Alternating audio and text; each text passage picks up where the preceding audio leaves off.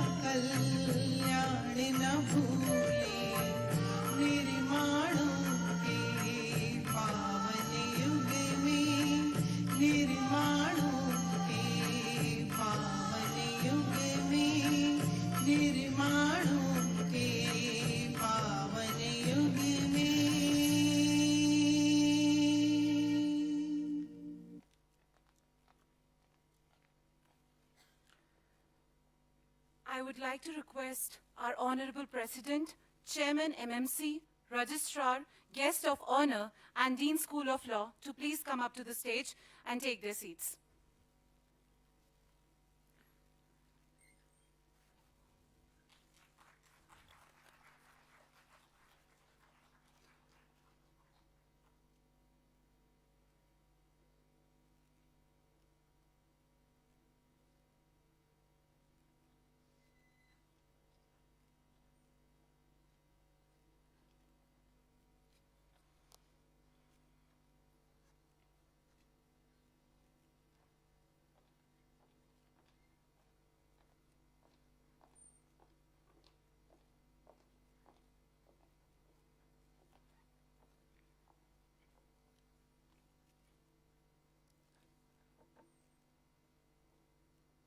Now, I would like to invite the Dean School of Law, Professor Dr. Komal Aditya, to deliver the welcome address.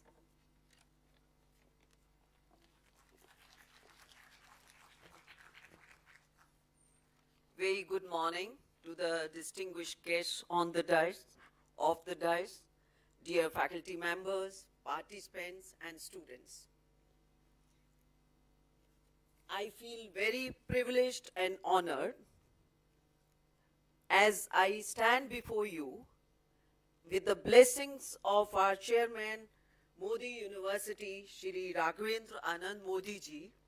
I welcome all of you to today's international workshop, the inaugural ceremony on the topic cybersecurity and data protection in the digital realm. It's an honor that we have our esteemed chief guest today of this inaugural ceremony, Professor Dr. M.K. Bhandari, founder of Galter Group. He has not been able to grace the occasion because of his wife's ill health, but we feel privileged that he has attached online. So my warm welcome to you and gratitude to you, because I know we both have been talking to each other since last 6 months to have some kind of, collaboration. So today it feels really blessed that we have this workshop. Thank you so much for your support, your guidance, and we feel honored that today we have you, even though not gracing the occasion, but attaching online. I also welcome guest of honor, Advocate Nishit Dixit, lawyer, Supreme Court and Rajasthan High Court. Thank you so much, sir, for gracing the occasion. I know you are a busy person. Thank you so much for taking time from your busy schedule. If your action inspire others to dream more, learn more, do more, become more, that means you are a leader. Yes, I'm going to welcome Honorable President, Sir, Professor Dr. Ashutosh Bhardwaj. Thank you so much, sir, for again, I know you have lots of responsibilities, but your presence is really, really, fruitful for us. I also extend my hearty welcome to Professor Dr. Jitendra Binwal, Chairman, Must Management Council, and Dean, School of Liberal Arts and Science, Registrar Dr. Vinod Prohit. I also extend my gratitude to both of you for always supporting and guiding us and for letting us organize such events. I also welcome the respected deans, director online, and other dignitaries from Modi University.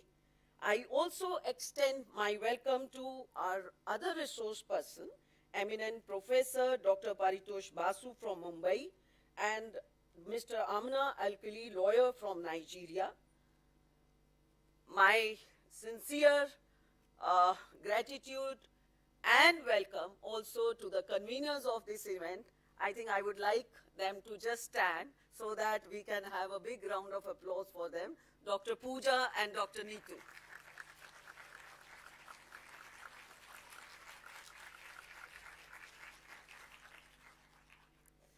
my hearty welcome to all the faculty members, dear participants and students.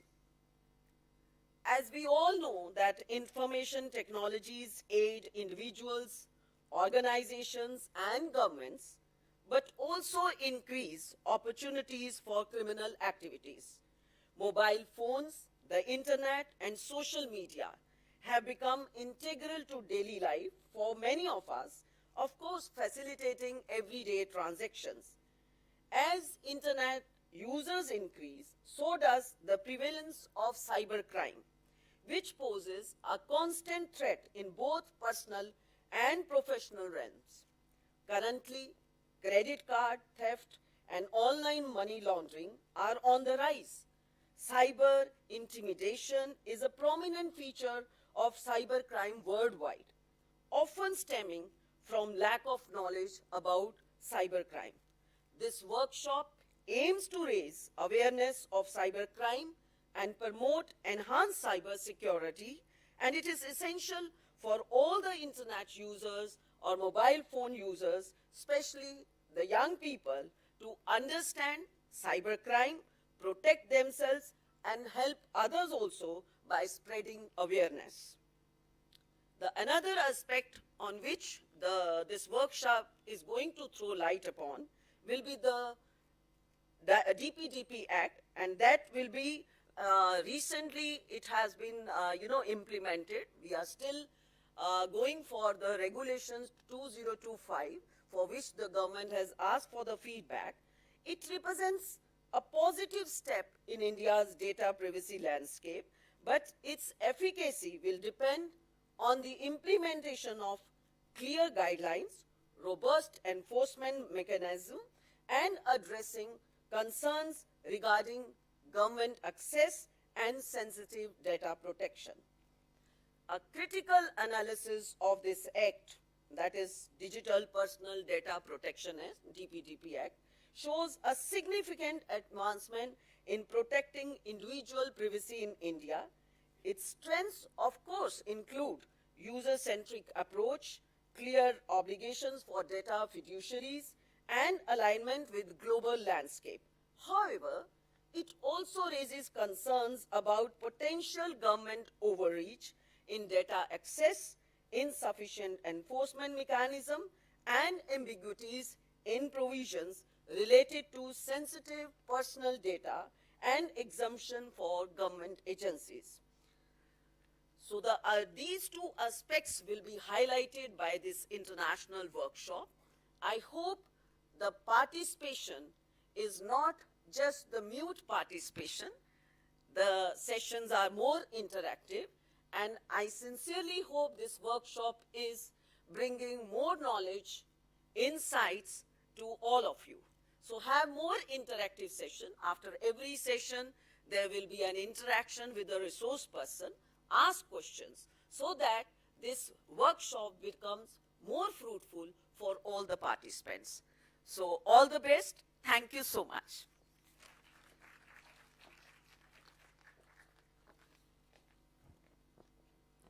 Thank you, ma'am. As a mark of respect and gratitude, we would like to present a token of appreciation to our esteemed guest of honor, Advocate Nishit Dikshit. I request the dignitaries on the dais to felicitate our guest of honor.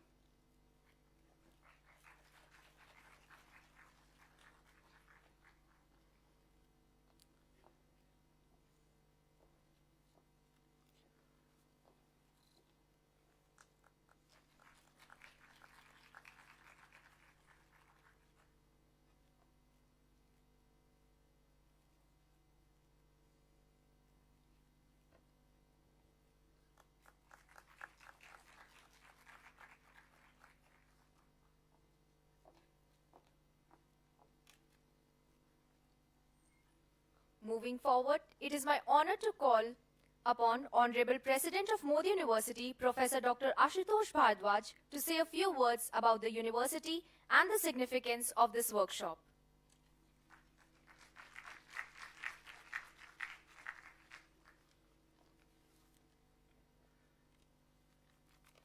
Good morning, everybody.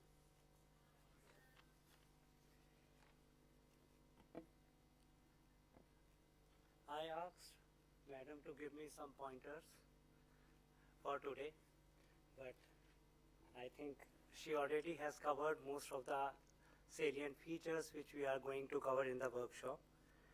So, respected Professor M.K. Bhandari, Director of GALTER, Professor Paritosh C. Basu, Senior Director, Strategy Consulting Private Limited, Mr. Amana Alkali, Brand Ambassador of Lingo Nigeria, Mr. Nishit Dixit, Advocate and Cyber Law Consultant, Professor Komal Aditya, Dean Faculty of Law, our Registrar Vinod Purohit ji, our Dean / Professor Jitendra Binwal, other esteemed guests, faculty members, dear participants and students, a very warm welcome to the Modi University of Science and Technology. I am pleased to address at this workshop, which has a very relevant theme in this contemporary era, cybersecurity and data protection in the digital realm, organized by the School of Law. As Madam has already pointed out, and also the students who started, that digital technology has become an integral part of our lives and has literally intruded into our daily existence, in our day-to-day lives. So the significance of understanding this cybersecurity and data protection cannot be overstated. Digital technologies have revolutionized, they have transformed our lives, like the invention of the wheel, the invention of the fire. Similarly, the invention of the internet has revolutionized the way we communicate, the way we access the information, do business, and the list can go on and on. It has provided us with incredible opportunities. Just click of a button, you can access anything. However, with it comes formidable challenges. The new breed of threats can jeopardize our privacies. All the information that we are entering into the digital world, even when we are using the AI like ChatGPT, Gemini, or any other app, this is increasing our vulnerability to cyber threats. I am sure that the students of law must be knowing about PII, Personal Identifiable Information, which is the information connected to a specific individual that can be used to uncover that individual's identity, which cyber criminals can misuse in many ways. We have many accounts these days, LinkedIn, our Gmail, Insta, and like that. And each require a password. And now there are brute force techniques. There are servers installed by these criminals which can basically hack your passwords very easily. So the new way is using paraphrases. Suppose you choose any 4 words, maybe like garden has beautiful ducks, and you can shuffle these words. So these passwords are much more safer than what we are using right now. You are going to learn much more from the experts. So so far there are no technologies which can break, but maybe in future there will be AI and we have to resort to new kind of passwords. So safeguarding our digital world is very important. At one point in time when we were growing up and reading the newspapers, I don't know how many of you are in the habit of reading newspapers now, we used to read the crimes which were normally on our front news headlines, like bank robbery, 5 gunmen robbed the jewelry shop at gunpoint, bag snatching, etc. But now we have more about cyber arrest, fund transfers from bank account, fraudulent credit card transactions. So the things have changed over a period of time. The kind of crime which is happening these days has also transformed as our digital space has transformed. So the theme of this workshop is both timely and pertinent. This workshop aims to equip our students and our participants with the knowledge and tools necessary to navigate this complex and dynamic field, ensuring that we can contribute to creating a secure digital environment. It is yet another testament to the commitment of Modi University for providing practical training and real-world perspective to our students from experts. Yesterday, I had a chance to interact with Advocate Nishit Dikshit ji, and he was talking about the different dimensions of cybersecurity and data protection. In fact, after that discussion, I felt this workshop is not only useful to law students, but even to law experts, to our teachers, and even for everybody to understand the nuances of cyberspace and how to protect oneself in this digital landscape. As we all know, ignorance of the law is no excuse. I realized while talking to him that now in the context of data protection laws, most of us are ignorant. And this workshop is an opportunity for us to understand the legal ramifications of technology and the importance of ethical considerations in the digital sphere. I am proud that Modi University has always been at the forefront of fostering innovation and excellence in women's education. Our School of Law has been instrumental in shaping future of legal education in India and contributing to the equitable society, and today they have brought experts from various fields to make future lawyers understand the intricate issues surrounding cybersecurity and data protection. I am sure these sessions, as ma'am has already mentioned, will be interactive. You will participate, more participative, and you will have opportunity to ask questions and share your own perspectives also. So as we start this two-day workshop, I would like once again to remind you that digital realm is a shared space that requires our collective responsibility, particularly to the young generation, and all of us has to play a very important part in securing our digital world and ensuring that it remains a force for good. Finally, I would like to express my sincere gratitude to our chief guest, Professor M.K. Bhandari, who, in spite of medical issues in the family, managed to join the conference online. My appreciation also goes to all the expert speakers who have taken out time, agreed to deliver the lectures, faculty members who are here, organizing committee, and all those who are here to attend this workshop. Also, I would like to thank our chairperson. Without his support, Mr. Anant Modi ji, without his support, this event is not possible. I am confident that this workshop will be a resounding success and will leave a lasting impact on all of us. I was searching on the net and I found a very nice poem written by a 12-year-old girl. So I would like to quote few lines through, this is by Jaspreet Kaur Shelgill. It has, I would say, all the essence of this workshop. Always think before you click. Navigate the digital grid so slick. Cybersecurity is a vital pick, shielding networks with technology's trick. Cybercrime is a major threat, attack on data, a modern day bet. A pretender could make you cry when a skilled hacker unseen passerby. Be aware of a stranger on the net. Guard your data lest you regret. Don't let security soar. Stay vigilant every hour. Thank you, and I wish you a very fruitful and enriching workshop. Thank you.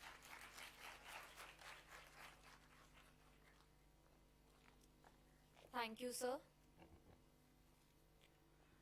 It is a pleasure to invite guest of honor, Advocate Nishit Dikshit, a renowned practicing advocate, to address us on the critical aspects of cyber law and cyber security. Advocate Dikshit is a distinguished advocate at the Supreme Court and Rajasthan High Court, with a stellar reputation for handling complex constitutional, civil, and criminal matters. As a specialized cyber law consultant, Advocate Dixit has deep expertise in cyber laws, cybersecurity, digital forensics, data protection, and privacy laws. His exceptional skills in crime detection have earned him a reputation as a leading expert in this field.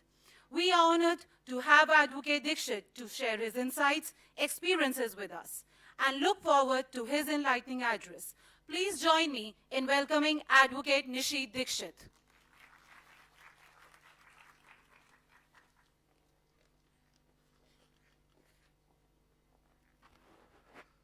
सुप्रभात सभी को प्रणाम dignitaries of the dais, on the dais, and Professor Bhandari sir, respected faculties, and dear students. The challenge with the technology is a double-edged sword. The flip side of technology, whether we are cautious, whether we are aware, the dangerous part of the technology. So through this workshop, we will discuss some cyber crimes, how to prevent. So the objective is to make people aware, make you aware about the digital crimes, cyber crimes, technological crimes, the evidential part, the trial court part, the investigation part, and the Professor Bhandari and other eminent speakers will cover up the data protection part. So another major objective is to motivate you to join Cyber Lawyers Club. Okay, so कौन-कौन cyber lawyer बनना चाहेगा? Few. Why? सोच के हाथ खड़े होते हैं. Now the 90% of evidence part is digital part. So you cannot escape yourself with the technology. So become techno lawyer. All of you are using smartphones smartly? No, not smartly. The criminals are using your phones smartly. How many of you are using conventional phone, the keypad phone? Highly secured phone. So no applications, they are not listening you. So the challenges regarding digital crimes, the investigation part, the privacy part, the forensic part, the challenges before the court, how to prove these cases before court. If you are representing as a defense lawyer, so what challenges you are going to face before the court? If you are representing complainant with the public prosecutor, how to present your case before the court? What are the challenges before the trial court? What are the challenges before the appellate court? What about the challenges with the quashing of FIR? So we will discuss within a time of span given to me regarding cyber crimes, investigation part, remedies part, the court proceeding part, and the most important part is the cyber hygiene, the digital diet. The digital diet. How many of you are scrolling Instagram, reels है? कितना content आप ले जाते हैं diet के रूप में? So you all are going to become a professional. So कितना content आप लोगों के लिए important है? That sir said that every move you make, every breath you take, somebody is watching. Every click you make, somebody is watching. Big Brother is watching. There is no encryption, there is no decryption, okay? What criminals are doing, harvest now, decrypt later. Because of the quantum technology, sir. Harvest now, decrypt later. Means your complete data is encrypted, you are safe. It's a myth. Cybersecurity is a myth. Privacy is a myth. There is only opportunity for the cyber criminal to commit cyber crime. So how you can save yourself? Cyber hygiene, cyber diet, data protection law, the rules you have, we are waiting for the robust law. Earlier we had SPDI rules, sensitive personal data information rules.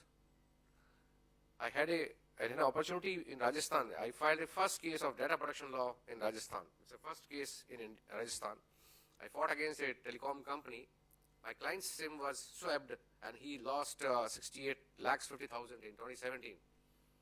I got 44 lakh rupees from 4 accused. I opposed the bail before the Delhi Rajasthan High Court, and we got 44 lakh rupees from these accused persons. One accused remained in JC for 3 years 2 months and he got default bail. And then we filed a case before the Principal IT Secretary of Rajasthan against the telecom company. It was the first case of Rajasthan as far as data protection law is concerned.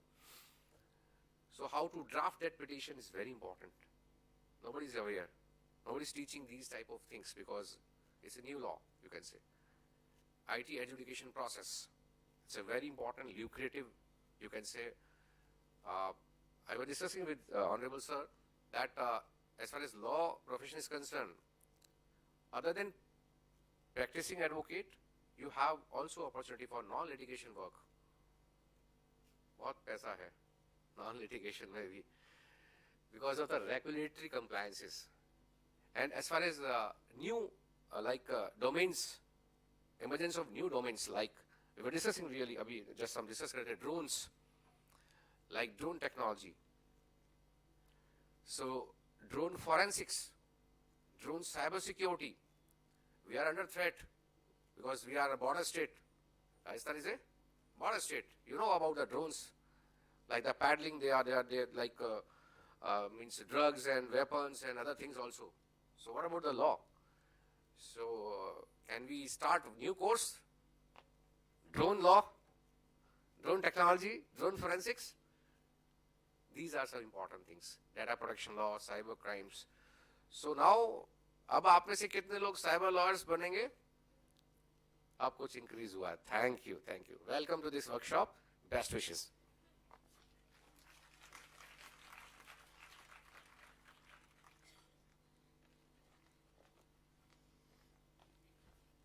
Thank you, sir. It is our distinct privilege and honor to have with us today a renowned luminary in the field of cybersecurity and data protection, Professor Dr. M.K. Bhandari. As a distinguished jurist, mentor, and law tech influencer, Professor Bhandari has made significant contribution to the discourse on data protection, blockchain, metaverse, human rights, and governance challenges. As the founder and director of Galter Global Academy, Law Tech Education and Research, Professor Bhandari brings more than 45 years of teaching experience and a wealth of knowledge to our gathering. With profound respect and enthusiasm, I invite our esteemed chief guest, Professor Dr. M.K. Bhandari, to enlighten and edify us with his vast knowledge and expertise. Due to some reasons, he has not been able to come over, but we feel blessed that he is going to address us online. Please join me in extending a warm welcome to Professor Dr. M.K. Bhandari. Now I request the technical team to kindly join Professor Dr. M.K. Bhandari with us. नमस्कार, good morning and खम्मा गणी.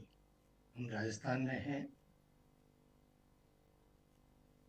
सबसे पहले I start with a sorry note, an apology that due to medical urgency, I could not reach yesterday along with Nishit ji.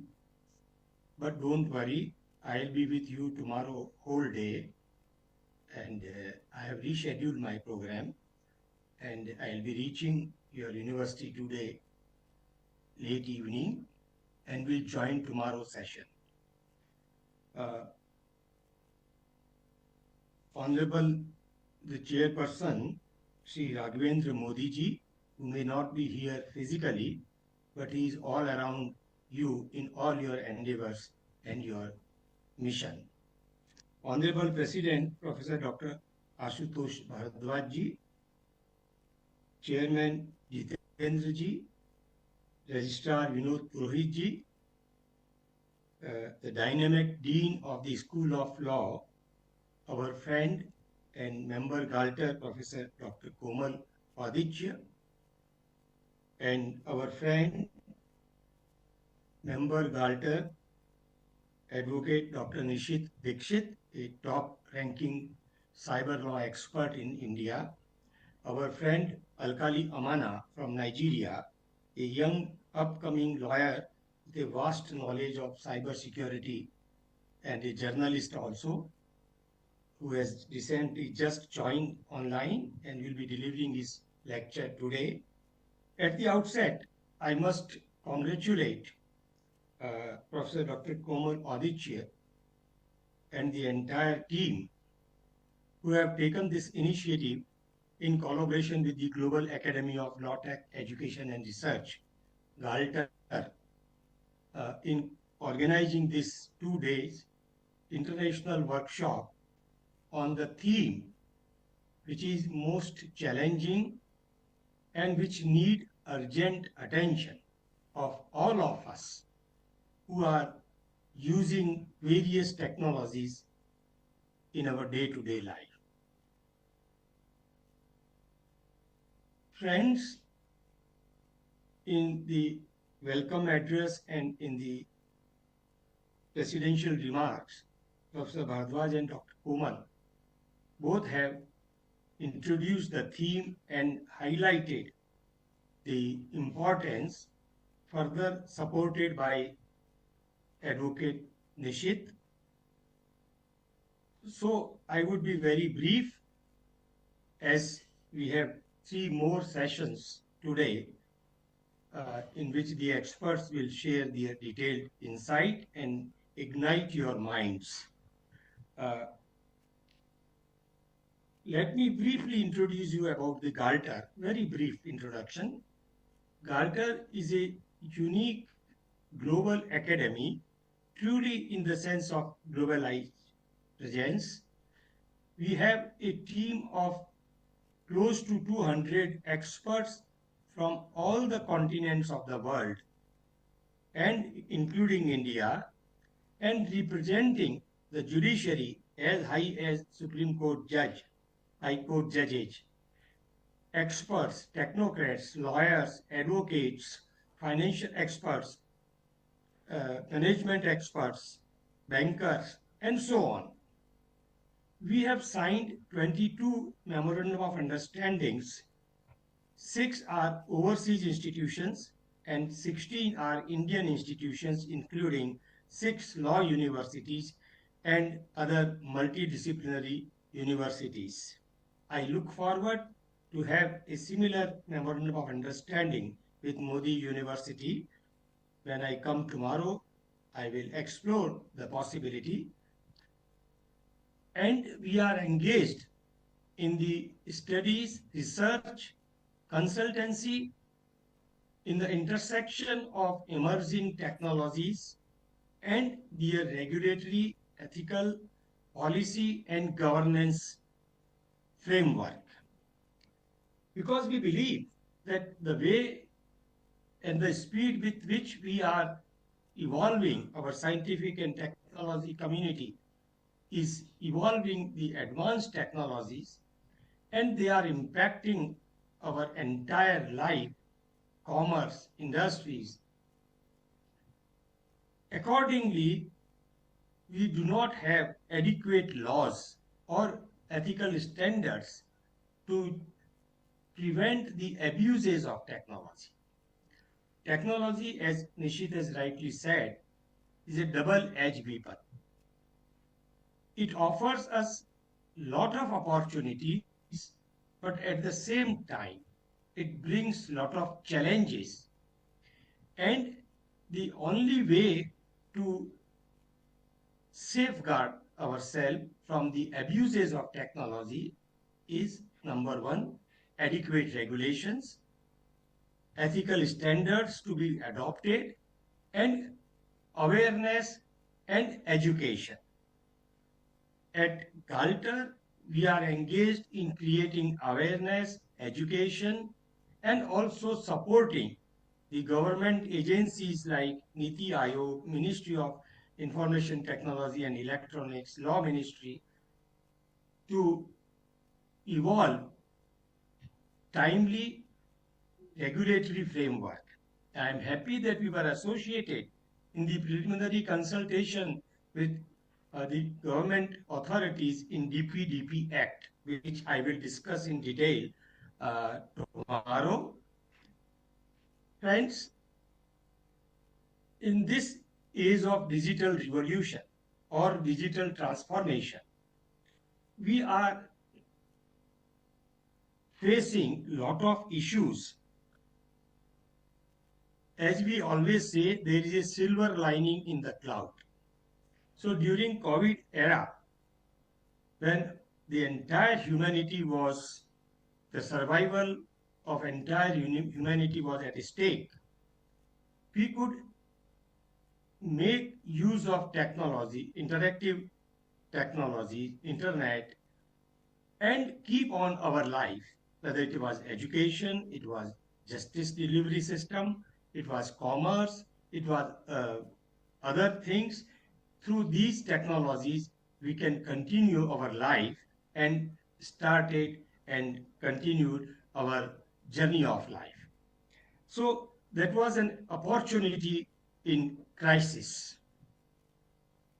While I was listening to your कुल गीत, संस्थान गीत, मुझे ये लाइनें याद आ रही है, नूतन समस्याओं को सुलझाने में अनुसंधानों को न भूलें, शायद एक शब्द में मिस कर रहा हूं, वसुधा का कल्याण न भूलें. Here lies the essence. In the life we will face difficulties, challenges, that is the part of life. But there are emerging technologies. And behind the technologies there is a feeling. जैसे हम लोग कहते हैं वसुधैव कुटुंबकम, भारत का जो मूल मंत्र है, let all the people join together and think of the welfare of the humanity. Vasudhaiva Kutumbakam. So how can we deploy these technological advancements for welfare of the humanity? Unfortunately, the technology has become a tool for commercial exploitation. The major technology giants who invest vast amount of money, efforts, labor, research in evolving these advanced technologies, naturally would like to get their return. But sometimes they sideline the human welfare-centric approach, and that is the need of the hour. I would briefly refer some technologies like blockchain, which was evolved in 2009 by one unknown person, Satoshi Nakamoto, and Bitcoin was created. The cryptocurrency, the whole cryptocurrency regime has been developed, but there is no satisfactory legal regulation to control that new age virtual currency. Blockchain also gave us an opportunity of smart contracts, where you can globally contract with the help of technology. We have e-commerce, duly recognized by Information Technology Act, e-governance, duly recognized and adopted under the Information Technology Act 2000, amended from time to time.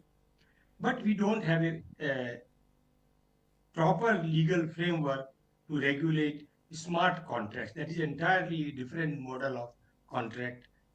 Now we have virtual VR, virtual reality, augmented reality, Web 3, Web 4. The Web 1 was a static web where we could simply use internet for exchanging mails, but now we have social media, that is Web 2, and now the Web 3, that is Metaverse. This entire conference can be done in a virtual reality on Metaverse platform. Again, we have artificial intelligence stage 2. But stage 3, that is super intelligence, super artificial intelligence, if it is evolved in near future, it will be having a great unpredictable consequences, maybe good and maybe bad. Now, drone technology is there, again run by artificial intelligence, robotics, biotechnology has revolutionized our entire healthcare system. Quantum computing, we are currently experiencing and development in the quantum computing, edge computing, and neuromorphic computing. Now, the encrypted contents can be easily decoded by bad actors who can hack the quantum computing algorithms. In AI, there are many challenges like algorithm by. Hello. Am I- एकदम से I अभी think आई थी the organizers should mute all other participants so that they can listen and they cannot disrupt the session. I will conclude in next 5-7 minutes. I know we are exceeding our time and next session is due to start. So friends, artificial intelligence has offering us a lot of opportunities. The Chat GPT, the generative AI model, Pilot, Gemini, Grok, a new latest generative AI app, DeepSeek of China, they are offering us a lot of contents based on the large language model. But at the same time, these are of violating our copyright. These are violating our human rights, right to privacy. Therefore, what we need to understand in these kind of workshops or conferences, we are conducting 2 courses. One is on the cybersecurity and digital forensics along with international USA-based institution and NLU Delhi. And second is Deep Tech Law and Diplomacy, again with the help of NLU Delhi, Belgium-based Diplomatic Institute, and American-based Institute of Science, Enterprise, and Investments. So friends, these technologies poses several challenges like human rights, major challenge is privacy. Thanks to the government of India that we have adopted, we have enacted Digital Personal Data Protection Act. The rules are almost at the final stage. We have also given our feedback. And we hope once this act is implemented, the digital personal data will be better safeguarded and those actors who commit breach of data will be heavily punished. We have climate change issues, environmental issues, we have intellectual property law issues, like copyright, patent, can AI be given patent or not? There are many other issues. To address these issues, what we need is, number one, effective policy matter. Number two, the governance. It is a matter of satisfaction. And we must appreciate our present establishment, both at union level, central level, and state levels, that we are realizing the potential of technology, and India is taking front role in creating data centers, AI research, deep tech startup ecosystem. DPDP Act has already been enacted. So we need effective regulatory framework, and we also need ethical framework because everything cannot be controlled by law. It is the self-discipline. It is the human welfare-centric approach that keeps us in the bounds, in the limitations. As we say, the profit is good, but profiteering is bad.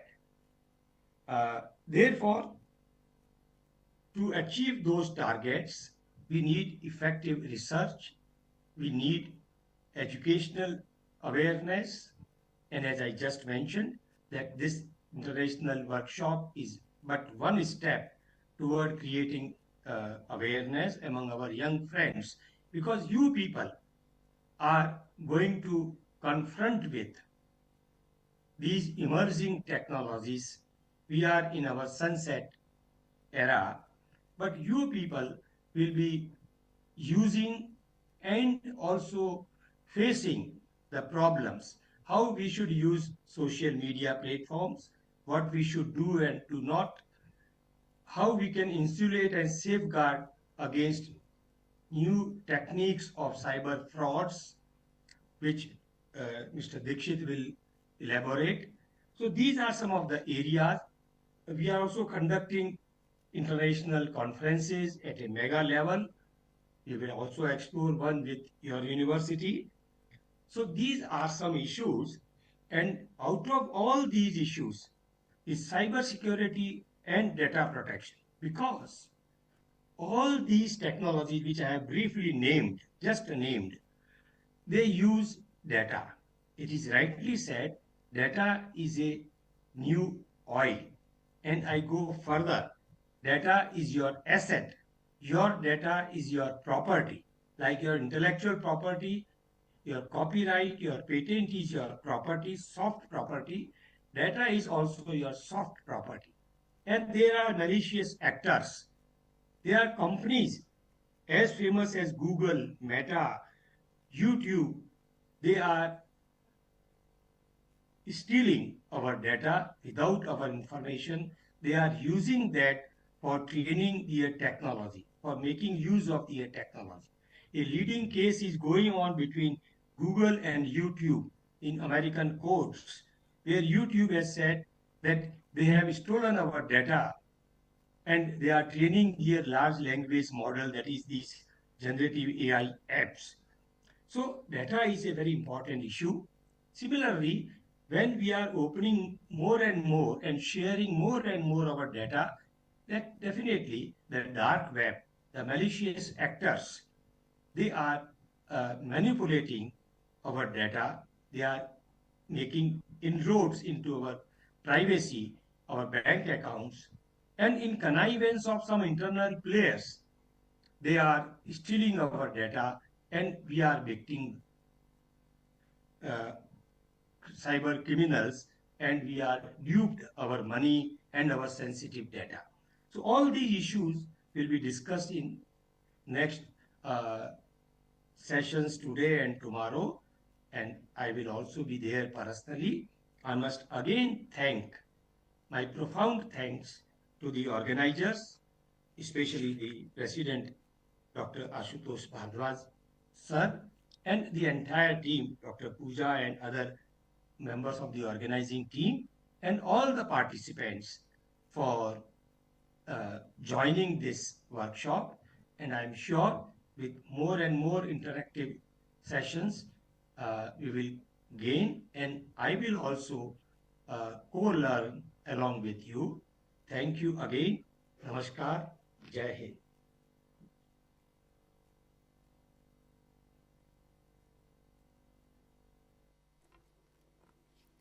Thank you, sir, for your insightful address. Your words were really informative. We are pleased to announce that this workshop will feature 5 insightful sessions conducted by Advocate Nishi Dikshit, Professor Dr. M.K. Bhandari, Mr. Aman Alkale, Professor Dr. Paritosh C. Basu. Now, we would like to take a 2-minute break before starting the first session. Thank you.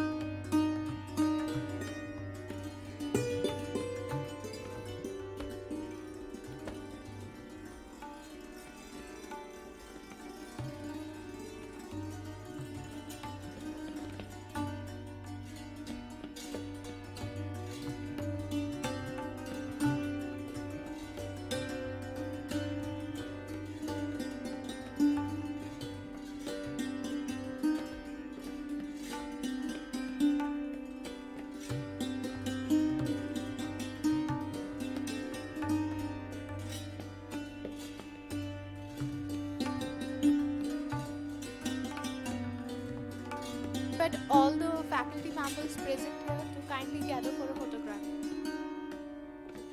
Faculty members.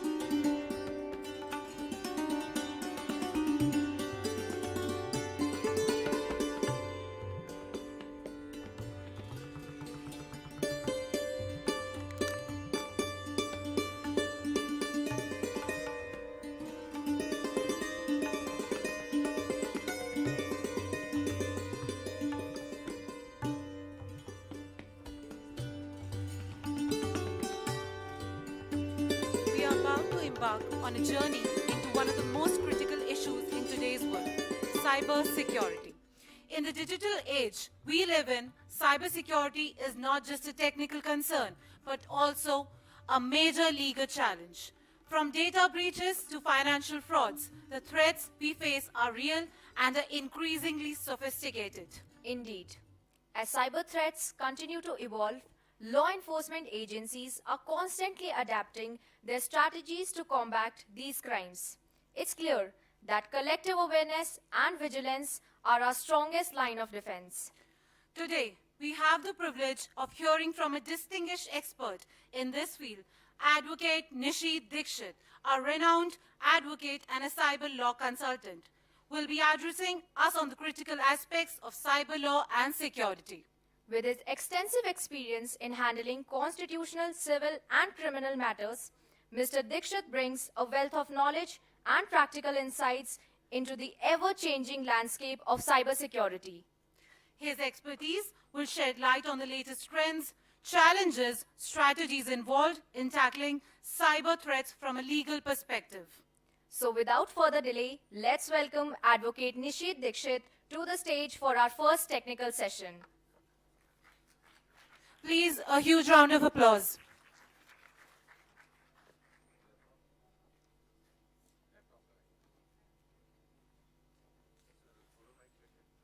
हाँ कर दीजिए.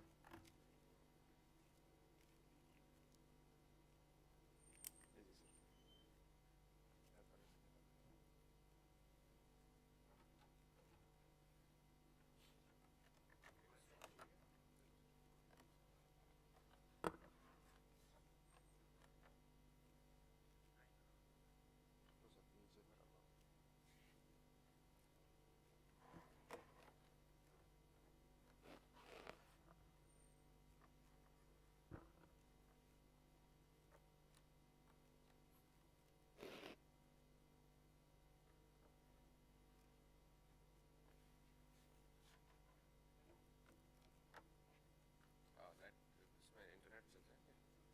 Connect करना बस दो देखिए करना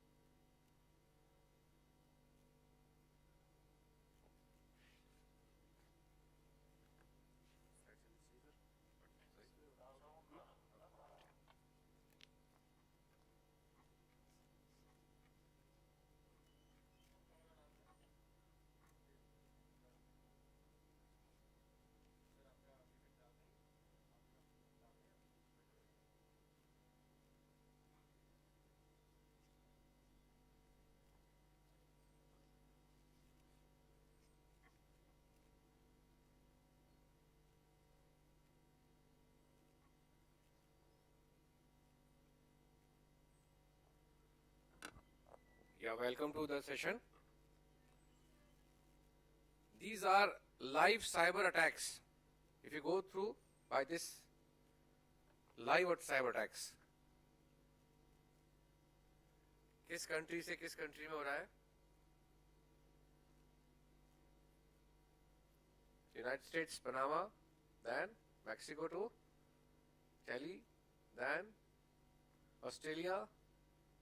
These are live cyber attacks. Are we ready to combat?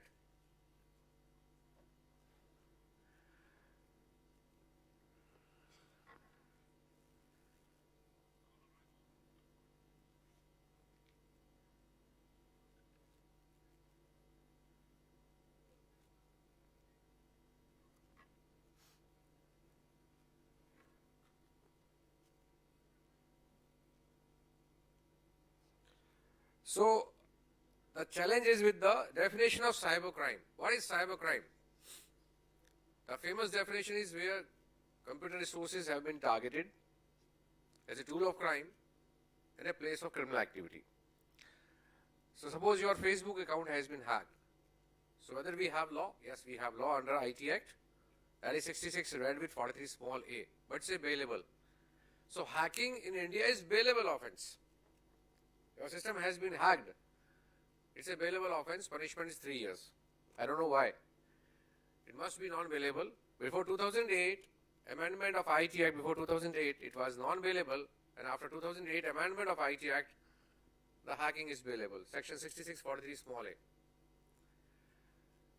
Second part, as far as attacks, cyber security, cyber attacks are concerned, so it can be 3 types, you can say. First is the individual attack. Your system has been compromised. Suppose my laptop has been compromised. It's an individual attack on me. Suppose this laptop belongs to the university. Organizational attack means somebody has attacked on the institution, organization. And the third part, suppose this belongs to the government of India. It means against nation. So attacks against individual, attacks against organization, attacks against nation.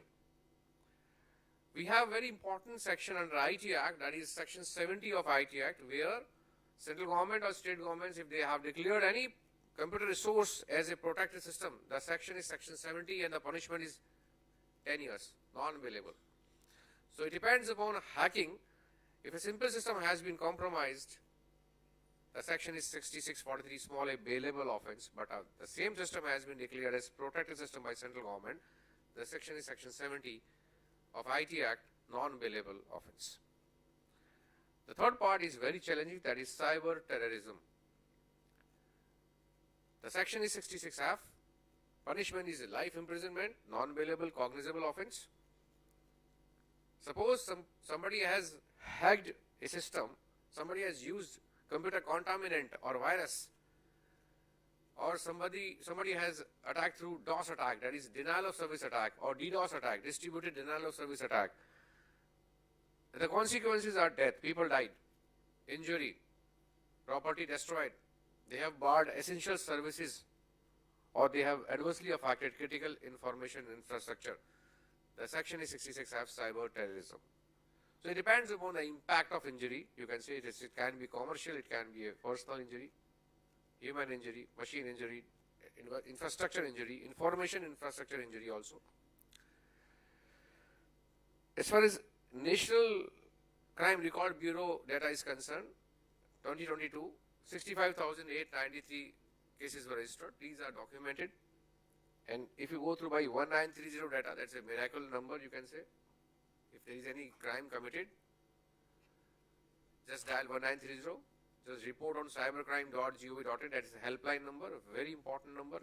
But you have to be very careful regarding golden hour. अगर आप 3 दिन बाद phone करेंगे तो कुछ नहीं होगा. Golden hour is very important, crucial part, so they can easily freeze the amount transferred into multiple accounts. So I will discuss some case studies today also, which I am handling. These are some hot spots in the country. The criminals are sitting in these like places. Recently in Rajasthan police, they tracked a place like it's like tree house, machan पे बैठ के वो crime करते थे. डूंगरपुर में उन्होंने scan किया, उनको देखा वो कि because एक होता है CSIA, cell site analyzer. So through cell site analyzer, they were able to identify the tower location.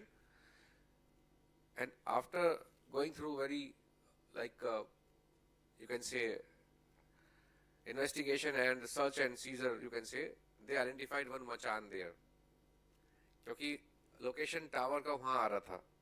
So location based service they identified, they pinpoint the completely that location also.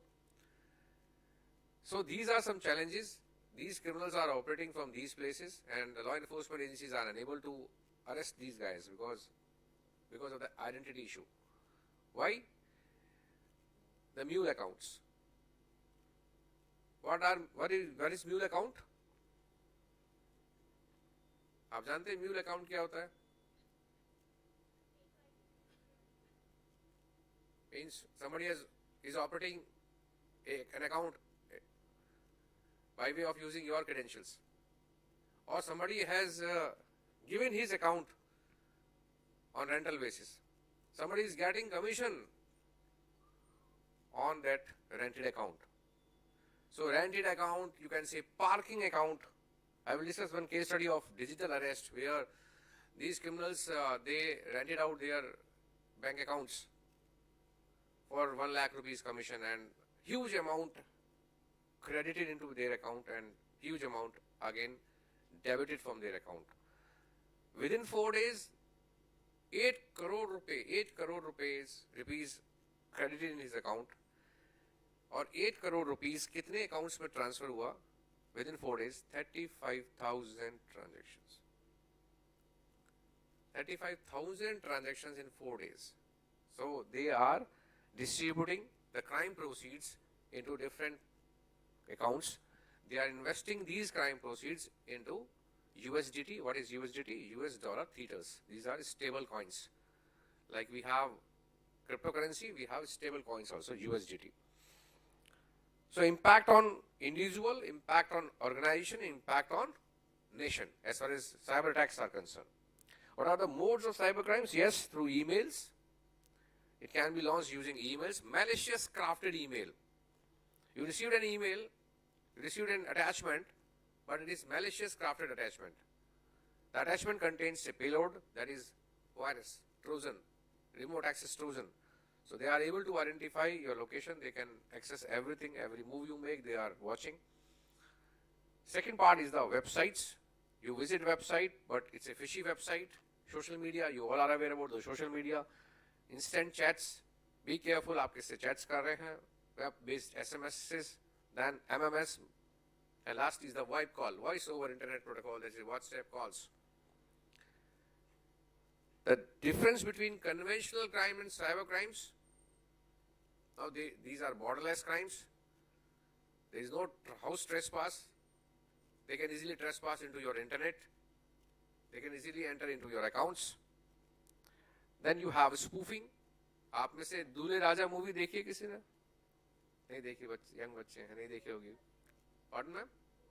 Govinda, yes ma'am. आप लोगों ने देखी होगी, बच्चों ने नहीं देखी आजकल, right? So दूल्हे राजा मूवी में आपको ध्यान हो, वो जॉनी लीवर होते हैं, वो चढ़ जाते हैं पोल पे और टेलीफोन लाइन को क्रॉस करके बोलते हैं मैं इनकम टैक्स कमिश्नर बोल रहा हूँ.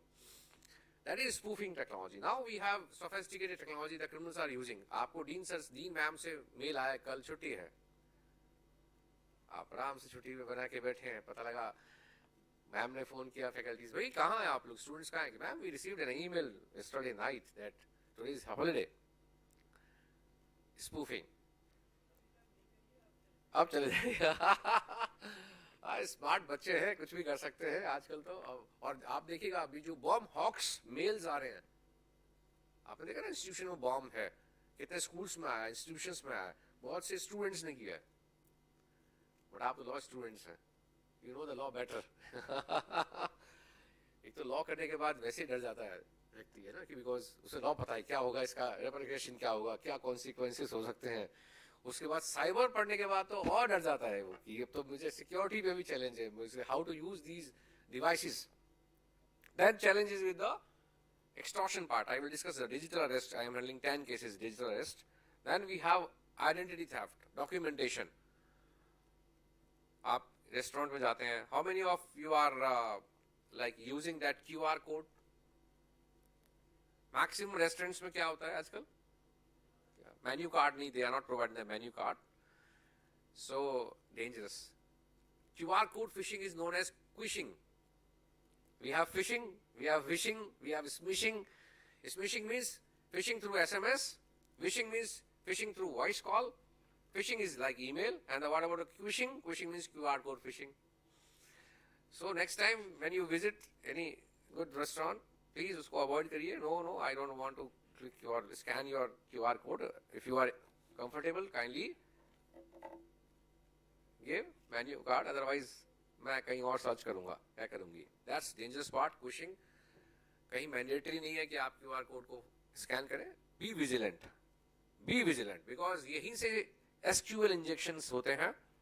अगर आप और टेक्नोलॉजी में जाएंगे, क्योंकि जिस वेबसाइट को पता लगा कि केस हो चुका है where this restaurant website was infected,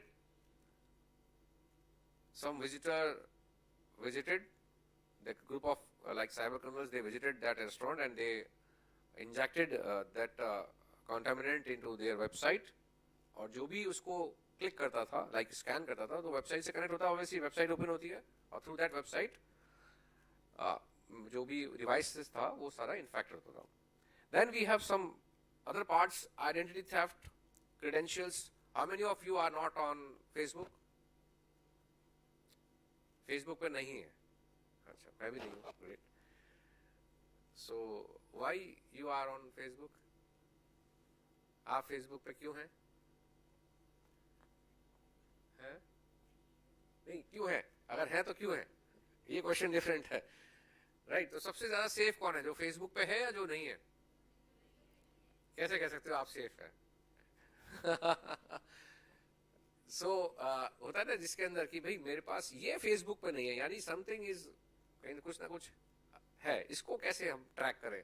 but आप व्हाट्सएप पे तो हैं, तो आप कैसे कह सकते हैं आप फेसबुक पे नहीं है? मेटा. इंस्टाग्राम पे है मेटा. सो मेटा प्लेटफॉर्म का फेसबुक भी है, इंस्टाग्राम भी है, व्हाट्सएप भी है. आप कैसे कह सकते हैं मैं फेसबुक पे नहीं हूं, आप मेटा पे हैं? सो ये चैलेंज है. The challenge is with the anonymous. Now they can easily mask their identity. VPN, proxy servers, we have some browsers where you can hide your identity. So first what criminals are doing, they are masking their device identity. Device को पहले क्या करते हैं? Mask करते हैं. Then after they are masking their IP addresses, ताकि IP नहीं catch हो. Because law enforcement agencies, they require two things very important: IP binding and machine binding. So IP binding and machine binding. आप में से किसी ने blood donate किया है? ग्रेट. ब्लड डोनेशन कैंप्स होना चाहिए, बॉडी के लिए भी और सोसाइटी एट लेंथ के लिए भी बहुत इंपॉर्टेंट है. बस 2 लोगों ने किया और अच्छा कुछ तो हो गए हैं. आप में से हॉटस्पॉट कौन डोनेट करता है? सभी करते हैं. सो नेक्स्ट टाइम से कोई पूछे हॉटस्पॉट देना तो बोला ब्लड ले लो, हॉटस्पॉट नहीं. Why? Got the point? If somebody is using your hotspot and he has done any unlawful activity, now who is going to behind the bar? Unlawful activity किसी ने किया किसी को hotspot को. I am handling so many cases where जिनको accused बनाया गया, they are victim because their system has been compromised. Somebody has used his system as a tool of crime. और after 1 year पुलिस आती है कि आपने ये content डाउनलोड किया है. It's a crime. Only IP addresses is available. They are unable to identify the device ID because of the hotspot analysis. We have 2 things: CDR, that is call data record, and we have another thing that is IPDR, Internet Protocol Data Records. So if I am using this phone, so that the evidence is CDR, call data records. If I am using this smartphone, that evidence we have the call data record and the IPDR, Internet Protocol Data Records. So if I am using the Wi-Fi of Modi University, so we can analyze, we can identify that gas faculty came and gas faculty used the Modi University's IP, the Wi-Fi. If I have committed any crime, through router investigation we can identify the machine ID. Because public IP will be of Modi University, but what about the device ID? So ऐसे investigation करते हैं. That's a challenging part. But regarding hotspot, challenging. Suppose मैंने sir का hotspot लिया है, आपका hotspot लिया है, प्रशांत सर का hotspot लिया है. तो प्रशांत सर ने तो पहले ही कह दिया सर अब नहीं दूंगा. That's a scary part. We have so many cases where bomb blast cases. If you go through by bomb blast cases, terrorism. I teach UAPA like subject to NIA officers and honorable like judicial officers also. So हम बहुत जो sensitive cases हम handle देखते हैं तो उसमें बहुत से cases में we have seen there that Wi-Fi has been misused. किसी का Wi-Fi use किया and they use the Wi-Fi of that company and managing directors को arrest किया हुआ है. They were not able to like clarify that who has used this Wi-Fi. Afterwards, उसको investigation हुआ complete. Then they were able to identify that somebody has hacked their Wi-Fi. So make yourself aware first, make your family members aware first. इस session के बाद make your family members aware that we have gone through by series of lectures in 2 days and these are some challenges. How many of you have MAC binding जानते हैं? आपके घर में wifi लगा हुआ सबके यहाँ घरों में है ना? ठीक है. सो मैक बाइंडिंग किया हुआ है आप सबने? Are you aware about the MAC binding? That's a security, सबसे बड़ा वल्नरेबिलिटी है साइबर सिक्योरिटी में as an individual. What is MAC binding? Means suppose you have 8 devices, आपके घर में 8 डिवाइसेस हैं including your WhatsApp, including your desktop and tab, okay, mobile phones, Alexa also, so Aquarium also. Now people are IoT devices you have. We have now robotic kitchens also. So 8 devices you have. So 8 devices, different MAC addresses are available. So you can identify ये device. Suppose तो 9th device कोई आता है, वो connect नहीं होगा because आपने by default कितने devices allow किए हुए? 8 devices.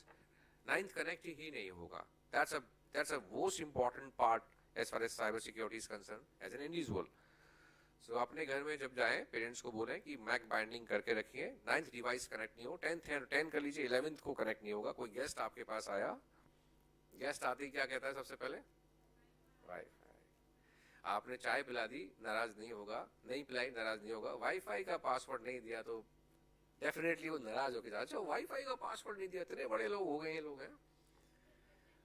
अब आपने वाईफाई का पासवर्ड तो दे दिया, वो रात भर लगा रहेगा, वो कनेक्ट नहीं होगा. यार पासवर्ड तो दिया है, गलत नहीं, ऐसी बात तो नहीं है. कुछ टेक्निकल ग्लिच है, टेक्निकल ग्लिच नहीं है, आपने मैक बाइंडिंग किया हुआ है, यानी वो डिवाइस कनेक्ट ही नहीं होगा. It's very easy to crack your password. Password crack करना आसान है, but mac binding is very important. Connect ही नहीं होगा, वो राउटर में कनेक्ट ही नहीं करेगा. That's very important cyber hygiene as far as individual individuals are concerned. So who are these cyber criminals? Obviously conventional criminals. अब बहुत कम स्नैचिंग होती है. बहुत अच्छा कार्टून था, बैंक में डकैती करने कुछ लोग आते हैं तो बैंक ऑफिसर कहता है भाई ऑनलाइन ही कर लेते, इतना परेशान होने की जरूरत क्या थी, क्योंकि वल्नरेबिलिटीज इतनी है, डिजिटल वल्नरेबिलिटी इतनी है, ये एक इशू है. सो पकड़ने मीन्स पकड़े जाने का रेड हैंडेड जिसे कहते हैं हम, पकड़े जाने की संभावना नहीं है. बॉर्डरलेस क्राइम है, जुरिसडिक्शन इशू है, एक स्टेट पुलिस का दूसरी स्टेट पुलिस में कोऑर्डिनेशन बड़ा इशू है. So these are some challenges जो लॉ एनफोर्समेंट एजेंसीज फेस कर रही हैं. और किसको फायदा हो रहा है? एक्यूज को, क्रिमिनल्स को. Disgruntled employees. I am handling so many cases regarding data theft cases. So as a lawyer, आपके लिए बड़ा अच्छा like career है as a cyber lawyer to handle these type of cases like data theft. Mr. X was working with the A company. He left job and he joined the B company in Gurugram. A lodged an FIR against X employee that he has taken over our complete database.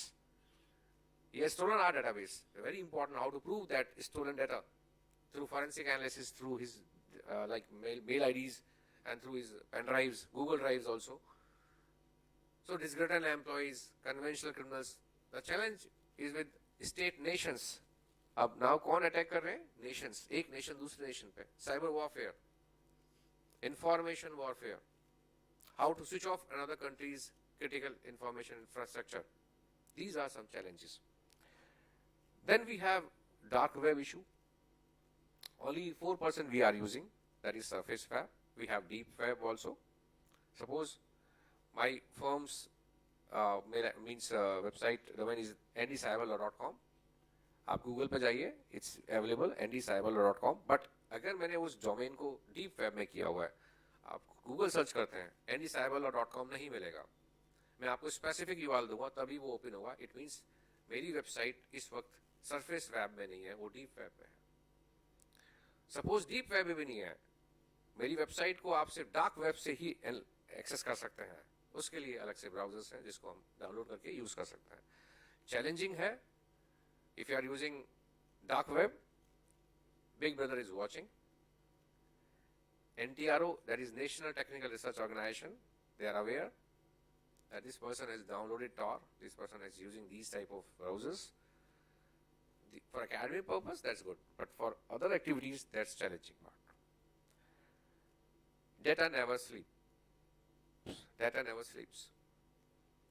मेरे पास एक case आया था जिसमें Are you aware about the, however, Professor Bhandari Saab will take that part. Digital inheritance. India is the first country जिसने introduce किया है digital inheritance. Digital inheritance means now हम will करते हैं तो will में कर सकते हैं कि yes मेरे departure के बाद मेरा social media, मेरा son, मेरी daughter, wife को तो नहीं देंगे क्यों नहीं देंगे you know challenges बनाते हैं right. So yes, it depends कि wife को देना है किसको देना है. तो digital inheritance means आप उसमें beneficiary बता सकते हैं that after जो unsound mind है, comma में है, physical issue है. So India is the first country where digital inheritance part is available. But you know, एक केस मेरे पास आया जिसमें एक मोबाइल फोन था, लॉक हो गया था. आईफोन you know आईफोन के केसेस हैं. आईफोन को if you are not able to like अगर आप भूल गए हैं पासवर्ड तो डाटा चला जाएगा. तो उन्होंने कहा कि मुझे डाटा बैकअप चाहिए. सो एक प्राइवेट फर्म को अप्रोच किया हमने दिल्ली में कि ठीक है ये फोन है, इसका डाटा हमें चाहिए, ओपन कर दीजिए फोन. फोन की कॉस्ट है 1 लाख रुपीस और जो कंपनी है जिसने कहा हम डाटा रिट्रीव करेंगे they are charging 4 lakh rupees. तो उन्होंने कहा सर ये तो 1 लाख का फोन है. भाई 1 लाख का फोन है, 3 लाख का डाटा है. Are you getting the point? Data is an oil. जो सर ने कहा ऑयल साथ में क्रिटिकल एसेट. आपको चाहिए छोड़ दीजिए, कोई बात नहीं. If you want that database पे अस. तो आप मोबाइल फोन लेते हैं, अब उसका क्या करते हैं जो पुराना फोन था iPhone 7s 8s 9s, exchange offer में. ऐसे नहीं करना, कभी मत करना. एक्सचेंज ऑफर में डाटा हमेशा उसके अंदर रहेगा. आप उसको फैक्ट्री रीसेट भी कर देंगे, डाटा उसके अंदर रहेगा. That's a vulnerability part. Data कभी नहीं जाता, फॉरएवर डिलीट नहीं होता है. You can securely wipe out through software. So आप जो करते हैं फैक्ट्री रीसेट हो गया, शिफ्ट डिलीट हो गया, डाटा हमेशा उसके अंदर रहता है. तो एक्सचेंज ऑफर में थोड़ा सा नहीं करें, अपने पास ही रखें. विंटेज फोन रखें. जब मैं 3rd सेम में थी, 4th सेम में थी, 5th सेम में थी, ये फोन था ना. आई एम लॉयर, अब मेरे पास ये फोन है. Otherwise if you are able, अब आप साइबर सिक्योरिटी में जाते हैं, you can use wiping software. अगर आप वाइपिंग सॉफ्टवेयर यूज करते हैं that's good. Otherwise data remain उसके अंदर रहता है, dangerous part. So Google now hiring, we no need to apply, we already have all your information. आपने रोडीज देखा होगा, रोडीज देखते थे पहले आप. तो पहले रघु आते थे, रघु. तो एक गर्ल आई थी और उसने वहाँ अपना बहुत मॉडेस्ट दिखा रही थी वो अपने आप को. रघु कहता है आई नो यू, मुझे तुम्हारा प्रोफाइल पता है. कहाँ से प्रोफाइल मिला है? फेसबुक. उस वक्त फेसबुक बहुत, that's why. So complete profiling है.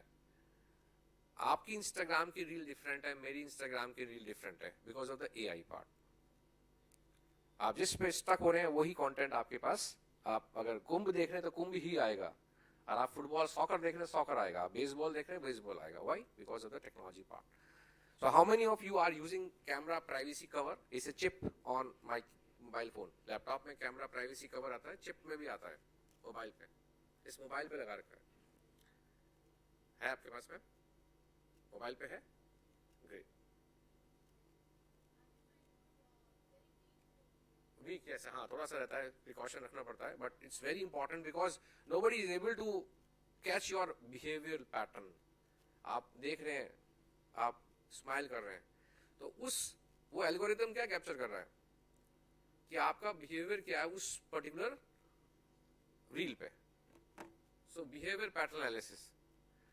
सो ये एक बड़ा चैलेंज है. सो आज ही मैं किसी कंपनी को रिप्रेजेंट नहीं कर रहा हूँ, but you purchase from Amazon camera privacy cover for girls, very important, ताकि कोई रिकॉर्ड नहीं कर सके आपका कंटेंट. ये ध्यान रखिएगा. The challenge as a law graduates, आप सब लॉ स्टूडेंट्स हैं, आपने कॉन्ट्रैक्ट लॉ पढ़ा. What about the e contract? So we have 4 types of e contracts. The first is the click wrap contracts. We have shrink wrap contracts. We have browse wrap contracts and we have email contracts. कोई बता सकता है what is click wrap contract? Merely clicking, you are entering into that domain. Means आपने कोई application download किया हुआ, क्या करते हैं वो लोग? अब उसमें लिखा हुआ है, this app can collect data that could be used to track you. आगे क्या लिखा हुआ है? Install anyway. अब आप क्या करेंगे? Install. हम यही साइबर सिक्योरिटी ब्रीच, आज जो सेशन ऑब्जेक्टिव है साइबर सिक्योरिटी, यही ब्रीच हो गया. Because informed consent, that's a most important part these companies are using. Informed consent. With due respect, suppose CCTV installed outside this premise और वहां board पे लिखा है you are under CCTV surveillance. So as a law student, what you will say? Right to privacy is a fundamental right. Justice Puttaswamy judgment. Honourable Bhardwaj sir के पास पहुंची professor faculty ने, law faculties ने कहा कि सर ये तो बच्चे कह रहे हैं और CCTV, right, you are under CCTV surveillance. Sir ने कहा ओके, कोमल मैम ने कहा ओके, क्या हो गया इसमें? कुछ नहीं, जस्ट चेंज कर दीजिए लाइन. क्या चेंज कर दिया? This premise is under CCTV surveillance. क्या चेंज हो गया? Earlier you are under CCTV surveillance, now it is this premise is under CCTV surveillance. Recording तब भी थी, आज भी थी. Language change. Informed consent. Informed consent. These companies are doing these things. Informed consent कि हम आपका ये सब लेंगे. These are known as click wrap contracts. What is shrink wrap contracts? Means you are not, obviously in click wrap contracts you are aware about the terms and conditions. But in shrink wrap, you downloaded the software. After browsing that software, after using that software, you are able to identify the terms and conditions. These are known as shrink wrap contracts. These are the dangerous part. So click wrap contract is very important. What permissions you are giving, allow. Please make yourself cautious about these things कि कौन सी applications को आप क्या allow कर रहे हैं. एक weather application है. अच्छा, आपने बहुत बार देखा होगा फ्रेंड्स आपस में बात करें, चलो let's visit गोवा, है ना? वो आपको गोवा भेज के छोड़ेगा, है ना? आपके पास गोवा के पूरा डिटेल आना स्टार्ट होता है, right? So they are good listeners. Cyber security breach हुई है, फिर हम कहते हैं we are secured. Out of 100%, 90% people are hacked, 10% not aware that they are hacked. It means 100% are hacked. 90% पता है कि हम hacked हैं, 10% को पता नहीं है हम hack हैं. 100% hacked. Because you have allowed them to take all your details. Now you have, कितने फोन से इंटीग्रेट कर सकते हैं आप, सिंक कर सकते हैं व्हाट्सएप को? नाउ कितने डिवाइसेस से सिंक कर सकते हैं? 4, 5, 4. डेंजरस. सो ये भी इशू है. हम क्यों सिक्योरिटी ब्रीच, हम खुद डेलिबरेटली अपनी सिक्योरिटी ब्रीच कर रहे हैं. सो ध्यान रखिए इन चीजों का. Then we have HTTP versus HTTPS, again security breach. Hypertext transfer protocol secure. जो भी वेबसाइट्स बैंक्स की हैं, always be cautious about HTTP and HTTPS. Always use HTTPS website.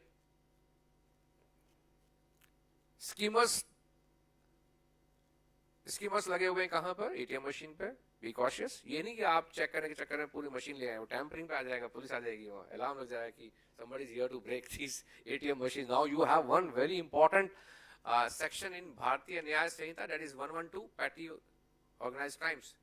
ATM machine से कुछ उठा के ले जा रहा है कोई.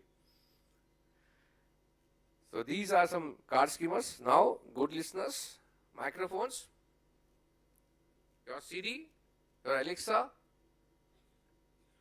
smart cars. अभी challenge कहाँ से हो गया? Devices and the smart cars. Smart cars are also good listeners. They have sensors. Your mobile phones are having sensors. आपसे पहले वो बता देते हैं आपका मूड क्या है, राइट? आपसे पहले वो आपको सजेशन दे देते हैं कि आप क्या वर्ड यूज करना चाहते हैं, किससे आप करना चाहते हैं contact. That's a challenging part. Good listeners means एक जगह एलेक्सा लगा हुआ था एक फैमिली में, हस्बैंड वाइफ में कुछ इश्यूज हो रहे थे, तो वाइफ ने कहा I will call the cop. Alexa ओबेड. Alexa dialled 112. पुलिस आ गई, हस्बैंड को ले गई. सो टेक्नोलॉजी का कहीं कहीं फायदा भी है. So these are good, they are good listeners. बहुत चैलेंजिंग है डिवाइसेस. इवन मेरा सेशन इस वक्त सब एप्लीकेशंस भी सुन रहे हैं, because obviously they are also enjoying कि कोई है जो साइबर सिक्योरिटी पे बोल रहे हैं. Then we have juice jacking cases. Again, cyber attack. Anonymous booth पे आप गए, वहां आपने चार्जिंग पोर्ट लगाया. होता है ना कहीं एयरपोर्ट्स में, कहीं मॉल में आप लोग चार्जिंग लगा रहे हैं, चार्जिंग पे लगाती है आपका डेटा उसमें से गया. उस चार्जिंग पोर्ट में एक मेमोरी कार्ड होता है जिसमें वो डेटा ले लेते हैं. जूस जैकिंग और मेलवेयर ट्रांसफर कर देता है. So that's a challenging part as far as cyber security is concerned. Then we have Wi-Fi. Never use public Wi-Fi. अब आप किसी भी होटल में जाते हैं, सबसे पहले क्या मांगते हैं उससे? क्यों मांगते हैं? आपके पास वाईफाई खुद का है ना, हॉटस्पॉट है खुद का है ना. आप जब भी ध्यान रखिएगा, as a cyber security consultant also I learn also hacking part. बहुत आसान है अगर आप जस्ट नेबर रूम में आप रुके हुए हैं होटल में और आप यूज कर रहे हैं same public WiFi network. It's very easy to enter into your network. आपके बड़ा आसानी से मैं आपके पैकेट को कैप्चर कर सकता हूँ, आइडेंटिफाई कर सकता हूँ कि आप क्या वॉच कर रहे हैं. बड़ा आसानी से हैक कर सकते हैं अगर आप पब्लिक वाईफाई में हैं. सिर्फ इमरजेंसी प्रोविजन में आई request you please, in emergency issue you use public Wi-Fi, otherwise don't use public Wi-Fi. Only in emergency. Fraudsters use duplicate email. Be careful about these things. आप professional जाएंगे, companies को join करेंगे आप. एक case है जिसमें ONGC से mail आता था, ONGC से, that is mail ID. The criminals use that, they change the like typo squatting sort of. ONGC का उन्होंने कर दिया OGNC. ONGC का उन्होंने OGNC कर दिया. हमेशा मेल आता था ONGC से, एक दिन पे उन्होंने सिंपल चेंज किया एक अल्फाबेट OGNC. और हमारा ब्रेन हर अल्फाबेट को नहीं पढ़ता है, हम वर्ड को पढ़ जाते हैं. These are tricky things. पूरा पैसा उन्होंने ट्रांसफर कर दिया. आर्म को कंपनी को देना था, पूरा पैसा ट्रांसफर कर दिया कहीं और. सिमिलरली टाइपो स्क्वाटिंग में अगर आप देखेंगे, डोमेन चेंज कर देते हैं, स्पेलिंग चेंज कर देते हैं. ट्विटर में TWIII कर देते हैं. फेसबुक में FACEBO0K, एक O को किससे रिप्लेस किया उन्होंने? 0 से. क्या हम पूरे फेसबुक को पढ़ते हैं हर बार? Same picture, same website, same web page है. These are cyber security breaches. और जितने भी पब्लिक वाईफाई में है, अगर आप ओपन करेंगे तो यही ओपन होते हैं. क्रिमिनल्स वहां डालते हैं वेब पेज, क्योंकि पता है बच्चे आएंगे, बड़े लोग हैं, गर्ल्स हैं, बॉयज हैं, सबसे पहले फेसबुक लॉगिन करेंगे. लॉगिन करते ही आप क्या होगा? उप समथिंग वेंट रॉन्ग लिखा आएगा. आप सोचते हैं शायद मैंने गलत पासवर्ड डाला. नहीं, आपने सही डाला था. They have captured your ID and password. Then आपको वो मिररिंग करते हैं, फिर आपको लिंक करते हैं दूसरे मेन वेबसाइट पे, मेन फेसबुक पे आप जाते हैं, फिर आप करते हैं जब तक उन्होंने आपका सिस्टम को हैक कर लिया. How many of you are using multi factor authentication? बहुत कम. क्या बात है. 2 फैक्टर ऑथेंटिकेशन सब यूज करिए. सबके पास व्हाट्सएप है, व्हाट्सएप सेटिंग पे जाके 2 फैक्टर ऑथेंटिकेशन यूज करिए. 6 नंबर डिजिट है. बहुत ज्यादा इंस्टाग्राम हैक हो रहा है, व्हाट्सएप हैक हो रहा है. Be careful. Always use 6 digit, जो ऊपर वो याद रहना चाहिए. पता लगा वो भी भूल गए. डेट ऑफ बर्थ नहीं डालिएगा, ठीक है. हॉस्टल का रूम नंबर 002 होता है, 020202. ये भी कर रखा लोगों ने. सो ऐसा हो, एलिमेंट्स खाएं थोड़ा, है ना. बहुत जरूरी है. पासवर्ड्स मैनेजर एक मेरा बहुत अच्छा था, उसने सारे पासवर्ड एक जगह रखे हुए थे, उसका ही पासवर्ड भूल गया. कहता है मैं कैसे करूं? सो भाई एक पासवर्ड तो मेन रखते, जिसको याद रखते. और मल्टीपल लॉगिन में सेम पासवर्ड डेंजरस. आपके हर सोशल मीडिया अकाउंट्स का सेम पासवर्ड है, डेंजरस. सो ये कुछ इश्यूज हैं जिसको हमें देखना है because of security breach. Bank OTP frauds, never share. OTP dangerous part. Now challenging. Now we have some cases where victims have not shared their OTP but their money has been transferred. Have you heard about the call merging part? Call merging किसे कहते हैं? सुना है आपने? Recently, बहुत पहले से मेरे पास केसेस हैं. आइडेंटिफाई नहीं हो पाए थे कि कैसे करते हैं ये लोग. 68 लाख राजस्थान के केसेस हैं, यहीं पे जयपुर के केसेस हैं. 68 लाख 60 लाख का केसेस हैं जिसमें कॉल मर्जिंग से पैसा गया. और पुलिस क्या बोलती है? आपने OTP दिया होगा. बैंक बोलता है आपने OTP दिया होगा, जबकि विक्टिम कहता है मुझे नहीं पता, मेरे पास तो कॉल आया था. हाँ, एक व्यक्ति साथ में जुड़ा था कॉल में, बट उसके साथ रोबोटिक कॉल थी, मींस कोई फोन आ रहा था. तो वो क्या कह रहा है? कॉल मर्जिंग कर दिया OTP. एक सबसे बड़ा इशू आता है अगर हम देखेंगे साइबर सिक्योरिटी मिथ्स, यहीं से चैलेंज है क्रिमिनल्स के लिए, हेवन है साइबर स्पेस। व्हाई? बिकॉज जो मिथ्स हैं हमारे, मिथ्स क्या है? My data is not important, it's not a big deal if I am hacked, ये myth. Second, I don't have a computer, I cannot be hacked. भाई computer नहीं है, उसके अलावा क्या क्या आपके पास? वाईफाई है, मोबाइल तो है, ओटीटी लाइक आपके पास आईओटी डिवाइसेस हैं। एक केस था जिसमें aquarium was hacked. Firstly aquarium को उन्होंने हैक किया, उसके थ्रू वो सब जगह एंटर हुए थे। Then we have only certain industries are vulnerable to cyber attacks. ये कंपनीज के साथ होता है कि नहीं नहीं हमें क्यों करेगा कोई, हमें कोई नहीं करेगा, ये एक बहुत बड़ा मिथ है। Then we have cyber attackers don't target small and medium size companies, ये एक बड़ा चैलेंज है। Cyber security is solely the IT departments responsibility. सबसे बड़ा चैलेंज ये है कि तो आईटी डिपार्टमेंट काम है, पासिंग द बक कि भाई ये हमारा डिपार्टमेंट नहीं है, लॉ डिपार्टमेंट नहीं है, आईटी का काम है, ये एक चैलेंज है। Then we have data breaches should be handled first by IT team and lawyers, and other key teams in the company should be notified later. ये सब जो companies big shots में ये होता है। Then we have strong passwords are enough to prevent a data breach. एक सबसे बड़ा myth है। Then antivirus and anti-malware software is enough to keep us safe. Cyber threats come from outside. What about your disgruntled employee? एक सबसे बड़ा चैन है supply chain में या internal issue. Compliance with industry regulation is sufficient to allocate data security. We have implemented full cyber security, everything is okay. And lastly security costs too much. Companies के साथ क्या problem है? Cyber security expenditure सबसे कम अगर करती हैं companies इस पे, ये एक सबसे बड़ा चैलेंज है। So what about the CIA threat, that is confidentiality, integrity and availability, basic fundamental of cyber security. We can divide some part also, cyber security versus cyber crime. Difference between cyber security and cyber crime: the practice of protecting digital systems, networks, data from cyber threats. Cyber crimes: illegal activities exploiting vulnerabilities in system or causing digital harm. Regarding regulatory part, we have, what about the regulatory framework we have? So NIST, that is very important, nations of ISO, CIS. Then we have COBIT and Zero Trust Architecture. These are regulatory frameworks. How to select the right framework? It depends upon the industry also, industry requirement, organization size and complexity, risk profile and resource availability. इससे हम select करते हैं कि हमारा company का infrastructure क्या है और हमें क्या साइबर सिक्योरिटी प्रिवेंशन किया है। इंडिया फर्स्ट टॉप 10 में आया है GCI में, that is global cyber security index. We have some parameters जिसमें लीगल मेजर्स थे, टेक्निकल मेजर्स थे, कैपेसिटी डेवलपमेंट मेजर्स थे एंड कॉपरेशन मेजर्स थे। I request you all lawyers means students, law students, kindly go through by GCI every year, kindly go through by Global Cyber Security Index reports. So very important for you all as far as cyber security is concerned. कौन से parameters को identify करते हुए एक country को उस ranking पे लिया जाता है कि यस इस रैंकिंग पे ये कंट्री है because of their breaches also. Now we have some AI attacks also, AI enabled cyber crimes.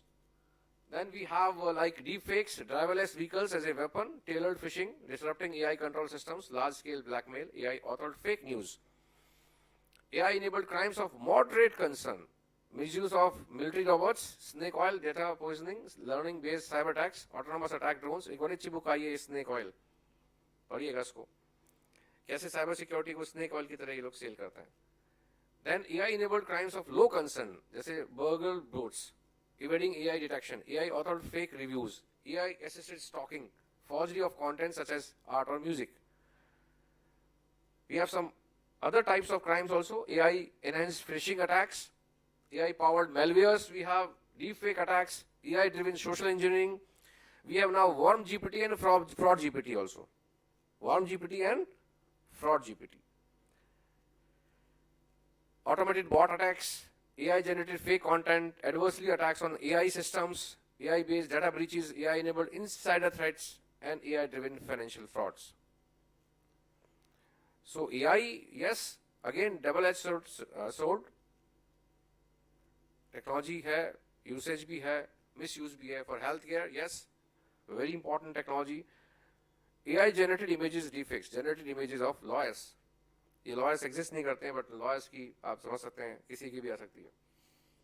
Defects के इश्यूज क्या है? Harassing, humiliating individuals, facilitating document fraud, falsifying online identities, disrupting financial markets, supporting the narratives of extremist or terrorist groups, falsifying or manipulating electronic evidence for criminal justice investigations. They can manipulate, they can change, they can tamper. This was very important case, fake AI generated image, Pentagon. So this resulted in a $500 market cap swing on a fake image. एक image से कितना market down हो गया एक दिन में? $500 billion. एक fake image pentagon पे अटैक का उन्होंने किया, उससे स्टॉक मार्केट पे कितना इफेक्ट पड़ा. That is economic terrorism. AI and voice call, you all are aware about these things. किसी के पास AI कॉल आया, किसी के पेरेंट्स के पास आया. Make your parents aware. कैसे? एक आपका सीक्रेट कोड होना चाहिए फैमिली में. Clear? Are you getting the point? एक कोड होना चाहिए आपके फैमिली मेंबर्स में, पेरेंट्स में, ब्रदर सिस्टर्स में. Suppose your parents received a call that आपका बच्चा यहाँ आया था घूमने एंड उसको अरेस्ट कर लिया गया है या किसी क्राइम में आ गया है, और they are using the voice cloning. वो क्या यूज कर रहे हैं? Voice cloning. तो पेरेंट्स को समझ में आना चाहिए कि हाँ मेरा वो सही में ओरिजिनल कॉल है या वो फेक कॉल है. तो आप क्या बोलेंगे? कोड क्या है? What is the code? तो अगर वो कोड मैच कर गया, इट मींस वो क्या हुआ? अनफॉर्चुनेटली वो सही में बच्चे को अरेस्ट किया हुआ या एब्डक्ट किया हुआ या किडनैप किया हुआ, depends upon the age. Otherwise वो एक फेक कॉल है. सो ये हमें करना पड़ेगा, आप सबको अपने पेरेंट्स को बताना है, क्योंकि आप सब बाहर रहते हैं. ये बहुत से केसेस हैं. People have paid huge amount, 12 lakh, 14 lakh, 50 lakh people have paid. Family members ने पैसा दिया है. तो make your family members aware. एक कोड बना के रखिए, अपने फैमिली कोड होना चाहिए. बट उस फैमिली कोड को व्हाट्सएप पे मत डालिए, ग्रुप में मत डालिए, फेसबुक मत डालिए. राइट? तो ये एक बड़ा चैलेंज है. आपको सब वर्चुअल मीटिंग सब जानते हैं. वर्चुअल मीटिंग सब होती है, जैसे अभी सर भी वर्चुअल मीटिंग में कनेक्टेड है. एक गूगल पे आप देखिएगा, सर्च करिएगा, एक वर्चुअल मीटिंग हुआ. उस वर्चुअल मीटिंग में एक अकाउंटेंट है और बाकी सीनियर ऑफिशियल्स उस कंपनी के. During that meeting the senior officials instructed the accountant to transfer some amount, and during that meeting he transferred 15 transactions की उसने उस मीटिंग के ड्यूरेशन में 15 ट्रांजेक्शंस में उसने मनी ट्रांसफर किया.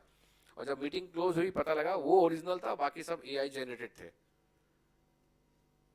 तो जो 5 ऑफिसर्स उस कंपनी के साथ में बोर्ड मीटिंग कर रहे हैं उस वर्चुअल प्लेटफॉर्म पे, वो 5 AI जनरेटेड थे. उनका फेस स्वैपिंग, वॉइस क्लोनिंग किया हुआ था. Accountant was original, who transferred the amount. मेरे पास अभी रिसेंट एक स्टेट से केस आया वेयर उसने सुबह सुबह 8 o'clock उसके पास एक मैनेजिंग डायरेक्टर का व्हाट्सएप मैसेज आया, गुड मॉर्निंग. फोटोग्राफ किसकी है उसमें? मैनेजिंग डायरेक्टर की. नंबर सेव नहीं था. तो वो तो बहुत खुश हो गया अकाउंटेंट, अरे MD has send message, WhatsApp message. So बड़ा उसने सेव, उसमें लिखा था कि सेव माय अनदर नंबर. तो उसने सेव किया MD सेकंड नंबर जो भी उसने लिखा. सेम डे 3 PM पर एक व्हाट्सएप आता है, मिस्टर ये transfer 2 crore rupees immediately as we are finalizing our project second. Accountant transferred 2 crore rupees. I'm handling that case. 2 crore रुपए ट्रांसफर करने के बाद फिर वो अपस्टेज गया MD के ऑफिस में, sir I have complied, I have transfer 2 crore rupees. MD कहता है किसको करके आ गए? कि सर आपका व्हाट्सएप आया था, शो मी व्हाट्सएप. ये तो हम, आप समझ रहे हैं बात को, ये तो हम वो हैं जो टेक्नोलॉजी यूज कर रहे हैं, कंपनीज में हैं. What about the rural India? ये चैलेंजेस हैं. So what about the social engineering attacks? Then we have some OSINT. Are you aware about the open source intelligence? आप जितने भी हैबिट्स डालते हैं, एक वेबसाइट है Have I Been Pwned. Have I Been Pwned में use मत करिएगा. उसमें लोग अपना जैसी ईमेल आईडी डालते हैं, आइडेंटिफाई होता है कि आप कहाँ कहाँ हैक हो चुके हैं. सो ये भी एक बड़ा इशू है कि डाटा प्रोटेक्शन लॉ में we are now able to identify through open source intelligence की हम कहाँ कहाँ हैक हुए हैं. वॉइस मैसेजेस कौन कौन भेजते हैं? Stop sending voice messages. सारी वॉइस कहाँ रिकॉर्ड हो रही है? आपकी प्लेटफॉर्म्स में. यू कैन नॉट डिनाई कि मेरी वॉइस नहीं है. क्या आप कह सकते हैं कि मेरी वॉइस नहीं है? आपकी तो वॉइस है. Clear? So minimise your activities. Minimise your activities. सब डाटा रिकॉर्ड हो रहा है. सपोज मैंने कभी बोला बम बम बोले, एक जगह बोला बहुत विस्फोटक बातें करते हो, शाम को हैदराबाद इंडिगो की फ्लाइट है, ये कहीं कहीं मैंने बोला रिकॉर्डेड है. वो तीनों को उन्होंने स्क्रिप्ट बनाया. क्या बोलेंगे वो? इस फ्लाइट में बम विस्फोट. हो गया काम. आवाज किसकी है? मेरी. जज साहब बोलेंगे आवाज आपकी? हाँ आवाज मेरी है. मैंने नहीं कहा बट मेरी आवाज है. जज साहब कौन मानेगा कि हाँ आपने कहा नहीं कहा?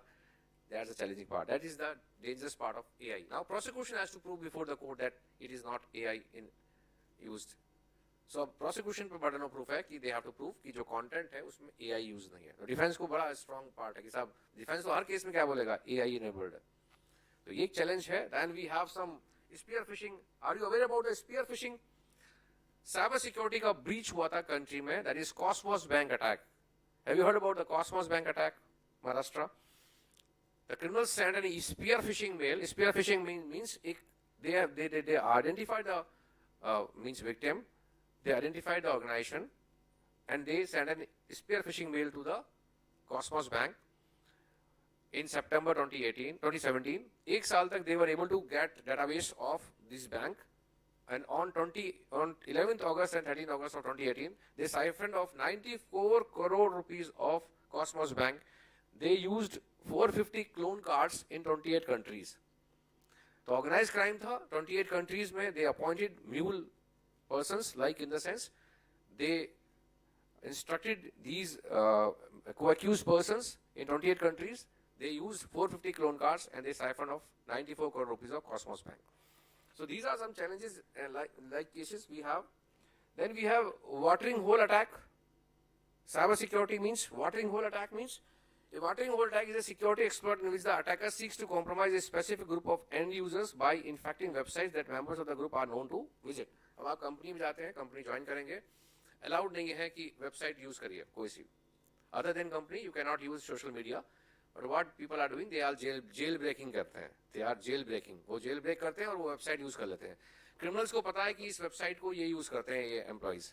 तो क्रिमिनल कहाँ से अंदर एंटर होगा? वाटरिंग होल अटैक मींस इसमें इस रूफ में कहीं पे होल होगा, वाटर कहाँ से आएगा?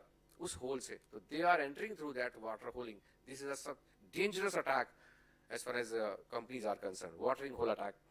We have drive-by download attack. Drive-by download means you just click, you downloaded that attachment, and through attachment your system is compromised. Like ransomware attack, Trojan malware, vulnerability exploits kits, spyware, keyloggers, adware, bots, rootkits, cryptojacking. Means आप भी आपके system को भी कोई remotely बैठ के crypto mining कर रहा है. They need devices, they need internet. So they are using your devices for crypto mining. तो आपको नहीं पता कि आपका सिस्टम को यूज कर रहा है रिमोटली. तो ये एक चैलेंज है. You all are aware about digital arrest cases. I am handling 10 cases. One of the victims, she was digitally arrested for 93 days. ये वो इंडिया का सबसे बड़ा केस है जिसमें एक लेडी को, she is a professor, and she was digitally arrested for 93 days. She paid 6.67 crore rupees. I'm handling case. Supreme Court में कल ही bail लग रही है उसमें. Accused के हमने we have been opposing since 2023 and he is now behind the bar, but he has filed a bail application for the Supreme Court. He is in JC for 18 months. 4.47 CR. I have a case of 14 crore rupees. See the impact, the economic paralysis. एक victim का economic paralysis है, उसका सारा पैसा गया, and बहुत कम पैसा ही हम लोग recover कर पाए हैं. Because मैंने discuss किया आपको कितने accounts में पैसा transfer हुआ, 35,000 transactions. These are some challenges. What is man in the middle attack? I handled a case where my client is a handicraft exporter. So he sent an means a product to Italian client. The Italian client received that product, and he sent an email to my client that I have received the product. You can raise your invoice. So my client from Delhi sent an email with the attachment of the bill, Delhi bank address, Connaught Place. The mail was never received by Italian client. It was man in the middle attack. It was hacked. The criminals hacked the mail. They downloaded the attachment. They changed the bank address. The bank address was of Connaught Place, Bank of Baroda. Now the bank address is Bank of Australia. It's very easy to commit these type of crimes. मैंने sir को mail भेजा, वो mail कभी addressee को नहीं मिला. I am the originator, sir is the addressee. Never received to addressee. The hackers changed the bank details, and sir received the manipulated bank details. And sir transferred 1 crore 30 lakh rupees. This is very easy. बहुत आसानी से crime हो सकता है. That is man in the middle attack. Another name is the business email communication scam attack. BEC scams. So be cautious, be careful. SIM swap cases, बहुत से cases हमारे पास SIM swap cases हैं. Be careful, अगर आपका SIM deactivate हो गया है तो possible हो सकता है कि कहीं ना कहीं किसी ने आपका SIM swap किया है. बैंक डिटेल्स को चेक करते रहिए. Very important part, RBI notifications we have. If there is a crime committed, if there is any bank fraud, money has been transferred from your account, within 3 days you have to inform the bank. You have to fill up the DCF form, that is known as dispute claim form. Bank has to pay the money back if you are not on fault. But if you were negligent, bank will not pay the money back. Spoofing, I have discussed spoofing emails and spoofing messages हैं, spoofing calls हैं. Be careful. Same number से आपके dad के phone से आपके पास phone आ सकता है. अब तो वॉइस क्लोनिंग भी हो रही है, स्पूफिंग भी हो रही है. स्पूफिंग के साथ वॉइस क्लोनिंग डेंजरस पार्ट है. डैड की ही वॉइस में, डैड के ही नंबर से आपके पास फोन आ सकता है. सो कोई भी ऐसा इंस्ट्रक्शंस आपको लग रहा है कि जो नहीं दे सकते वो, या इस ढंग का कन्वर्सेशन आपके फैमिली में नहीं होता है, immediately call back. The best way is to call back. कि डैड आपने फोन किया था, मॉम आपने फोन किया था. Never reply on spams, never reply. Be careful. Junk yard जो होता है, जंक स्पैम्स हैं, डिलीट कर दीजिए. सबसे ज्यादा मैलिशियस क्राफ्टेड ईमेल्स वहां डंप होते हैं. आपके सिस्टम ने स्पैम किया है, spam, never reply to spammers. How hackers can use radio signals to hack your phone from 16 feet away? It's a myth. Security, privacy is a myth. आपका phone है 16 feet से easily hack कर सकते हैं. Radio signals. So आप में से कितने लोग एडमिन हैं ग्रुप में? अब धीरे धीरे ऊपर, धीरे धीरे नीचे. WhatsApp admins, watch out. So liability तो है, because आप कहते हैं ना डेरा प्रमुख. तो आप एडमिन हेड हैं इस वक्त, तो एडमिन की लाइबिलिटी भी तो हो सकती है. सो बी केयरफुल. आप बिकॉज आप मॉनिटर हैं, क्लास रिप्रेजेंटेटिव होते हैं ना, तो ऐसे ही आप उस ग्रुप के एडमिन हैं. Because we have multiple judgments of different high courts. Madhya Pradesh में तो लाइबिलिटी थी. एक बड़ा अच्छा केस था जिसमें, उसमें क्या हुआ था कि जैसे मैंने एक ग्रुप बनाया और जिसको ऐड किया, फर्स्ट एक को ऐड किया, सेकंड को ऐड किया, थर्ड को किया, ये हुआ. तो जो फर्स्ट था वो फर्स्ट ऐड हुआ, एडमिन मैं ही हूं. बट मैंने जैसे ग्रुप लीव किया, बाय डिफॉल्ट जो फर्स्ट ऐड हुआ था उस केस में, उस ग्रुप में, कौन बन गया वो एडमिन? वो फर्स्ट. और क्राइम हुआ, पुलिस ने किसको अरेस्ट किया? Existing admin. वो कहता है मुझे तो पता ही नहीं मैं एडमिन हूं. अब क्या होता है, अब हम सबको एडमिन बनाते हैं कि साथ चलेंगे. ये होता है ना कि हम सब एडमिन हैं. तो ये डेंजरस पार्ट है. We have to be careful as far as law students are concern. हम लॉ प्रोफेशनल्स हैं, हमें बहुत ध्यान रखना है इन चीजों का. Then it's a bad part, crime against children. Be careful. आपके सिस्टर्स हैं, ब्रदर्स हैं, फैमिली मेंबर्स हैं. डॉक्सिंग, सब डेटाबेस अवेलेबल है. स्मार्ट बच्चे हैं. मेरे को पता है, मेरे एक फ्रेंड थे, मैं एक कॉन्फ्रेंस में गया था, तो हम लोग हाईटी पे थे, तो बता रहे थे कि उनका एक 11 इयर्स का एक बेटा है, और वो क्या करता है, जैसे वो घर पहुंचते हैं वो जाके यूट्यूब से चैट हिस्ट्री डिलीट कर देता है. 11 इयर्स. सो आप समझ रहे हैं बात को, क्योंकि वो सारा डाटा अवेलेबल है, चैट्स उसके 3 फेसबुक अकाउंट चल रहे हैं, पापा का है नहीं, बेटे का कितने अकाउंट्स हैं? 3 अकाउंट्स। और वो खुद से एक से तो खुद से चैट करता है, एक से तो खुद ही चैट करता है। तो उसकी मॉम ने कहा भाई तुम्हारे पे इतने अकाउंट्स क्यों है? नहीं मेरा अकाउंट नहीं है। तो पूछा भाई नहीं ये तुम्हारे अकाउंट है? तो उसने कहा right to privacy, don't interfere into my privacy. आप समझ रहे बच्चे इतने स्मार्ट हो गए हैं कि आप मेरी प्राइवेसी में एंटर कर रहे हैं। That's a different part. हमारा सोसाइटी बिल्कुल डिफरेंट है, ये हमें ध्यान रखना है। आपके यंगर सिस्टर्स का ध्यान रखें, साइबर ग्रूमिंग ध्यान रखें, साइबर सिक्योरिटी में सबसे बड़ा चैलेंज है, कौन उनको ग्रूम कर रहा है, बी केयरफुल, ध्यान रखें उनका, इट्स योर ड्यूटी। आप भी गार्जियन हैं उनके, एल्डर ब्रदर सिस्टर है, साइबर बुलिंग का आप भी ध्यान रखें, साइबर बुलिंग कर रहा है, you have the law under IT act, you have now law in भारतीय न्याय संहिता, somebody is stalking, you have section 77 of IT Act, now it's gender neutral, a girl can stalk another girl, earlier only boy can stalk, earlier जो law था भारतीय न्याय संहिता में, now you have the 77 gender neutral, be careful about these things.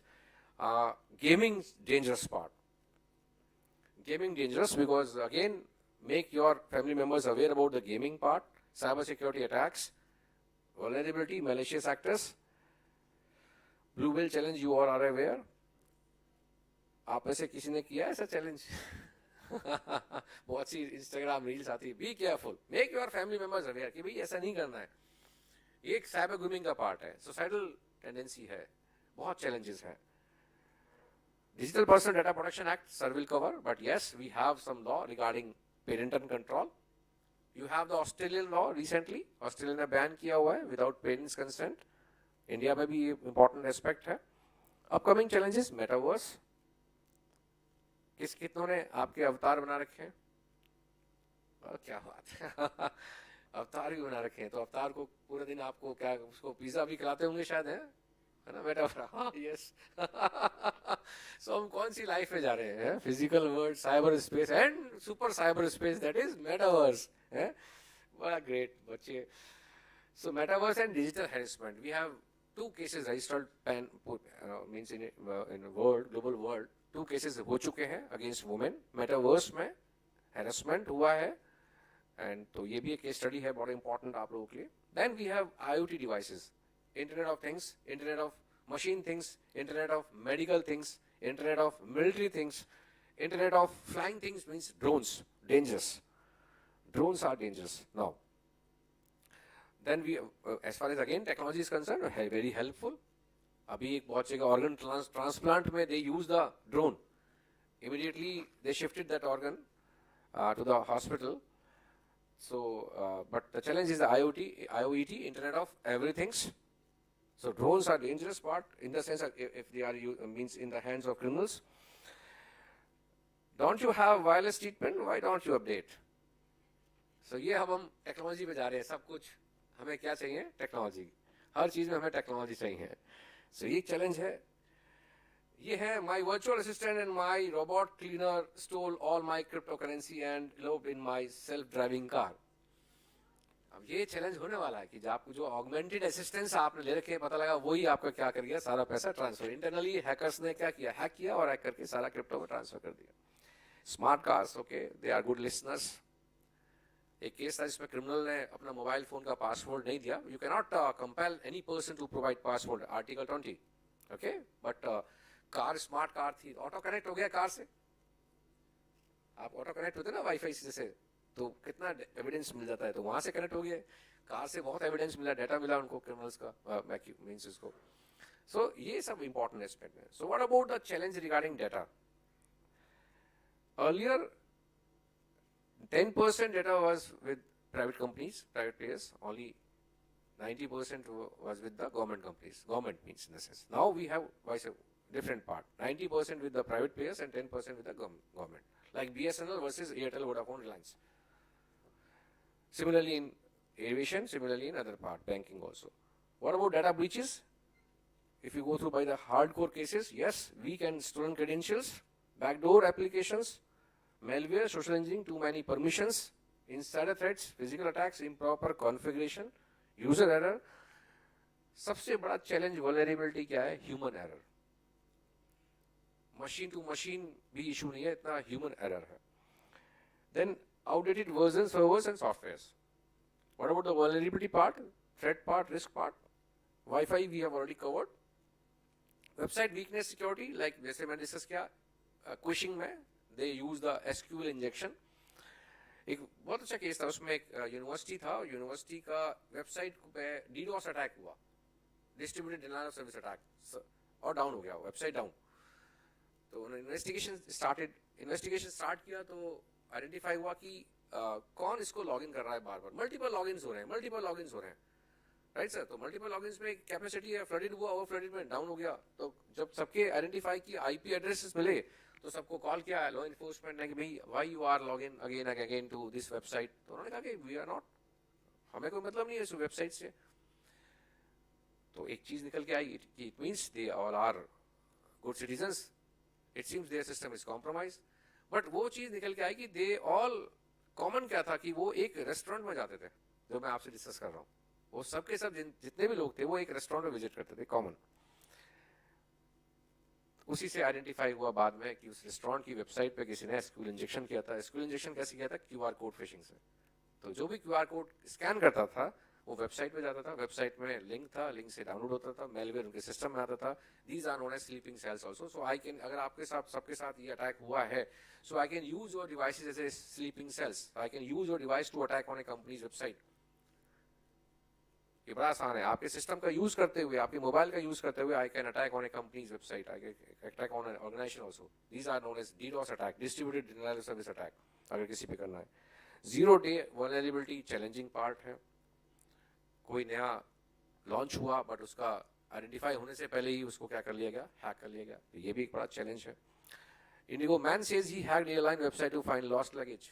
Smart लोग हैं हमारे यहाँ. उसका लगेज चला गया था, उसने फिर सिस्टम्स को किया, आइडेंटिफाई किया. What about the passwords part? Yes, week password and password crack time. आप देखिएगा, अगर आप देखेंगे 11 पे 2 hours, 5 months, 3 years, 34 years instantly अगर आप देखेंगे. But what about the quantum technology? जो मैंने इंट्रोडक्टरी सेशन में आपसे डिस्कस किया था, harvest now, decrypt letter.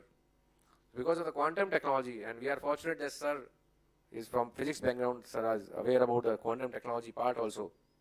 So quantum technology obviously अपने आप में बहुत important technology, but challenges with the breaking of passwords. ये एक बड़ा issue आ रहा है. So what about your data information, your personal information is used or shared? How your personal information is protected? Who would be accountable for its misuse? We have the Information Technology Act, IT Act Amendment 2008, when Mumbai attack was happened. Within 40 days, IT Act was amended. Right to privacy is a fundamental right. If you go through by the data protection law, Indian data protection regime evolution, firstly, IT Act Amendment Act 2008. Then we had Security Privacy Framework, Smart Cities, RBI Security, Aadhaar law, then Justice Puttaswamy judgment, then draft rules. Now we have complete Digital Personal Data Protection Act 2023 and rules are pending. So this is the evolution part of data privacy in India.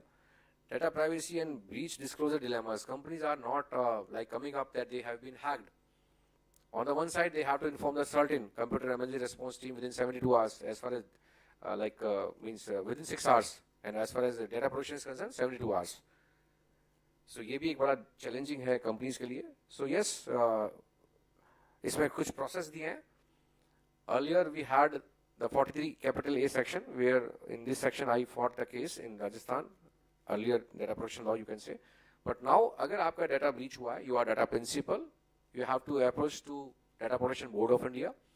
First you have to send a notice to the data fiduciary.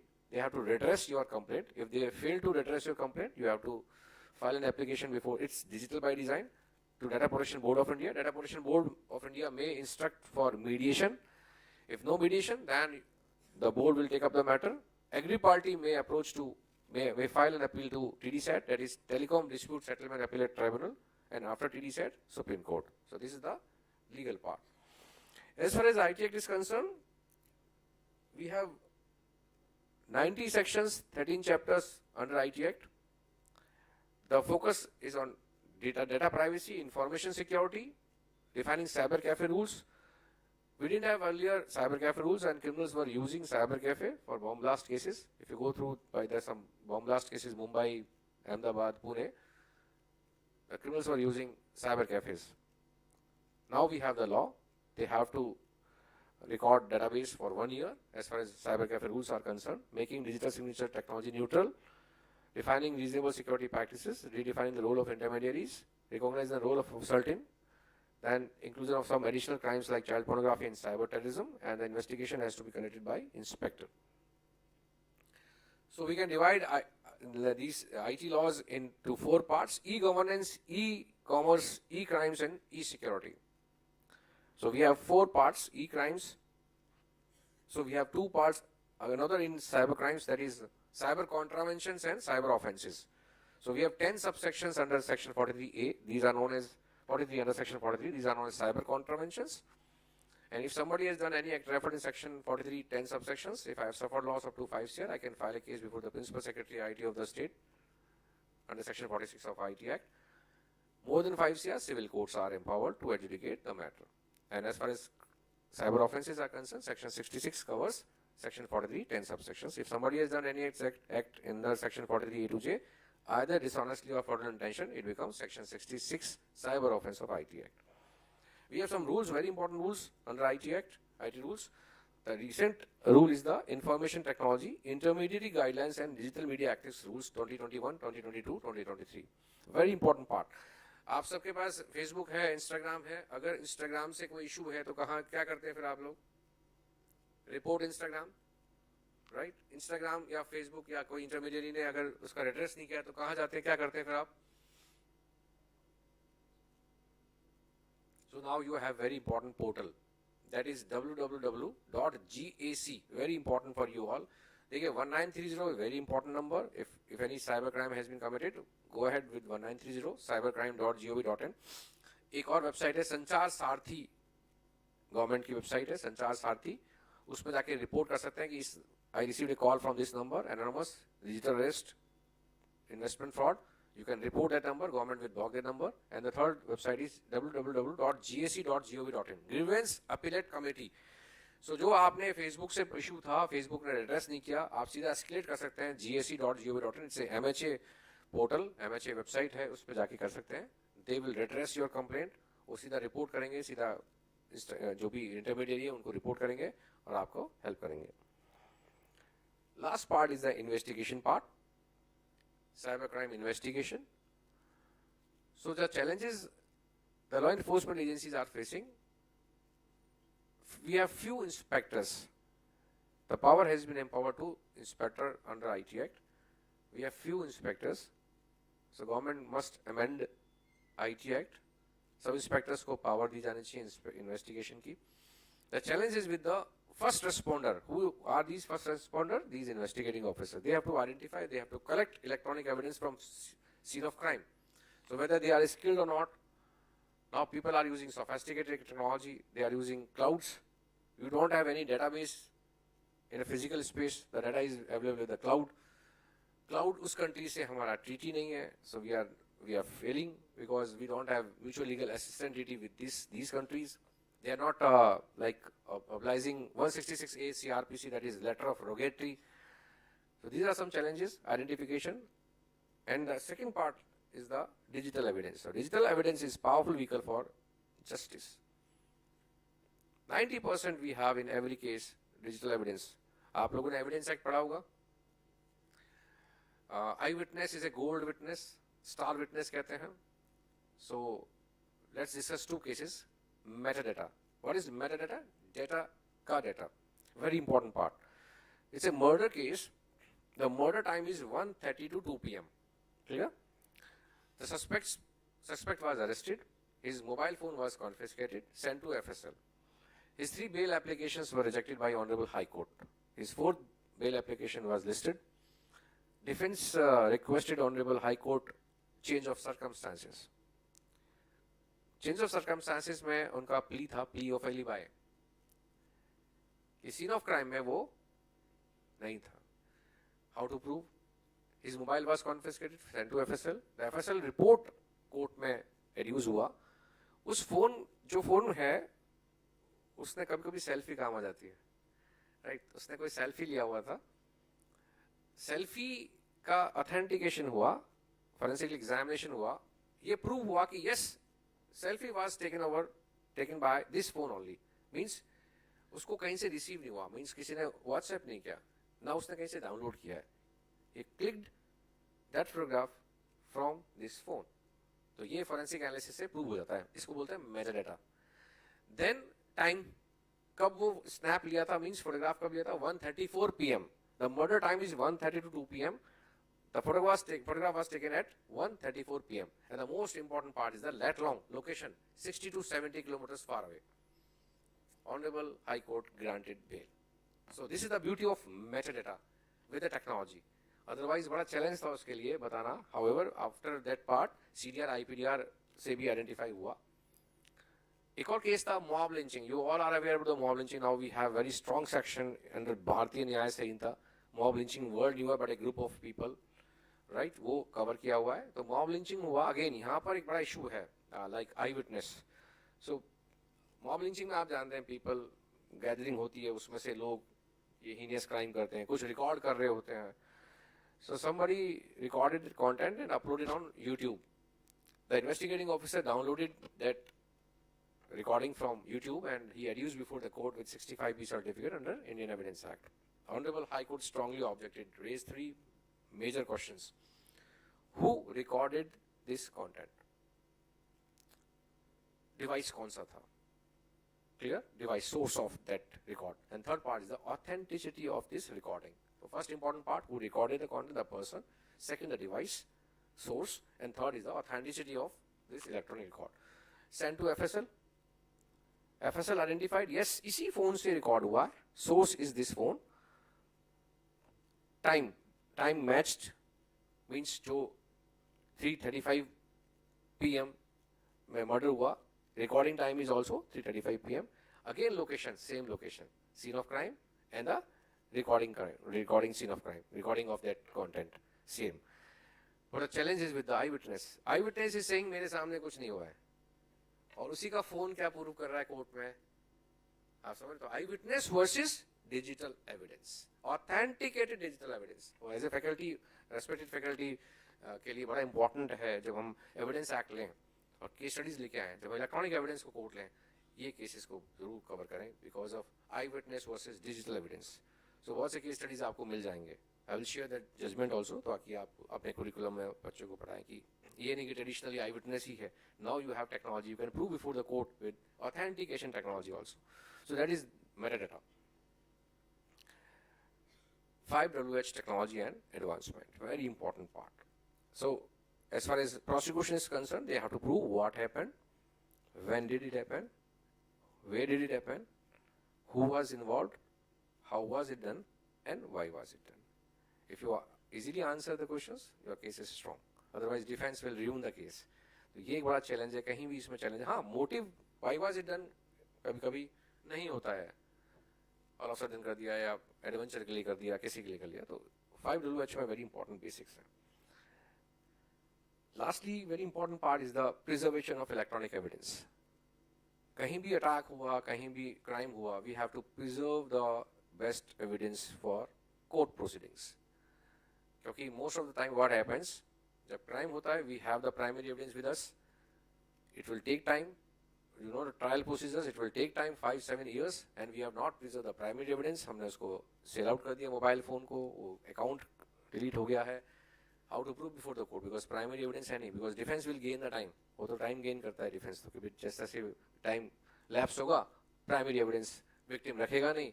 ये defense की strategy होती है. तो ये हमें समझना पड़ेगा कि we have to save cyber security breach. We have to inform the cyber security breach to certain data protection law departments. We have to comply IT rules also. We have to inform the law enforcement agency. And lastly is the guidelines, how to use, how to prevent, like desktop, laptop and printer security, use only standard user, set BIOS password for booting, very important. आप simple password डालते हैं, unsafe है. BIOS password डालिए laptop में, सबसे security बीच बता रहा हूँ आपको. जो लैपटॉप होते हैं बड़ा आसानी से बाईपास होता है. गूगल पर सर्च करिएगा how to enable BIOS password, very important part for your laptop also. How many of you are using SIM password? आपके मोबाइल में सिम का पासवर्ड है? सिम सिम सिम सिम में कहाँ से लिया आपने सिम का पासवर्ड? पता नहीं। अच्छा, दैट इज पुक नंबर। अगर आपको ध्यान हो, PUK, पिन अनलॉक की, सो काइंडली गेट योर पुक number from your service provider. हमेशा सिम में पासवर्ड रखिए, हमेशा तैयार रहिए। अगर आपका मोबाइल फोन खो जाता है, क्या करना है?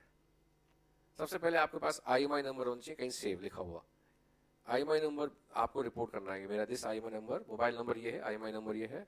संचार सारथी पे जाके उस सिम को ब्लॉक करना है, रिपोर्ट करना है cybercrime.gov.in में। अपने टेलीकॉम सर्विस प्रोवाइडर को ब्लॉक कराना है। आपके जितने भी ATMs ट्रांजेक्शंस, बैंकिंग ट्रांजेक्शन उससे कनेक्टेड हैं, उनको आपको क्या करना है? डिसेबल कराना है। Be careful. आप सर्विस प्रोवाइडर को अपना मोबाइल फोन ठीक करने के लिए देते हैं, लैपटॉप देते हैं, अनऑथराइज सेंटर्स को देते हैं। बी केयरफुल, बिकॉज सबसे पहले वो क्या निकालते हैं आपके सिस्टम से? निकाल सकते हैं, इजीली अवेलेबल है ना आपका सारा passwords. So be careful, unauthorise service centres को नहीं दें अपना मोबाइल फोन या लैपटॉप ठीक करने के लिए। Then we have password management. Be careful about passwords also. Then we have internet browsing security. जो भी आप Chrome यूज करते हैं, ब्राउजर यूज करते हैं, Mozilla यूज करते हैं, be careful about the security settings. क्या अलाउ कर रहे हैं? फायरवॉल सेटिंग्स हैं, एंटीवायरस कंपनीज यूज कर रहे हैं, कोई भी एंटीवायरस यूज कर रहे हैं। Be careful about these things. Then mobile security, be careful about the passwords also. Don't use thumb impression, always use good password. Thumb भी है तो चलिए ठीक है, डबल हो गया, थंब भी हो गया और पासवर्ड भी हो गया। That's very important, otherwise challenging है। एप्लीकेशंस, ये बहुत इंपॉर्टेंट है। इन परमिशंस, जो भी एप्लीकेशन डाउनलोड करें, we have discussed the click wrap contracts. So be careful about कि ये नहीं सीधा क्लिक किया और एक्सेप्ट कर लिया। जो आपके डोमेन, एक और है, मींस जो एप्लीकेशन आप यूज नहीं करें ऑफलोड कर दें। क्लियर? आप जो एप्लीकेशन आपने, अगर अब आप इन कैंपस आ गए हैं, यू डोंट रिक्वायर ओला और 2-3 मंथ्स नहीं चाहिए ना आपको ओला अभी। इन द सेंस में ओला नहीं हुआ है, ओला इज वेरी गुड ऐप और बहुत हेल्पफुल है, पर अदरवाइज इन द सेंस कि जो ऐप आप यूज नहीं कर रहे हैं, अब आप 2 मंथ्स के लिए कैंपस में, आपको कहीं जरूर जाना नहीं है, तो वो एप्लीकेशन को आप यूज मत करिए। फूड एप्लीकेशन अगर यहाँ अलाउड है नहीं मुझे पता, बट अदरवाइज बहुत सी एप्लीकेशन हम कैरी कर रहे हैं, तो ये डेंजरस पार्ट है। ऑफलोड कर दीजिए, यूज करिए। जैसे आप गए आउट कैंपस है, आपको चाहिए एयरपोर्ट जाना है, वो आप यूज करिए, बट अदरवाइज जो एप्लीकेशंस को आप डेली यूज में यूज नहीं कर रहे हैं, ऑफलोड कर दें। ये एक बड़ा इंपॉर्टेंट पार्ट है। Then we have email security. Otherwise मैंने आपको बताया, ईमेल हेडर्स पढ़िए, ईमेल को चेक करिए। ये नहीं मोदी यूनिवर्सिटी तो मोदी यूनिवर्सिटी आ गया, मोदी से आया, क्लिक कर दिया, नो, जस्ट क्लिक करके हेडर चेक करिए। Most of the times criminals को पता है कि आप स्टूडेंट हैं मोदी के, तो आपको जानबूझ के ऐसे ही मेल करेंगे। जरा सा भी इंस्ट्रक्शंस डिफरेंट है, आप कॉल योर HOD और कॉल योर प्रोफेसर्स ऑल्सो कि सर ये मेल हमारे पास आया, इमीडिएट अलर्ट करिए। हो सकता है किसी और फ्रेंड के पास आया, ताकि अलर्ट मोड पे जाए, ताकि IT टीम उसको एक्शन ले। रिमूवल मीडिया सिक्योरिटी, डेंजरस पास, जो भी आपके पेन ड्राइव्स हैं बड़ा डेंजरस है। एक बड़ा अच्छा केस है जिसमें पेन ड्राइव, जैसे मेरे ऑफिस में कोई है और जैसे मैम है, मैम ने कहा कि सर ये कंटेंट दे दीजिए। मैंने कहा ठीक है मैम, लाइए पेन ड्राइव। अब मैम मुझे पेन ड्राइव दिया, जैसे मैंने पेन ड्राइव डाला, the pen drive was Trojan program. आप समझ रहे बात को? जैसे पेन ड्राइव आएगा, प्रोग्राम था, यानी वो PPT के साथ साथ और कुछ भी ले रहा है, प्रोग्राम था पेन ड्राइव। ये बड़ा चैलेंजिंग है। अब मैं समझदार हूँ, मैंने कहा नहीं मैम मुझे पता है आप कुछ कर सकते हैं, मैं ऐसा करता हूँ, मेरा पेन ड्राइव लीजिए। तो मैंने क्या किया, मेरे पेन ड्राइव में जो कंटेंट था, आई डिलीटेड दैट कंटेंट, सब कुछ कर दिया, क्लीन कर दिया, और मैंने सिर्फ वो कंटेंट दिया मैम को। मैम ने क्या किया, रिकवर डाला, कुछ कंटेंट डाला, पेन ड्राइव लगाया, जो मैंने डिलीट किया वो रिकवर कर लिया। क्लियर? तो पेन ड्राइव बड़ा सेंसिटिव है, चैलेंजिंग है, बहुत चैलेंजिंग होता है पेन ड्राइव। पेन ड्राइव से आप प्रोग्राम्स, सिक्योरिटी ब्रीच भी होती है, और बड़ा आसानी से जो डाटा डिलीट किया पेन ड्राइव से वो रिट्रीव भी कर सकते हैं। तो मेरी क्लास के बाद बड़ा स्कैरी हो जाती है ना चैलेंजेस बहुत होते हैं, बट यस, यही साइबर सिक्योरिटी ब्रीचेस हैं केसेस में। Social media security, obviously limit control करें, एक्सपोजर कम करें अपना content, because you all are going to be professional lawyers जा रहे हैं, बन रहे हैं, आपका ज़्यादा कंटेंट नहीं, बार काउंसिल भी मना करती है, एडवर्टाइज नहीं कर सकते हम लोग, ध्यान रहिए आप उस डोमेन में जा रहे हैं जहाँ बार काउंसिल हमारी मेन बॉडी है। सो डिजिटल राइट, जब स्टार्टिंग किया, जो भी कंटेंट आपके लिए हेल्पफुल है प्लीज चाहिए, गो ahead with the cyber space, internet में यूज करिए, जितना यूज कर सकते हैं यूज करिए, but for digital right. Otherwise जो डाइट के लिए नहीं है, ओवर डाइट फिर गड़बड़ होता है। सो कभी कभी डिजिटल फास्टिंग करिए, जैसे अभी 2 आवर्स का सेशन था, आराम से आप फास्टिंग पे हैं, मेरी क्लास में सुन रहे हैं, अटेंड कर रहे हैं, तो आपका फास्टिंग हो गया 2 आवर्स के लिए, बस कुछ कुछ बीच बीच में चल गए, सब लोग कर रहे हैं कुछ ना कुछ, चलो तो फास्ट तोड़ दिया आपने, है ना। So exercise digital fasting very good for you all. आप हमेशा ध्यान रखेंगे, अगर आप जितना डिजिटल फास्टिंग करेंगे ना, आपका ब्रेन क्लियर रहेगा। आपका आज मैंने 3 घंटे कोई सोशल मीडिया नहीं देखा, तो आप कितना रिलैक्स फील करेंगे। आप 3 आवर्स से 8 आवर्स कर देंगे, 8 आवर्स से इंटरमीडिएट फास्टिंग कर देंगे 16 आवर्स। तो जो इंटरमीडिएट फास्टिंग है, तो बॉडी प्लस ब्रेन के लिए तो हम करते नहीं है। आप समझ रहे हैं बात को, हम बॉडी के लिए तो कर रहे हैं बट ब्रेन के लिए नहीं कर रहे। जब तक आप ब्रेन के लिए नहीं करेंगे इंटरमीडिएट फास्टिंग, तब तक हम नहीं स्मार्ट बन सकते। आपको बहुत स्मार्ट, बहुत बड़ी लाइफ है। आप समझ रहे हैं, लॉ ऐसा प्रोफेशन है, डेली इतने जजमेंट्स पढ़ने हैं आपको। आप जब आप और चीज पढ़ेंगे तो आप असली कंटेंट तो पढ़ेंगे नहीं। आपको कितना लिटरेचर, आप प्रोफेसर कितना पढ़ते हैं, आप देखिए, आपको पढ़ाने के लिए कितना पढ़ना पड़ता है। क्लियर, अगर हम भी देखते हैं व्हाट्सएप, तो फिर हम पढ़ेंगे कब। तो सिमिलरली आपके लिए कितने जजमेंट्स, कितने रिसर्च, आप लॉ फर्म ज्वाइन करेंगे, इंटरनेट में जाएंगे, कितना कंटेंट है। अगर हम डिजिटल राइट के अलावा करेंगे तो फिर हमारा प्रोफेशनल लाइफ कैसे बैलेंस होगा। So be careful, 1930 is a very good number, please इसको सेव रखिए, फैमिली मेंबर्स को अवेयर करिए, इलेक्ट्रॉनिक एविडेंस जो है उसको प्रिजर्व रखिए। सो लास्टली अगर हम देखें तो obviously ABCDEFGHIJ always log out after online transactions. ये हम गलती करते हैं, हम लॉग आउट नहीं करते हैं, हमेशा लॉग इन रहते हैं। डेंजरस पार्ट, अगर आप वाईफाई यूज कर रहे हैं तो be careful what you click. एक क्लिक की क्या कीमत जानो तुम, राजा बाबू, क्या नाम थी मूवी वो, एक क्लिक की कीमत तुम क्या जानो, रमेश बाबू। सो वो एक क्लिक है ना, उसी की तो गड़बड़ है, उस क्लिक से तो हम लोग फंस रहे हैं। तो इस चीज का दिमाग में आप रखें कि कोई भी क्लिक करने से पहले एक बार सोचें कि क्या ये मेरे लिए सूटेबल है या नहीं है, क्योंकि आपने एक क्लिक कर दिया, बस आप ट्रैप हो गए। सिक्योरिटी ब्रीच में एक इतना ही है, presence of mind. I am handling cases of army officers, retired officers, जजेस, पुलिस ऑफिसर्स, डॉक्टर्स, प्रोफेसर्स, सब के साथ गलती क्या हुई। वो जो मूवमेंट है, वो मूवमेंट बड़ा चैलेंजिंग होता है कि कैसे हुआ, मैंने कैसे कर दिया, मैंने ऐसे कैसे विक्टिमाइज हो गया अपने आप को, वो एक चैलेंजिंग है। Then we have some very important part, clear cookies. Then don't carry your PIN number in wallets. Enlighten yourself on cybersecurity measures. Follow basic rules of protect online relationships. ध्यान रखिए किससे आप मीटिंग कर रहे हैं। एक पता चला फेसबुक का केस था, एक फ्रेंड ने दूसरे फ्रेंड से कहा कि आई एम एस्ट्रोनॉट और I am stuck in space station. मैं कहां पर स्टक हो गया हूं, स्पेस में। मेरी company, my company is not sending rocket. So he said I want some money, so मैं कंपनी को दे सकूं ताकि रॉकेट आएगा और मुझे ले जाएगा। And she paid 25 lakh rupees. Japanese case है, गूगल सर्च करिएगा।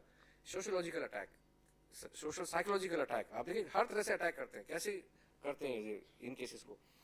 So giving your personal information online is not advisable. HTTPS we have already covered. Install latest antivirus. Join hands to stop spreading fake news. Fake news, be careful about these things. Then keep software update. Lock your devices when not in use. हमेशा देखा open रहता है। मैंने आपको never believe forwarded messages. एक और challenge है. Now you have very important law. As a law student, just go through by Honorable Supreme Court's recent judgment, constructive possession of some content. So be careful about the constructive possession. So कोई भी content है, forwarding message, ये नहीं कि forward हुआ उसको forward कर दिया आगे, you will be in trouble. Now you are the originator. Suppose I send message to Prashant sir ने फॉरवर्ड किया आगे, I am the originator, he is the addressee. Afterwards he send the content to you, now he is the originator, you are the addressee. Sir can not escape कि नहीं sir निश्चित sir ने भेजा था, आपने क्यों आगे फॉरवर्ड किया। तो बी केयरफुल, जो भी कंटेंट आपके पास आता है ट्रांसमिट पब्लिश करने से पहले उसको चेक करें कि कंटेंट सोशल मीडिया में मैं आगे फॉरवर्ड कर सकता हूँ नहीं, ये देखिएगा। So report to police in cases of cybercrime, then think before you click, use strong passwords, verify with you whom you are interacting online. Your precautions will make you cyber safe, zero participation in dark web. Lastly, this book was published in 2022 with one professor of BITS Planning, that is Cyber Crimes and Cyber Hygiene, available on WhatsApp, WhatsApp available है आपके group में, भेज देंगे आपको मैं, right? और ये Amazon पे है, कॉपी अवेलेबल है, सॉफ्ट कॉपी भी नहीं मिलेगी आपको, हार्ड कॉपी ही लेनी पड़ेगी. It's a good, very good gift, families को आप दे सकते हैं. And lastly is the zero trust. Even इस जीरो का ओ नहीं है, ये जीरो है. You can not trust on zero also. Zero का भी ओ नहीं है, जीरो है. सो ये जब तक हम कैपेबिलिटी नहीं बनाएंगे हम सेफ नहीं हो सकते. सो आप जब भी सामने देखें, सुने, रीड, सी और हियर कहते हैं, रीड, सी और हियर. सो उसको पूरा ऑथेंटिकेट करके देखिए एग्जैक्टली क्या ये सही है, फिल्टर करके देखिए. You are going to become lawyer. आपसे एक्सपेक्टेशन सोसाइटी को बहुत ज़्यादा होगी. आप जो कोर्ट में बोलेंगे, जो आप बोलेंगे उसका एक वेटेज होता है. पता लगा हम खुद ही हैक हैं तो हम दूसरे की कैसे हेल्प कर पाएंगे क्लाइंट की. Okay, so be careful. Thank you all for listening patiently. Now I am open for questions. Any questions you have?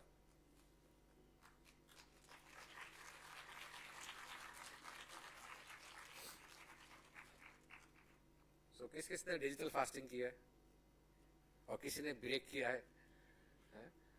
सबका रिकॉर्डिंग है. Any questions? Yes, please.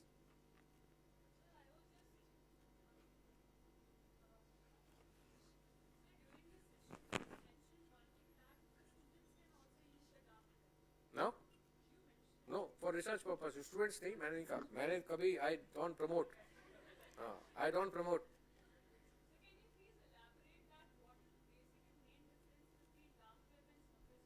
And how can, as a lawyer, we can use dark web, or how the government use dark web particularly? No government is using dark web. No students are supposed to use dark web.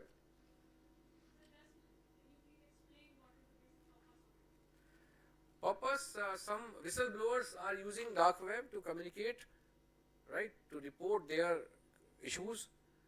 Otherwise, dark web mostly is being used by, bad peoples, in the sense, for academic purpose, if you are using to prove, to submit your paper that I am using the dark web for my research, dark web investigations, how to investigate dark web crimes, that's different part. Because in dark web you have onion sites and you require cryptocurrencies.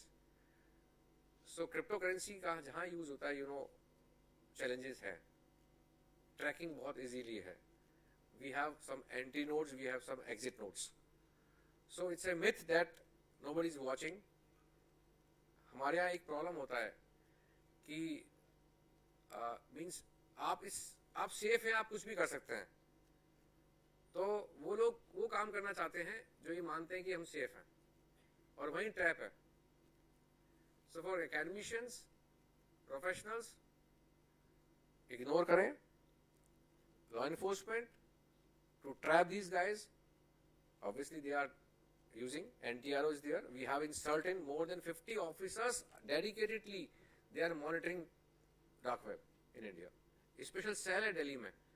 50 officers को last year recruit किया गया है only for dark web monitoring. I hope satisfaction. Deep web बहुत अच्छा है आपके लिए, है ना. सरफेस वेब भी बहुत है.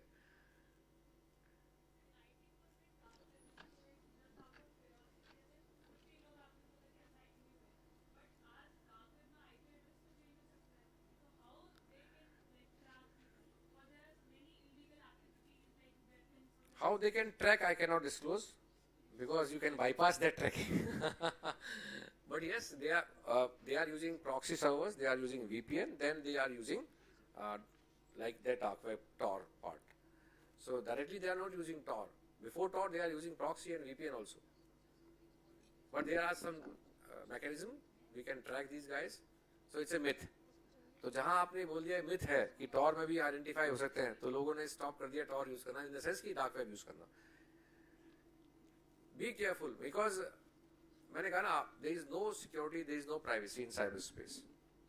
आपने सिर्फ आप इसमें थोड़ा सा सुरक्षित हैं, you are safe.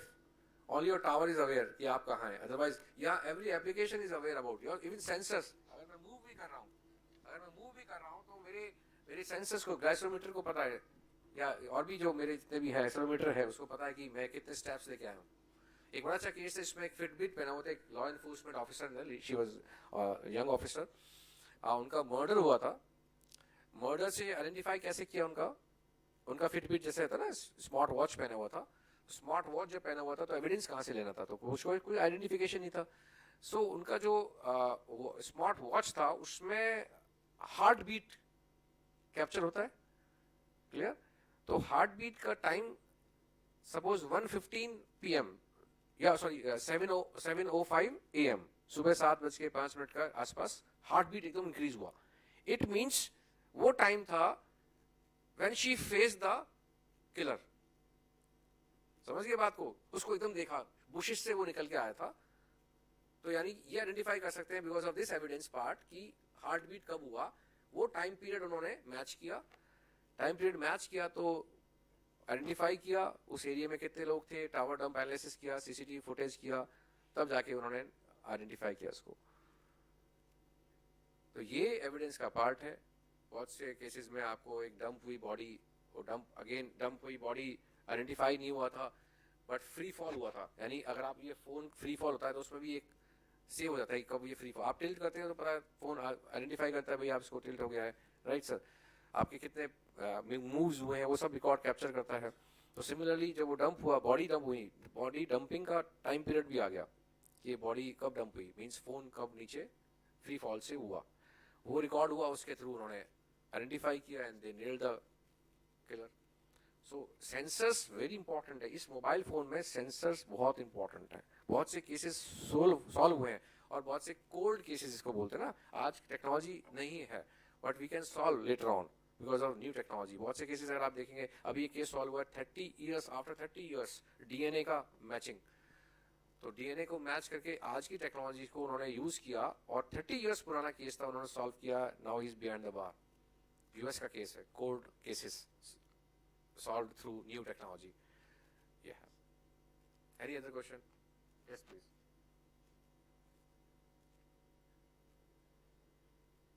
Oh, please.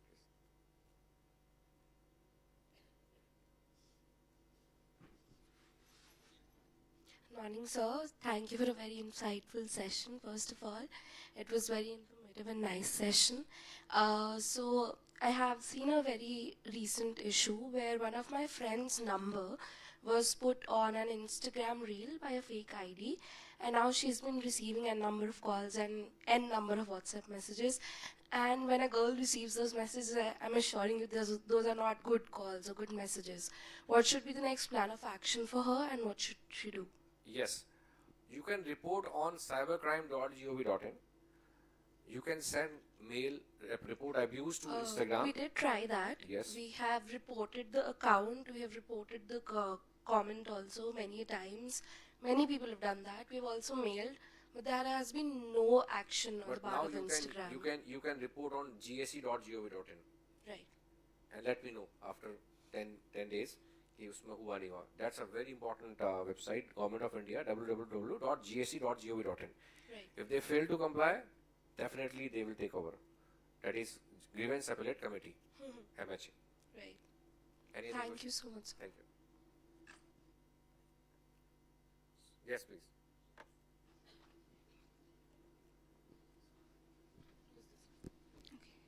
Namaskar, sir. So my question is that how important is the multi-factor authentication in protecting the sensitive information? Multi-factor authentication is very important, but don't put your sensitive information in devices. But sir, even if अगर हमने वो रख दी है information, so multi-factor authentication का मतलब ये हुआ कि कोई भी आउटसाइडर आपको ट्रैक नहीं कर सकता, हैक नहीं कर सकता. यही इंपॉर्टेंट एस्पेक्ट है. जैसे मल्टी-फैक्टर ऑथेंटिकेशन इंस्टाग्राम कोई हैक नहीं कर सकता because they require that digit. Okay, suppose आपका मैंने ले लिया, मींस सिम इशू करा लिया या कुछ भी कर लिया या व्हाट्सएप मैंने कर लिया, तो अगर आपने मल्टी-फैक्टर ऑथेंटिकेशन यूज किया हुआ है तो मुझे दैट 6 डिजिट नंबर रिक्वायर होगा. Without 6 digit number I can not use your WhatsApp. So ये एक चैलेंज है. बट अगर आप यूज कर रहे हैं मल्टी-फैक्टर ऑथेंटिकेशन, अभी तक तो सेफ है. हाँ, अब कोई और नई टेक्नोलॉजी आ जाती है वो बिल्कुल बाईपास कर जाते हैं. एमएफए भी चैलेंज हुए हैं बहुत से केसेस में, बट यस अभी भी सेफ है MFA. okay, sir. Thank you, sir. Yes.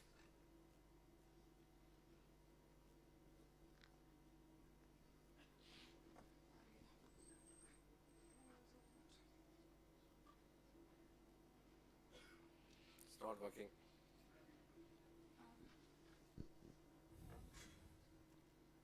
So why are you offering it? There is no need to stop.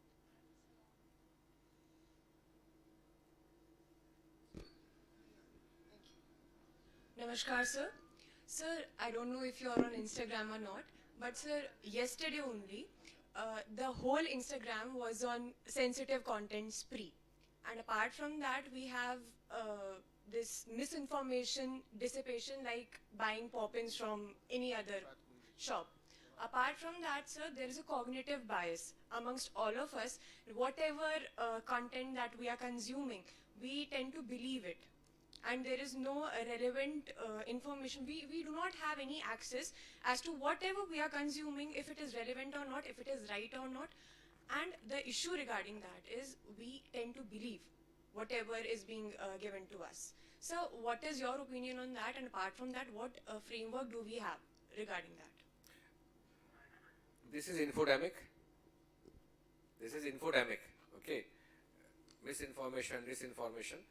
And as far as Bharatiya Nyaya Sanhita is concerned, you have section 353 of Bharatiya Nyaya Sanhita. You can lodge an FIR, means because it's a non-cognizable offence, you have to approach before the court also. You can report on cybercrime.gov.in. You can send a mail to MITI. These are the contents. This is sensitive, like free content. So yes, it's an objectionable thing. If it covers under IT Act, that is 67 IT Act, if somebody is transmitting, publishing any type of content which can be read, seen or heard, and it's a sensitive, obscene content, it can be, you can make liable that intermediary also. They will lose their immunity under Rule 7 of New Rules 2021, that is Safe Harbor Law. And we can book these intermediaries under Section 84B also, abatement, providing platform to transmit, publish these type of sensitive contents also. So we have regulatory framework. We can lodge an FIR under IT Act. If it's a cognizable offence, obviously it's in an obscene content, it's a cognizable offence. And we have to make companies liable also under Section 85 offences by companies also. Yes. And sir, since you are the professional in the field, and sir, what would you like for us to follow in the same field if someone wants to continue in the field? It's upcoming field. Work like a horse, live like a saint. Right? इतना ये हमें बोला जाता था शुरू से है ना. मेहनत करनी है. Techno legal. आपने जितनी भी आज टर्मिनोलॉजी सुनी होंगी, सब आपके नहीं सुनी होंगी आपने. आपको डेली पढ़ना होगा. पढ़ना वैसे भी पड़ेगा as a lawyer.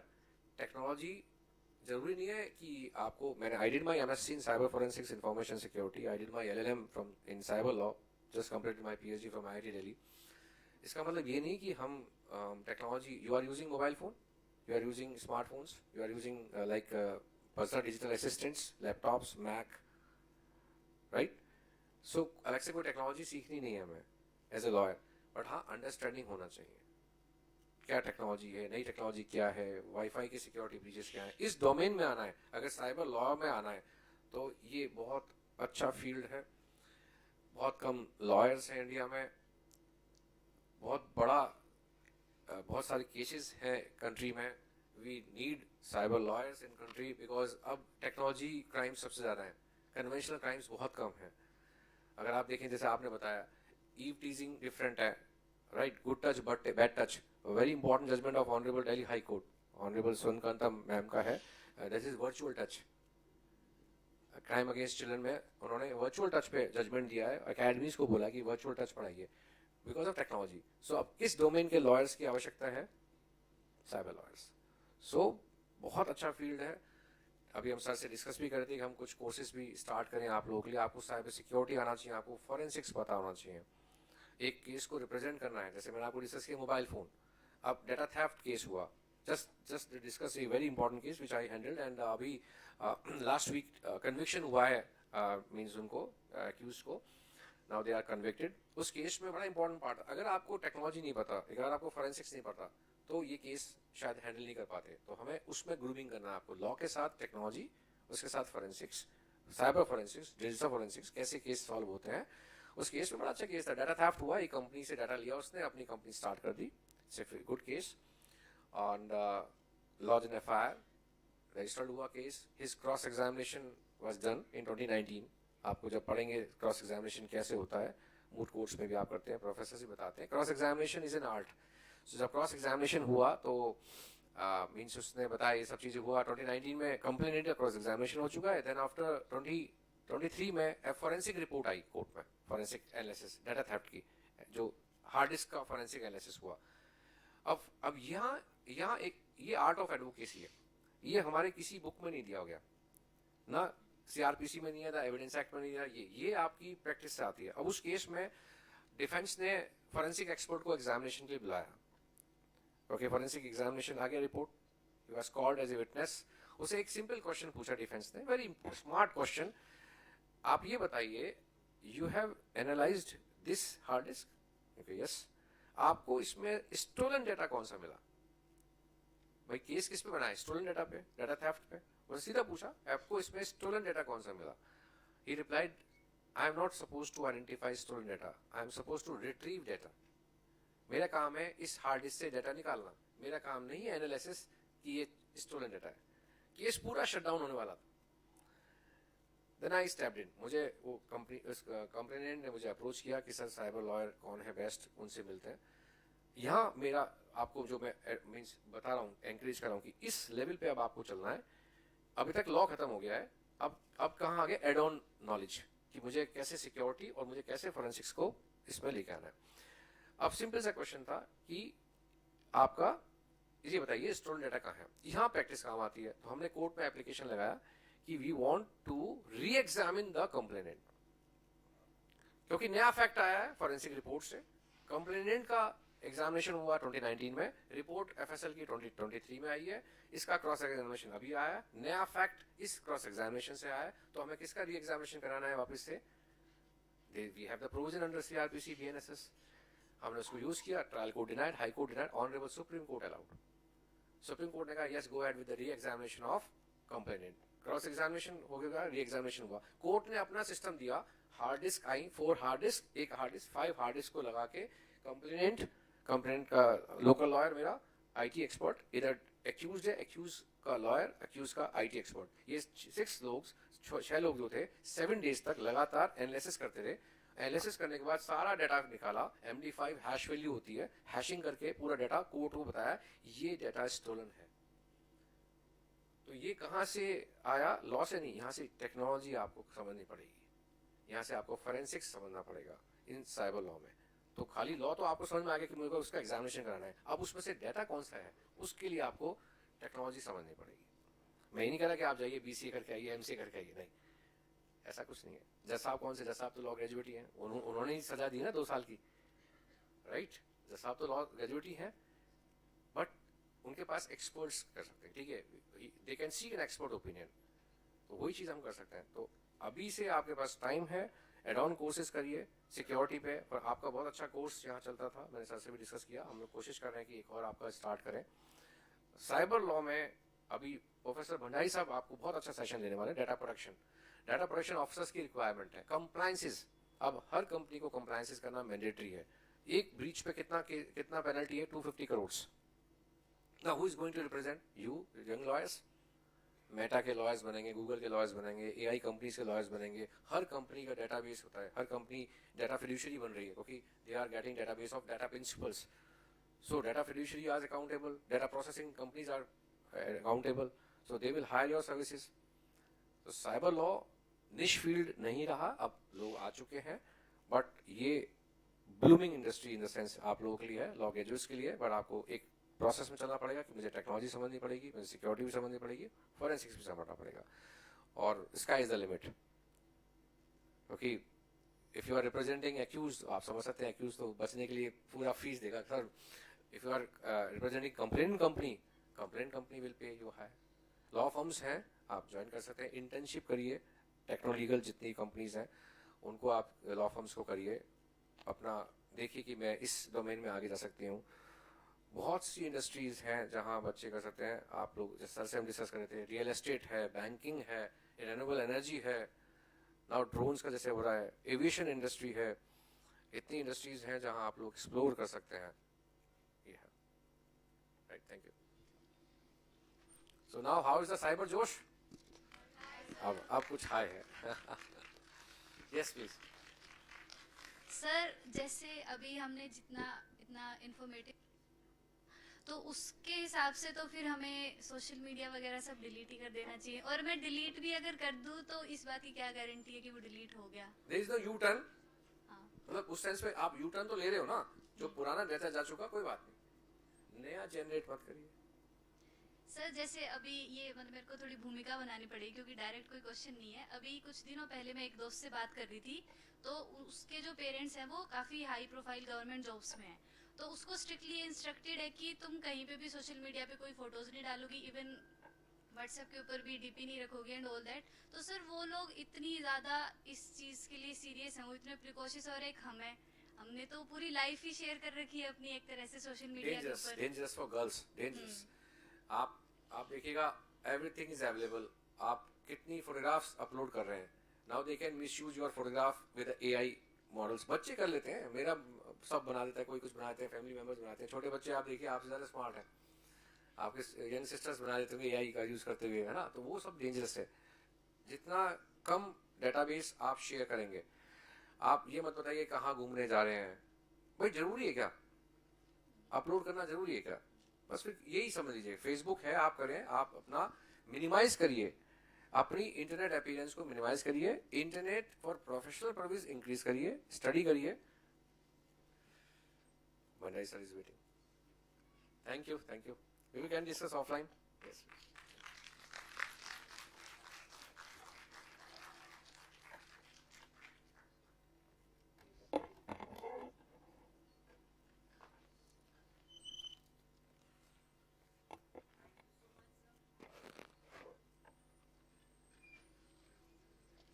Very patiently you answered all the questions. Thank you so much. Thanks a lot. Very informative, enlightening session. Please carry on. Thank you, sir, for your valuable insights into the ever-evolving world of cyber law and security. Your extensive knowledge and practical approach have certainly broadened our understanding of the complexities surrounding cyber threats, legal frameworks needed to combat them. Your session today has not only highlighted the critical role of cyber law, but also emphasized the importance of collective awareness and proactive strategies in safeguarding our digital environment. On behalf of everyone here, we would like to extend our heartfelt gratitude to you for taking the time to share your expertise with us. Your contributions today have undoubtedly left us with much to reflect upon and apply in our professional journeys. We would also like to thank all our participants for being an engaging and attentive audience. Your presence and involvement are what make these sessions truly meaningful. Once again, thank you, Mr. Advocate Nishit Dikshit sir, and to everyone here for making this session a success. Thank you.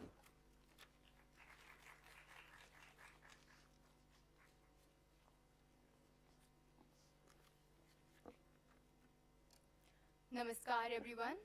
We will now proceed with the second technical session of this international workshop on cyber security and data protection in digital realm. In today's digital era, where our lives are increasingly intertwined with technology, protecting our data has become more crucial than ever. Our objective for this session is to shed light on the latest cyber threat, explore effective security strategies, and empower you with knowledge needed to confidently navigate ever-changing digital landscape. To kickstart this session, let's welcome our esteemed keynote speaker, Professor Dr. M.K. Bhandari, a renowned expert in cybersecurity with over 45 years of teaching experience. Professor Bhandari is the former director of GALTER, the Global Academy of Law Tech Education and Research. He has also served as the Dean and Director at Amity University, Mumbai, and Dean of the Faculty of Law at Jain Vyas University at Jodhpur, Rajasthan. Today, he will be sharing his valuable insights on the global perspective of data protection regulations. Now, I kindly request the technical team to connect Professor M.K. Bhandari with us.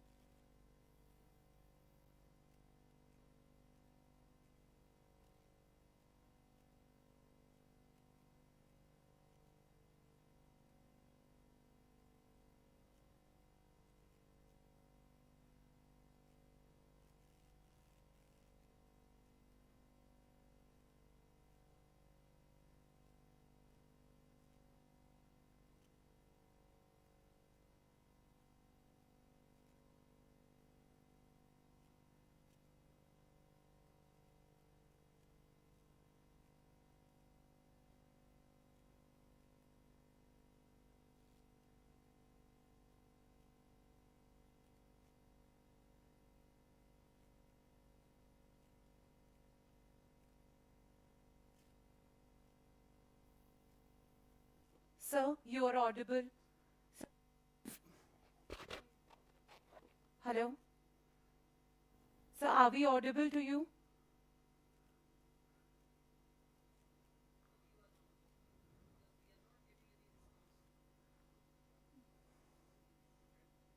Hello? Bhandari, sir?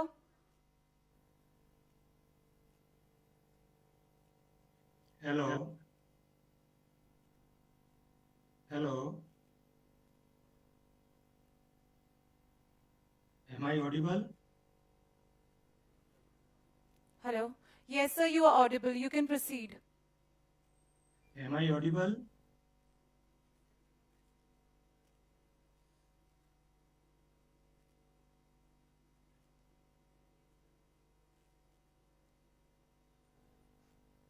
But am I audible to you?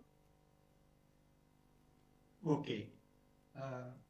Can I request your team to run my PPT which has already been shared? Can you start with that?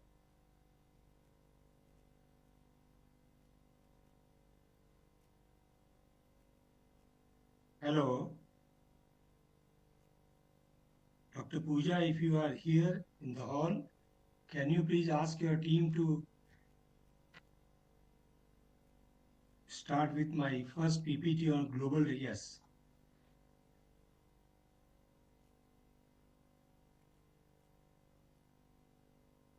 Okay. Should I start? There is no response from your side. Nobody is here to respond. Sir, you are audible. You may proceed. Okay. Is my PPT visible to you? Yes, sir. Should I start? Yes, sir.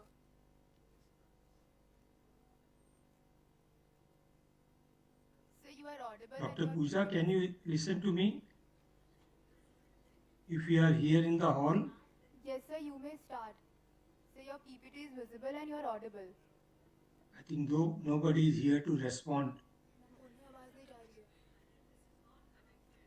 Someone should respond to me and then I'll start quickly.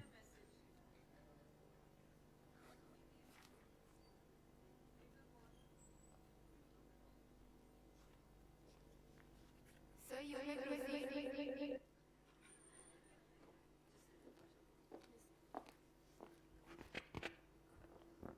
So you are connected, audible, you may proceed. I want to see my PPT. Visible to you? No, not Pass. visible.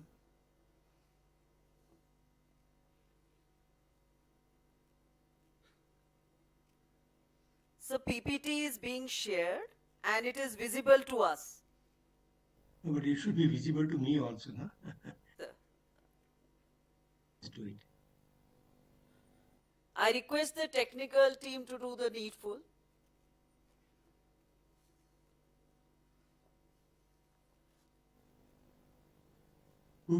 Can someone run it so that I can focus on my lecture?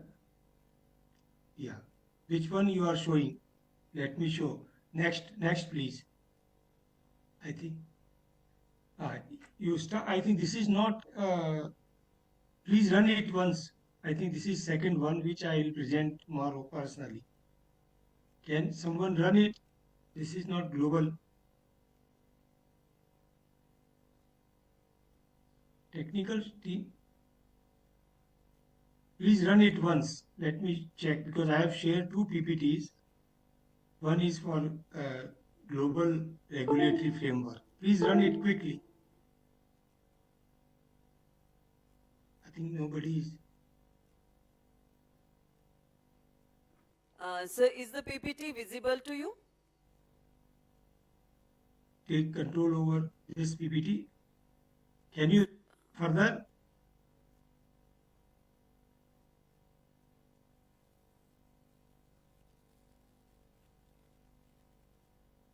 I think nobody is responding. Technical team, just scroll Ma'am, nobody so that is responding. Either they are not listening to my voice. I request technical How team, can I proceed? please scroll so that sir can see whether it's the same PPT which he technical wants team- to present.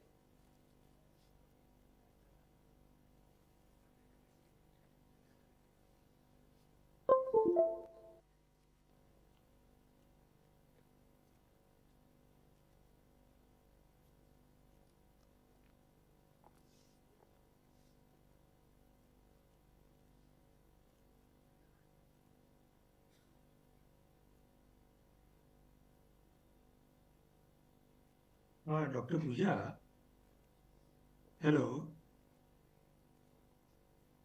भाई, मैंने आपको 2 PPT भेजी थी। एक global regulatory framework है, वो चलानी है। आपने ये जो चलाई है, हाँ ये वाला।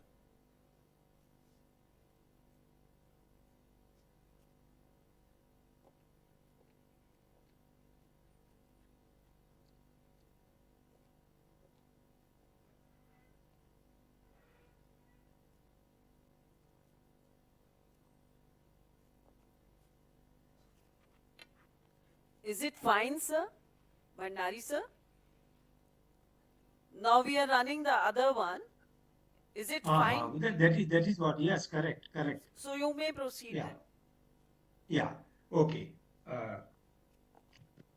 Good afternoon, friends. Just now you have experienced a very interesting, thought-provoking, and highly informative session by our friend, Advocate Nishit Dikshit, about the cyber security and cyber crimes, frauds, detection, prosecution, and investigation. He has not only created greater awareness about how we all should use our digital instruments, footprints, where we should stop, how we should ring fence ourselves from being encroached upon. And he has also alarmed you, although he has not created any panic, but yes, he has sensitized all of us. I was watching and listening to him for most of the time. And now I will deal with my session on global regulatory framework of data protection law. As we all know that all these technologies, they are highly data driven. Data is collected from multiple sources. Through machine learning process, it is analyzed, it is converted into variety of formats, and then it is used for multiple purposes. And artificial intelligence, blockchain technology, machine learning, IoT, the entire game of Internet of Things and artificial intelligence is based on data processing, algorithms, and all that. Therefore, in this era of digital transformation, data assumes highest priority, as well as when so much of data is collected, shared, intentionally or unintentionally, we are exposed to so many risks, and that results into cyber crimes, which already has been nicely explained by Mr. Dikshit. It has been a long time the global community at various fora, even at United Nations and Internet Governance, Forum for Internet Governance, World Economic Forum, and many other international fora have been arguing that we must have a global regulatory framework for data protection. We share our data for multiple purposes, for e-commerce, for governance. All our now systems are having online dealing, in education, all our system, right from filing of our application form till the declaration of result, our testimonials, they are stored in digital form. They are digital lockers. Government has a scheme for digital lockers. Similarly, in hospital, when a person goes as a patient, his data, his healthcare data is recorded. The object is to offer him the best possible medical advice, treatment, and for that all critical data is stored. To avail e-commerce facilities, we share our data, our address, our phone number, our location, even to use the Uber or Ola mobile, we share a lot of details. On social media, we share multiple details. Even when we book our air ticket or the tickets for entertainment programs, Book My Show, we share all our details. So when so much of data is shared, then it is collected, it is processed, and it is used, the possibility of abuse of data is equally high.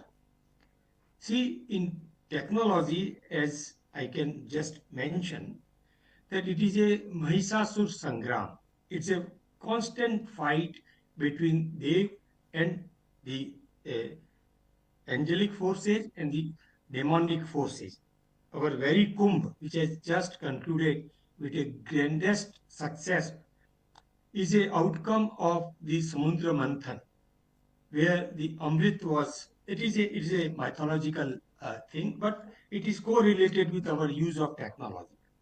So when the Amrit was exploited from the sea, Manthan, churning of sea, there was a fight between demons and the devils and the gods. And wherever those sprinkles, the अमृत की जहाँ जहाँ छींटे गिरे वहाँ पे कुंभ होता है. Anyway, why I am telling this is कि in the domain of the technological advancement, there are merits, there are flip sides, demerits, and similarly in the domain of data, when we share or companies collect huge data, they are also susceptible to abuse. You must have heard about the Facebook, now Meta, was held guilty of influencing US and Russian elections through their repository of data. They could analyze, because they read our WhatsApp chats, our Facebook posts. Rishit has rightly said there is no security. So zero trust. There is no privacy. And they could tell that what is the mood of the voters, how they will swing, to which ideology they belong, because we share all these things.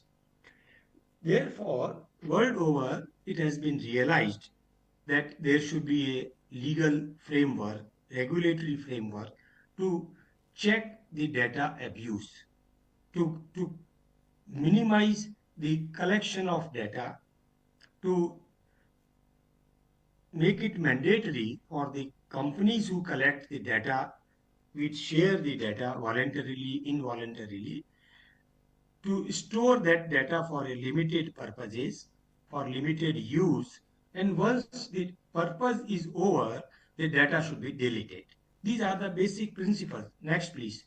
So here you will see a global overview of where these countries are having the data. I will here, for the paucity of time, because I have to leave my home at 2:10 to reach to the airport. I am coming to your university by latest by 3 o'clock, and there is almost 45 to 50 minutes travel from my place to airport, and I have a flight at 4:30. So I will conclude it by 1:35, and I'll try to take your questions, but in any case, I will exit at 2 o'clock, and whatever questions are remaining, don't worry, I am there tomorrow with you, and I would be happy to respond. So here, this is the cyber law tracker of cyber crime related legislation. This is not relevant here. Please skip it. I wanted, yeah, next please. Next please. The best global data protection law as of now is European Union Data Protection Directive 2018. It was earlier 1995, but it was later revised in terms of the latest developments in technology and data collection. So the key GDPR requirement, that is European Data Protection Directive, is considered to be the model law. Other laws in USA, Singapore, Australia, and now in India, we have taken a clue from GDPR, European Data Protection Directive, which is applicable to the European Union and European Economic Union nations also. Now, what is the basic concept, or what is the basic requirement is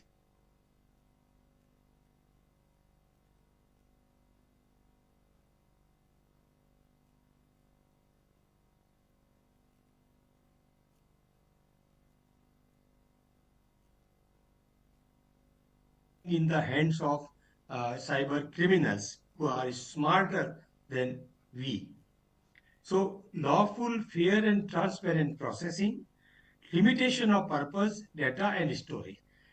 Suppose e-commerce company is collecting our data for, we have placed some order, they want our address, our telephone number, our email for communication. It should be limited to that purpose. It should not be shared for other purposes to other companies, or it should not be used for promotional activities. It is happening. Every day we receive flood of mails, messages, fake calls, asking for loans, asking for jobs, and so on. And I think everybody is victim of that. They cannot do it. Data accuracy, integrity, and confidentiality. The data shared should be correct.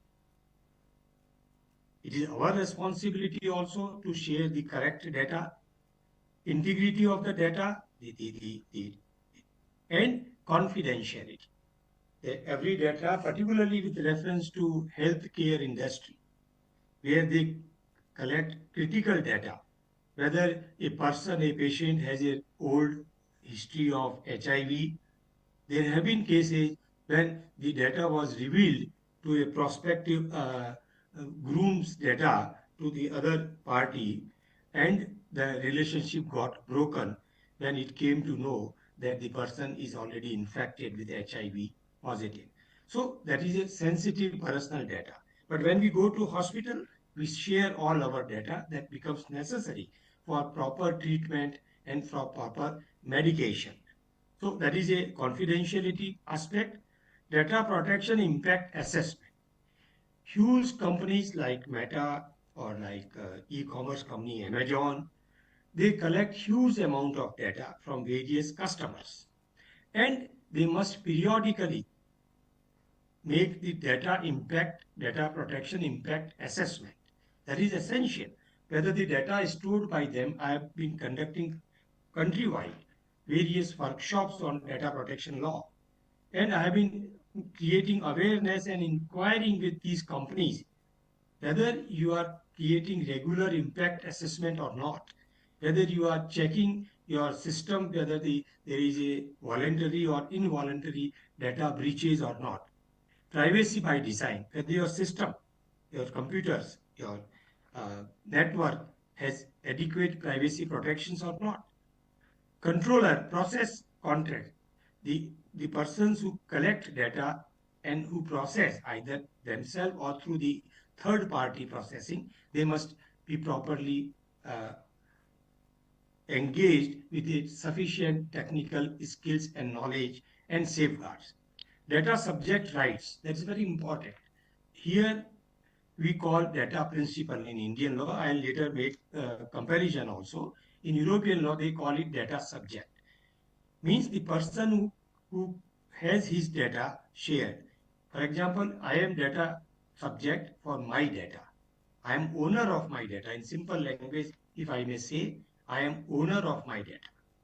Data belongs to me. I think Nishit discussed about data legacy, inheritance of your data. You can transfer, you can share your data, you can give your data as your property to your successors post your death. That's a data protection officer. Certain companies, who are large companies, significant data fiduciary known in Indian law, they should protect data protection officer who must ensure the safety of data. International data transfer. This is a big issue in our Data Protection Act and elsewhere. What we call it data sovereignty. Our country's data must be stored in Indian server. The similar debate is going on in AI sovereignty, because in a globalized world, we must have the data of Indians stored in Indian servers, so that in case of any investigation or in case of establishing whether data breach has occurred or not, who has committed data breach, the Indian servers can easily process and identify. If they are stored on foreign servers like Google and other, then there is a challenge. Personal data breach reporting. Whenever there is a data breach, voluntary or involuntary, the data fiduciary has to report it to the authorities. In case we have a data protection board, there is a time limit. Now under new rules which are coming in force very short, there is a time limit. So these are the basic standard requirements, not only for GDPR, but for other data protection laws. Next. Now, there are three important players, stakeholders in any data protection law. Here, I am talking of GDPR. One is data subject, the person whose data is being collected. Data subject. Data subject has certain rights. What these are rights recognized under the EU GDPR law? Right to access, right to rectification, right to erasure, right to restrict processing, right to data portability, right to object, and right to automated decision making and profiling. Briefly, I will mention right to be informed. I must know at any point of time how my data is being handled. Access, I can always have access to my data which I have shared with you. Rectification, by mistake, if suppose I have added some data which is wrong, my mail ID is wrong, my contact number is wrong, my address is wrong, or any other information, I have a right to rectify it. Right to erasure, deletion. In technology domain, now we are discussing right to be forgotten. The right to be forgotten. I don't want after my death or during my lifetime, my data footprints, which are spread across different platforms, should be retained. I don't want. I want them all to be erased. So I can write to those companies, maybe Meta, maybe Google, maybe LinkedIn, or maybe Instagram, whatever these are, import Telegram, that you delete my data, and they are legally obliged to delete and inform you that any data on our server has been deleted. Right to restrict processing, limited processing for purpose. Data portability. I want that my data on Meta should be shared to Instagram. I can do that. I can direct the company. Object. If the data is not used properly, if I am not given all these rights, I can object. And then there is a mechanism under the data protection law where to object, where to file grievances, and how to get your grievances redressed. And if not, then heavy penalty. Right to automated decision making and profiling. So whatever automated decisions are taken, they should also be informed. Next, please. Who are covered under the GDPR? The GDPR applies to entities and business around the world who are processing the personal data of European Union and European Economic Association countries. Like DPDP Act is applicable to the persons, entities, corporations who are processing data of Indians or who are giving services, even if they are overseas people and they are taking services from Indian companies, their data is also there. So it applies to all. Offer goods or services available to the people in EU and EU. Can you minimize this, please? It is overlapping my presentation. I am trying. Okay, done. Fine. So, monitor the online behavior of people. See, there are two things. One is the Data Protection Law, GDPR, is applicable to those companies or those nations who are offering goods and services. Suppose I am voluntarily sharing my data without any asking on Facebook, on what you call social media platforms, WhatsApp or any other, then the data protection law is not available because nobody has asked me to share. It is only when you are demanded, somebody is asking you to share the data for a purpose. That is, that purpose may be commercial, marketing purpose, or somebody is monitoring your behavior for a variety of reasons, then this law is applicable. This application means business operating outside of Europe may fall under its legal threshold as either data controller or data processor. A distinction will be applicable. I will discuss to that. It also finds it interesting regarding inclusivity of who it covers. The GDPR protects individuals in the EU and EEA, that is European Economic Association nations, which are not in the EU directly, but they are part of EEA, regardless of nationality or citizenship status, and refers to them as data subject. Suppose I am Indian, I am living in EU, and I am sharing some data, it is applicable to me also. I have a right under the GDPR. Next, please. Next. Now, here I will briefly discuss GDPR established a threshold of fine with maximum penalty being up to 4% of organizations' annual global turnover or 20 million, whichever is higher. This is a very important aspect, that the GDPR gives you certain rights, which I have briefly mentioned, but this law is not teethless.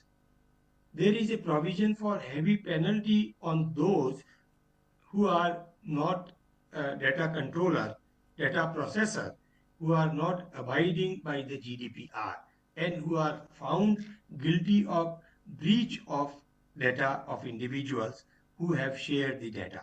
And the penalty is very high. It is 20 million euro or 4% of the annual global turnover. Now you can imagine the global turnover of Google is how much, and 4% of their global turnover, not turnover in USA, global turnover, or 20 million euro, whichever is higher, can be the highest penalty. And for lesser offenses, it is 2% of the global turnover or 10 million.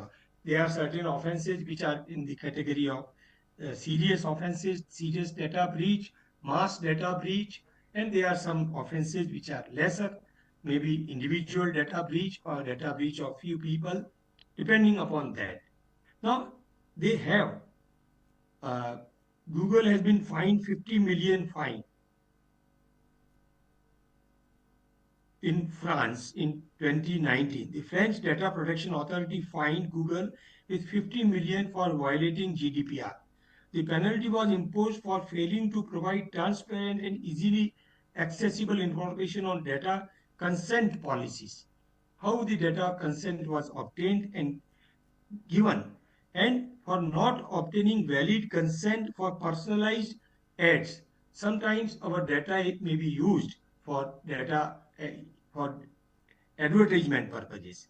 So for all these violations, the Google was fined up to 50 million, because 4% of annual turnover or 20 million, whichever is high.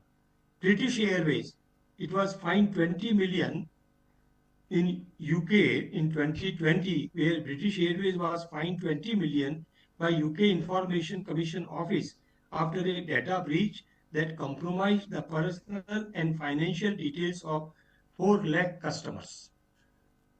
The breach occurred due to inadequacy security measures, and this case emphasized the importance of data security and consequences of non-compliance. So these 2 examples, there are many other examples where the data breach has costed very heavily. And in British Airways case, because it was due to inadequate security measures taken by the company that resulted into data breach or data leakage, personal data leakage of 4 lakh customers, and that made the British Airways liable for £20 million fine. Next, please. Now, this is a brief overview. As I said, in Australia, I am coming to Australia, the Privacy Act 1988 further was modified after international standards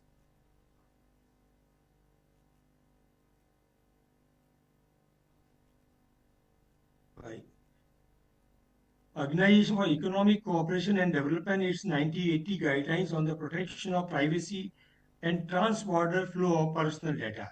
These guidelines provide a framework for collection, use and disclosure of personal information, emphasizing the need for transparency, accountability and consent. The important aspect in any data protection law is consent. You cannot collect secretly, clandestinely, the data of individuals without their authorization. And the process must be transparent, and the data controller, data processor is obliged to follow those transparency and accountability principles. Data breach notification. Under Australian law, one of the most significant development in Australian data protection law is in recent years is the introduction of notifiable data breach scheme. Whenever there is a data breach, number one, it should be intimated and precautionary remedial measures should be taken. The NDP notification data breach scheme, which came into effect in February 2018, requires organizations covered under the Privacy Act to notify affected individuals and the Office of Australian Information Commissioner when a data breach occurs and that is likely to result in a serious harm. It is that obligation where the people need to, the data controller need to notify to the Data Information Commissioner, Australian Information Commission. These are a few important points. Next, please. I am taking a brief overview because of the paucity of time, and tomorrow I will also cover in detail our law. Now I am coming to the Singapore. Singapore is also having a vibrant data protection law. See, when we talk of our neighboring country in Asia, Singapore and Japan, they are quite active, and we can say they are quite alert about protection of data protection related laws and also the cyber security measures.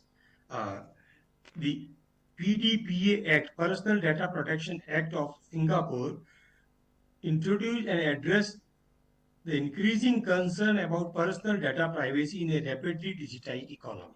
As we already said, that we are in process of digital revolution. The entire functioning is via digital mode. Therefore, we are sharing millions of data, data, metadata, and whatnot, data.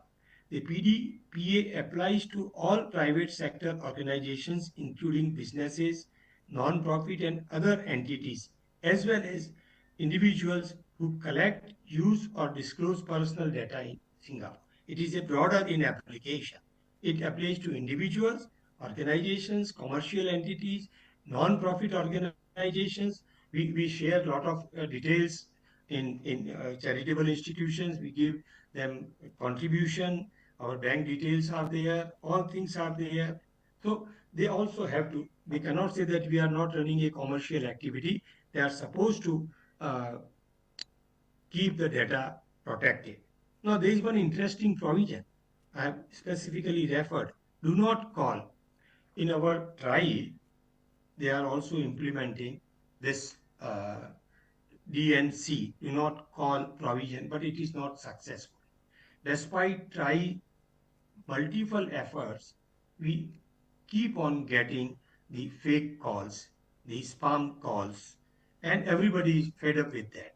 In Singapore law, there is an obligation in PDPA that specifically make provision related to telemarketing practices. Every day, as I said, I think we all receive these kind of calls. The do not call registry allows individual to opt out of receiving marketing messages via phone, SMS, mails, or fax. Organizations must check the DNC registry before sending such messages to ensure compliance. What I want to say is that this feature in Singapore law is very strongly and meticulously followed. It is very difficult to bypass that registry and keep on sending the spam calls. That is a very major and redeeming feature. The Personal Data Protection Commission is a regulatory authority responsible for enforcing PDPA. The PDPA has power to investigate companies' conduct, audits, take enforcement action against organizations that fail to comply with the PDPA. So they have adequate enforcement mechanism, and there is a provision for penalty as well. For non-compliance is severe. The Singapore law financial penalty up to Singapore $1 million for each breach, and in some cases the penalty may be higher if the breach involves significant harm to individuals or affect a large number of people. So looking to the impact, the penalty may be increased. The authorities are empowered under the law to enhance the penalty even for a repeated offense, as we have in every legal system. Whenever there is a repeated offense, the amount of penalty is enhanced. In addition to financial penalties, the Singapore PDPC can issue directions requiring organizations to stop collecting, using, or disclosing personal data in violation of PDP. This act, the PDPC can also direct organizations to take remedial action. They can even blacklist. If suppose some organizations or companies, they violate the norms or directions, they can be further stopped from collecting the data. That is a provision which also can be applied our Indian law. Next, please. Next.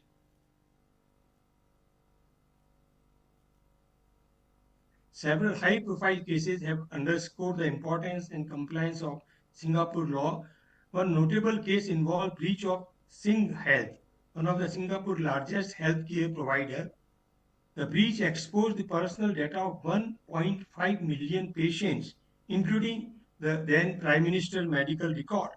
The PDPC imposed a record fine of 1 million on Sing Health and its IT vendor, Integrated Health Information System, for failing to implement adequate security measures.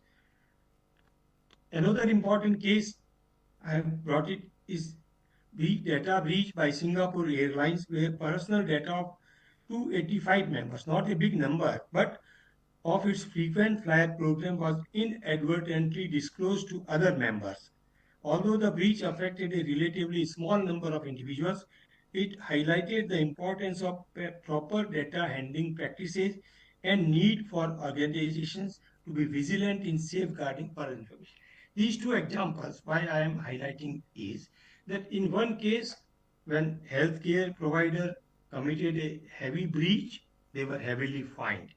In another case, by Singapore Airlines, though the harm was not much, the victims were not much in number, but that highlights that how Singapore takes its data breach seriously, and how, as I mentioned in the beginning, the Singapore takes the tech-related regulations very seriously. Of course, we cannot compare Singapore and India because of size and other factors, but that indicates that global level, the awareness and the data protection ecosystem is getting attention and is getting recognition.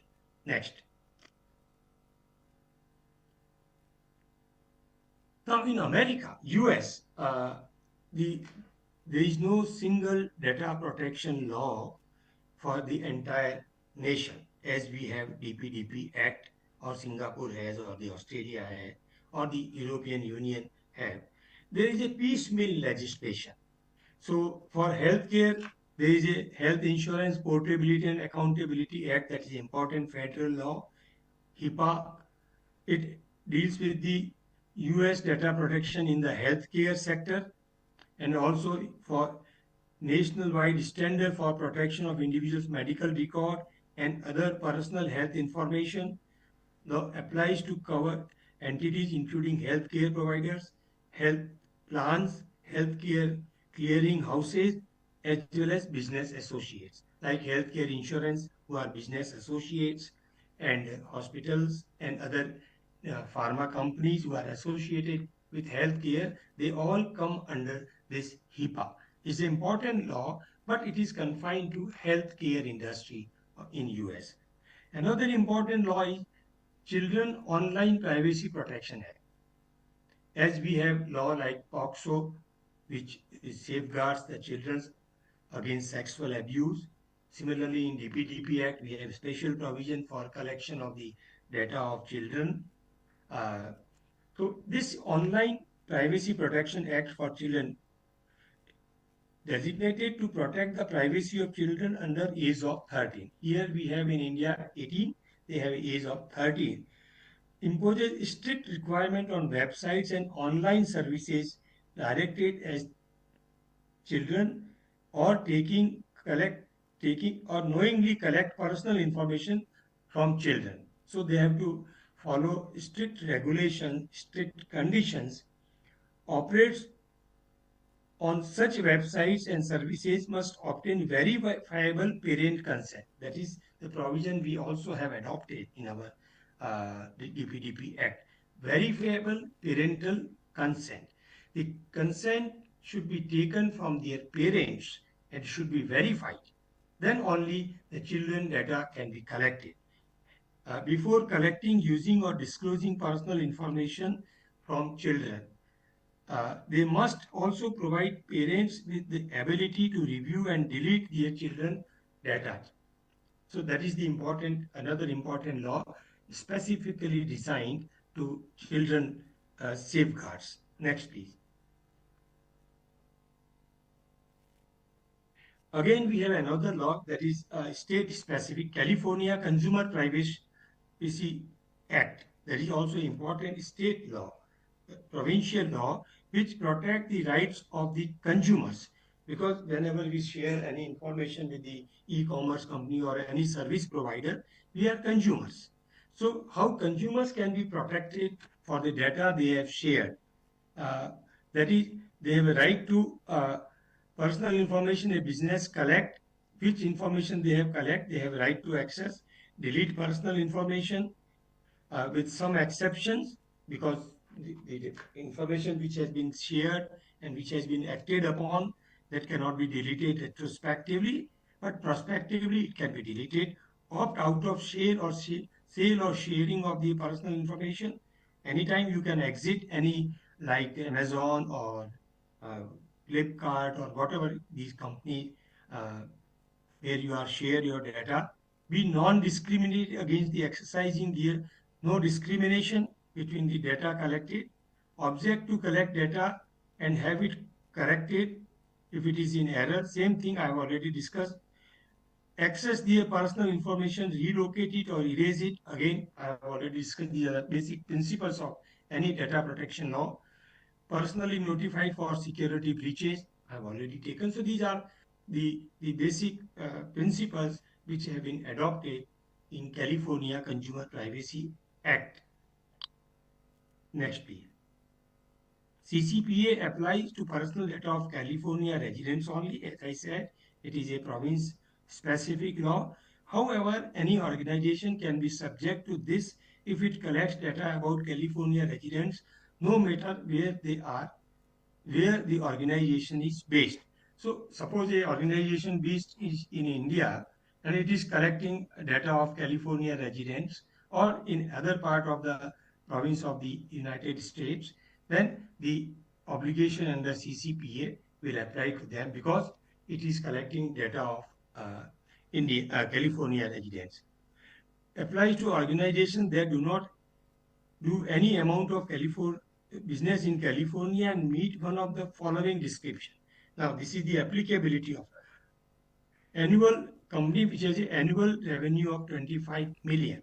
That's a threshold limit for compliance with these. Suppose they are smaller companies, they are collecting small data, then the rigors of that data protection is not applicable. The buyer received a sale, the personal information of 25,000 Californian residents. So the storage of 50,000 Californian residents is a minimum threshold limit. So for them, this act is applicable. They obtain 50% or more of their annual revenue from selling California residents' personal information. Because it's a consumer-centric law which protects the personal data of the consumers. So there are certain guidelines and certain norms. The CCPA does not apply to non-profit organizations. In Australia, we have seen it is applicable to non-profit organizations. Here, it is not applicable to non-profit organizations, government agencies, or certain kinds of financial institutions. For example, a California resident cannot avoid paying off a debt by asking the debt collecting agency to delete their personal information. Certain government obligations are there. Certain bank obligations are there. They have to fulfill those obligations and they cannot ask that their data should be deleted. Business must provide disclosure to consumer before collecting data, that is consent-based data collection, enable consumer to opt out of the sale of the data, enable consumers to access, delete and port their personal data, portability, deletion, ensure that consumers are not discriminated against for exercising their CCPA rights. These are rights, they should not be denied to them. So these are highlights of the Consumer Protection Act of California Consumer Protection Act, which also address the issues of the consumers which are primarily residents of the California. I have mentioned it because this is also a law from state of United States of America that also address the issue. There are 122 nations who have adopted the consumer data protection laws. It is not possible to discuss many of them here. So I have restricted it to few model or few important laws. And the most important law, as I have mentioned, is the European Union General Data Protection Regulation. Next, please. Again, there is a provision for penalty in California law, fine up to $2,500 per violation, $7,500 per intentional violation, additional penalty for data breaches based on individual claim, $100 to $750 per consumer per incident. Yes.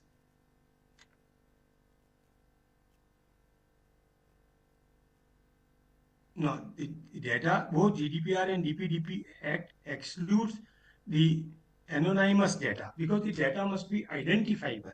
If there is an anonymous data, then the law will not be applied. Consent is there, significant data fiduciary is there. This is a comparison. I reserve it for tomorrow, where we will discuss first DPDP Act, and then we will try to compare DPDP with GDPR, and there I will be able to address these issues. Kindly skip it. Next.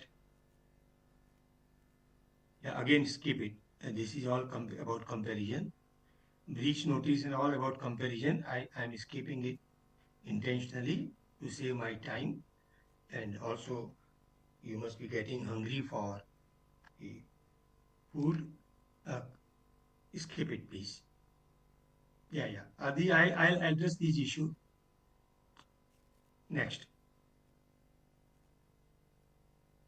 Fine. So here I have made a overview of 4 important data protection laws related to GDPR, US laws, few US laws, Singapore law, Swiss law, and Australian law. Swiss law, yes, I have not discussed. Australian law. And that is an overview of how the world is now geared up for enacting a strict regulation about data protection law. I can see on the screen the participants are getting busy in their mobile. They are not following the advice of digital detox as recently given by our learned speaker. It is unfortunate that most of the time we all are engrossed in digital virtual world, ignoring the real world. Anyway, thank you all from my side.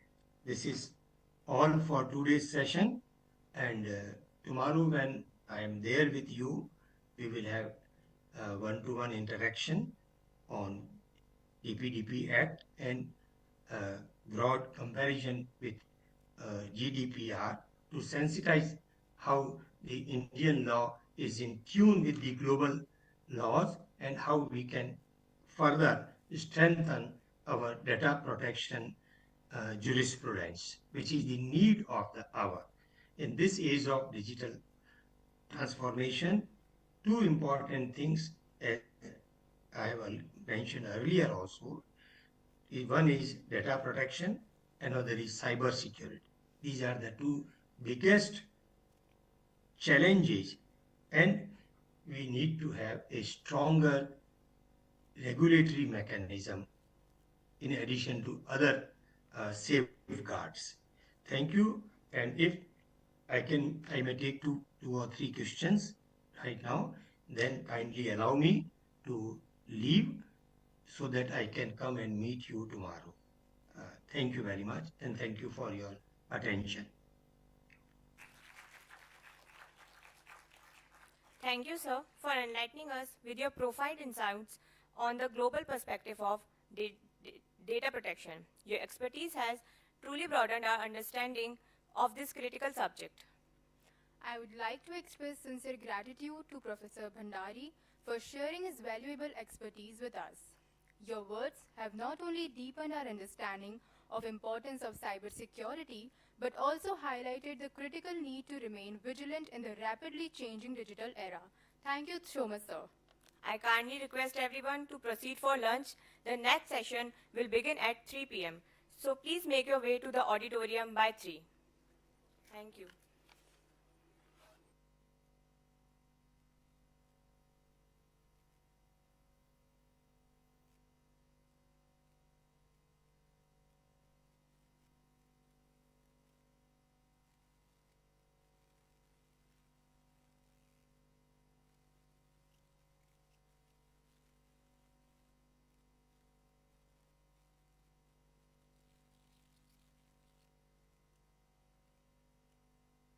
Hello हो गया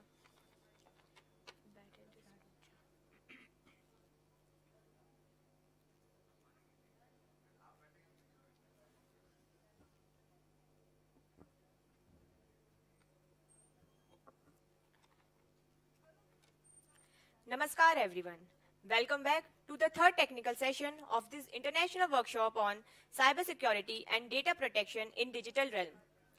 This workshop aims to highlight various aspects of the topic, sparking thoughtful discussion and stimulating new ideas. In this session, our expert is going to shed light on the latest cyber threats, explore effective security strategies, and equip you with the knowledge to navigate the digital landscape with confidence.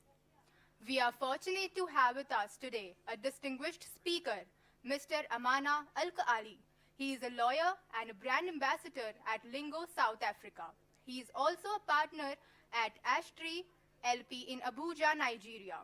His expertise lies in emerging technologies such as AI governance and blockchain ethics and regulation. He is a passionate brand and PR specialist, writer, editor, and author of Kura. Now, I request our technical team to connect Mr. Amana Al-Kali with us to share his insights on cyber ethics and cyber governance.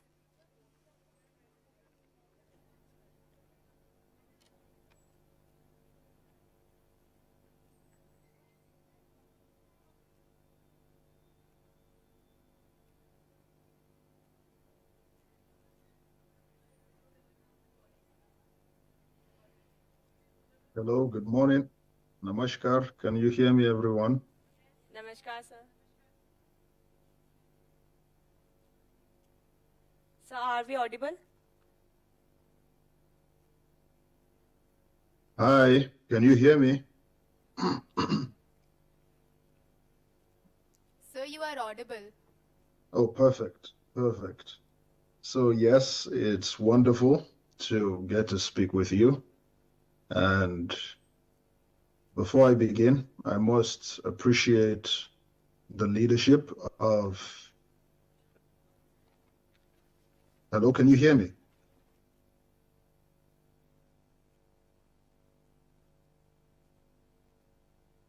Okay, so before I begin, I must appreciate the leadership of the School of Law, at Modi University of Science and Technology. This is no small feat, and cybersecurity is so perfect. Thank you, Dr. Aditi Sharma.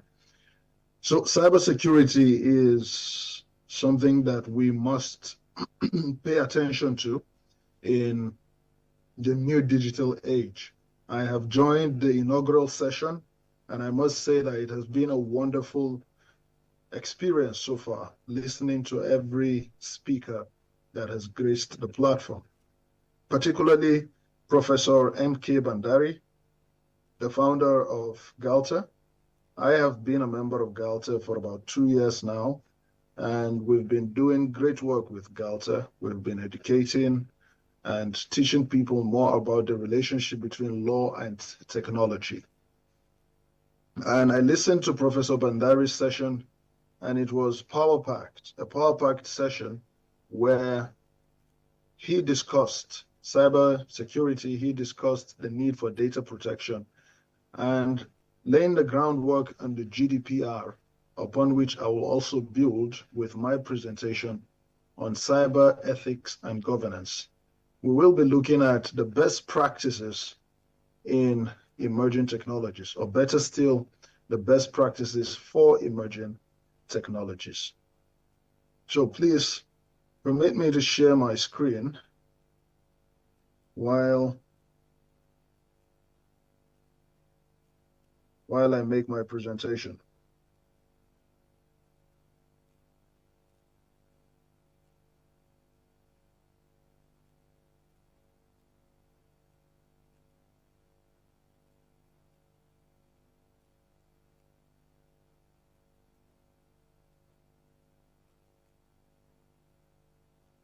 Okay.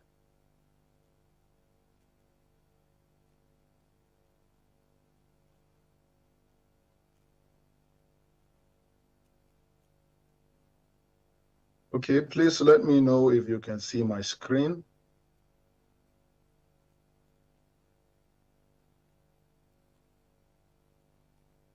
Are you able to see my screen? Yes, sir.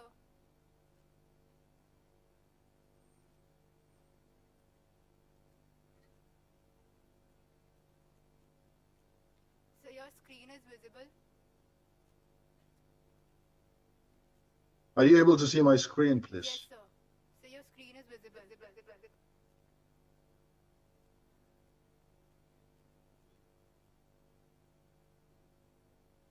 Okay, thank you so much. Thank you. So my presentation will be on cybersecurity ethics and governance, best practices for emerging technologies. And it is very important that we consider this because in an age where we have things like Web3, we have the blockchain, we have the metaverse, we have artificial intelligence, we need to consider how ethics and governance regulations can be brought into the cybersecurity space. Professor Bandari told you about how protecting your data is necessary. And the question is, how do you get to do data protection? You need law to do data protection. You need regulations to do data protection. So in the broad space and terms of regulation and law, we also have ethics and governance for cybersecurity. So yourself as new age scholars, yourselves as people who are interested in this cybersecurity space, the question is, what moral code will you be bound by, or what ethical code will you be bound by when you use devices and technology that is coming of age, emerging technologies? Now, to start this presentation, we need to know why cybersecurity ethics and governance matters. It's very important. Why does it matter? The first point is we have a growing digital threat landscape. The threats in the cybersecurity space are growing daily in AI, in blockchain, in the Internet of Things. In fact, recently, the former CEO of Google, Eric Schmidt, said that he's afraid people are going to use AI for terrorism. He mentioned that he wouldn't want a situation where AI will empower the next bin Laden. Of course, if you're familiar with Osama bin Laden, he orchestrated the 9/11 attacks on the World Towers, the Twin World Towers. Now, the question is, with such powerful technology as AI, how much more can be done? How much more damage can be done? And secondly, we're looking at the ethical considerations and governance failures that amplify risks. So, if in ethics, if in moral codes we fail, it only means that the cybersecurity space, the threats, the things that threaten us in the cybersecurity space will continue to grow. We also need to look at the key questions that we need to address when it comes to cybersecurity. Number one, how do we balance innovation with security? It's important we ask this question. How do we balance innovation with security? How do we balance innovation and risk?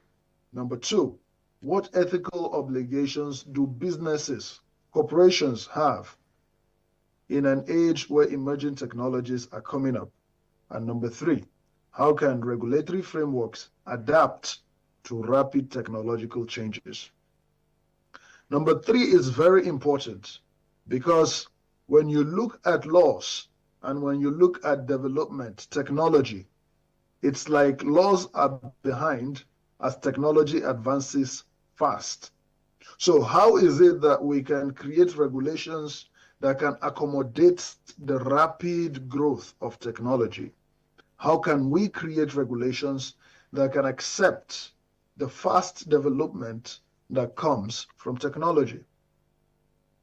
So, why does cyber security ethics and governance matter? I'll tell you. It matters because if there's no cyber security ethics and governance, your data will not be protected.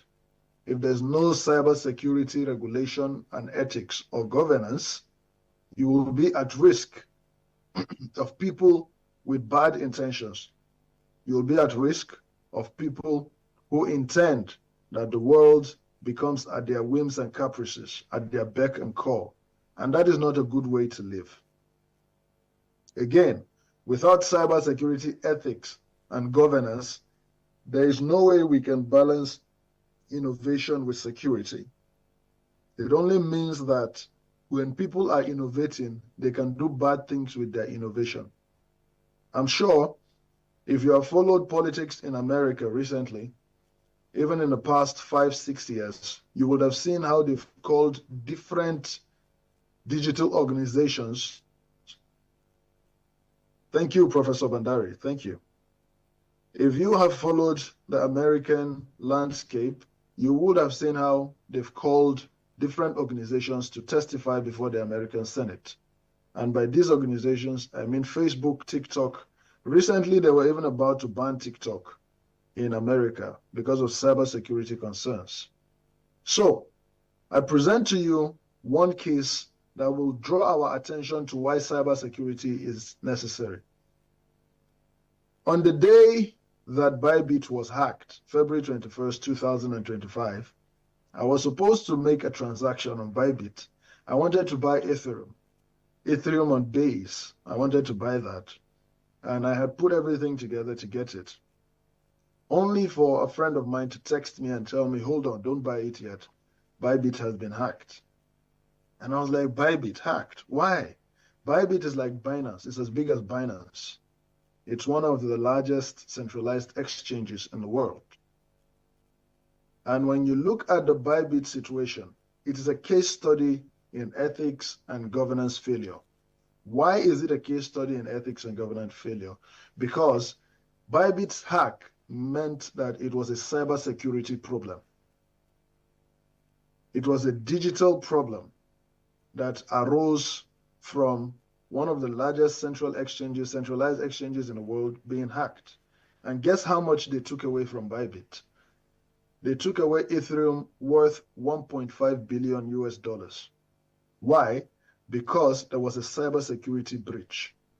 So if you don't understand cybersecurity ethics and governance, yourselves, as you aspire to become the chief executive officers of organizations, as you aspire to become the chief operating officers of organizations, as you aspire to become business owners, as you aspire to become lawyers, as you aspire to become lawmakers and politicians, if you don't understand the need for cybersecurity ethics and governance from now, it will become hard for you to make legislation or regulations or for you to create products that will survive cybersecurity problems and breaches. Now, who were the people that hacked Bybit? It was said that it's Lazarus Group, and the Lazarus Group is North Korea affiliated. And what was Bybit's response? Bybit made sure that they came out and they told people that the hack happened. Yes, the CEO of Bybit, Ben Zhu, came out, said the hack happened, and he made sure that he was transparent and all of that. Bybit's response to this hack was a classic response to such situation as cybersecurity challenges presented. And I'm going to explain more to you why we need more on Bybit's response or off Bybit's response in the digital space, especially in Web3 and AI. But before then, I will tell you that cybersecurity problems and challenges are no more small scale. This Bybit situation shows you that cybersecurity challenges are large scale. They have become international. And that this is a field that you should put your mind towards in terms of development. This is a field that you should put your mind towards in terms of growth. Because by the time you are able to identify these breaches and carve out a niche for yourself to understand it, then the future should not be so difficult, because you must have understood cybersecurity ethics and governance. Now, back to Bybit's response. Bybit, in responding, the CEO held a press conference to address the problems and tell people that this is the situation, and ensured that they made sure to tell people they were going to refund them whatever they lost from the hack. Although Bybit mentioned that nobody was harmed, no user assets were touched. And they also offered a bounty program to recover the lost funds. Now, what were the ethical and governance cybersecurity questions that were raised from this Bybit hack? Number one, did Bybit have strong enough cybersecurity measures in place?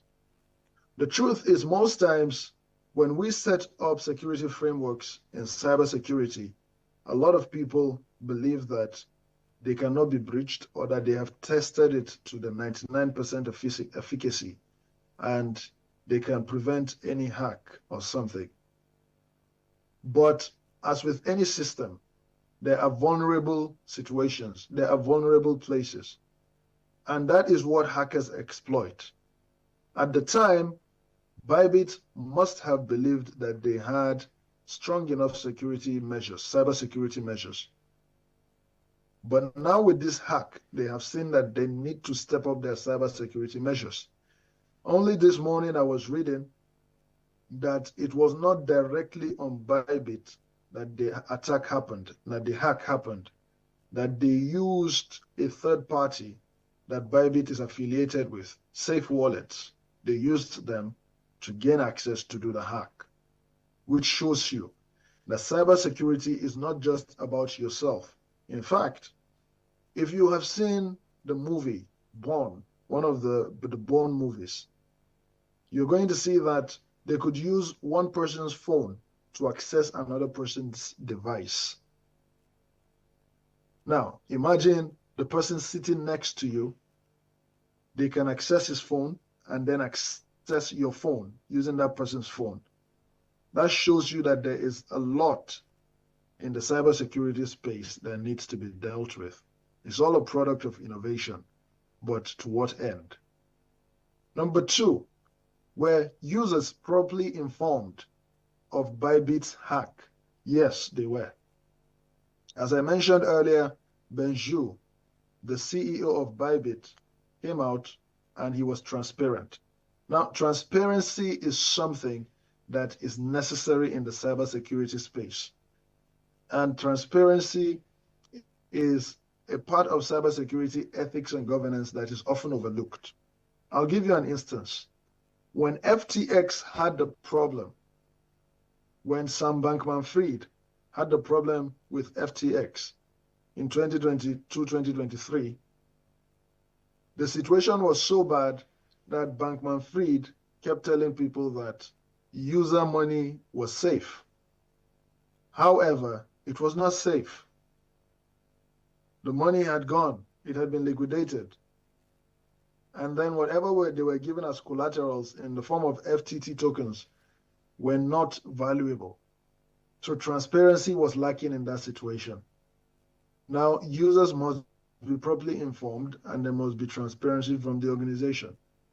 Number three, how should governments and regulators respond to such hacks? It is very important that in the Bybit's case, for instance, the government comes in, regulators come in to look at the situation and say, okay, we acknowledge this is not as a direct result of Bybit's negligence, but they need to confer and talk with Bybit to make sure that it doesn't happen again. Okay, can you hear me now? How about now? Can you hear me?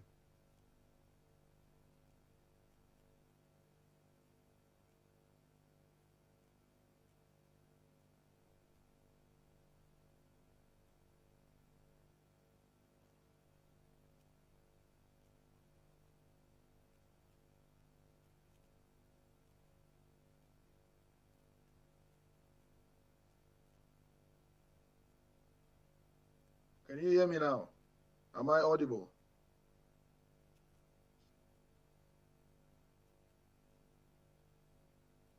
Am I audible? Okay, thank you. Thank you. So I go back to my presentation.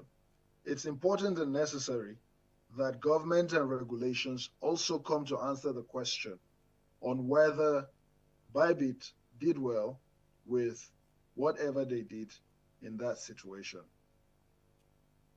Now, one thing we must look at, aside the whole Bybit hack, is what are the key ethical challenges in cybersecurity?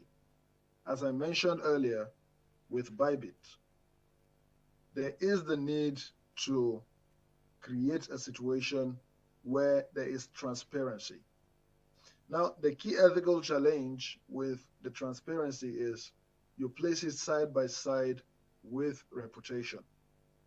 So I'll give you a question. As the CEO, let's say you are the CEO of Bybit, what would be your response to the hack? A lot of times, CEOs hide when there is a hack on their system. Why? Because they believe when they tell customers or users that there's a hack on their system, the users are going to lose trust. And when they lose trust, their product will lose clients. Of course, it's very important that businesses maintain their model in order to retain clients. However, there's a need for transparency. Uber in 2016 was hacked, and they concealed that hack for over a year. They didn't tell people that they were hacked. But when it came out, at that point, customers lost trust. And it just shows you that at the end of the day, when companies don't disclose things like this, you are at risk, your data is at risk.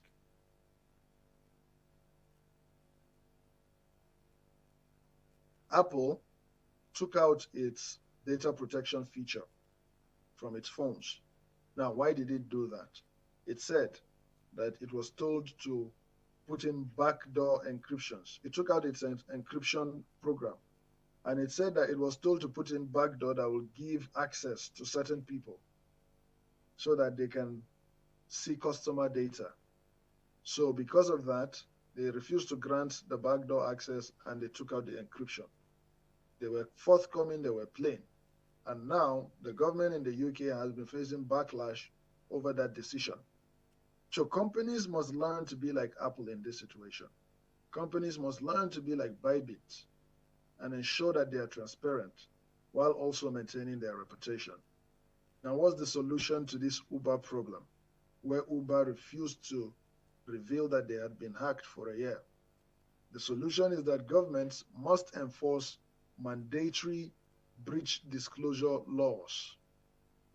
We already have the GDPR.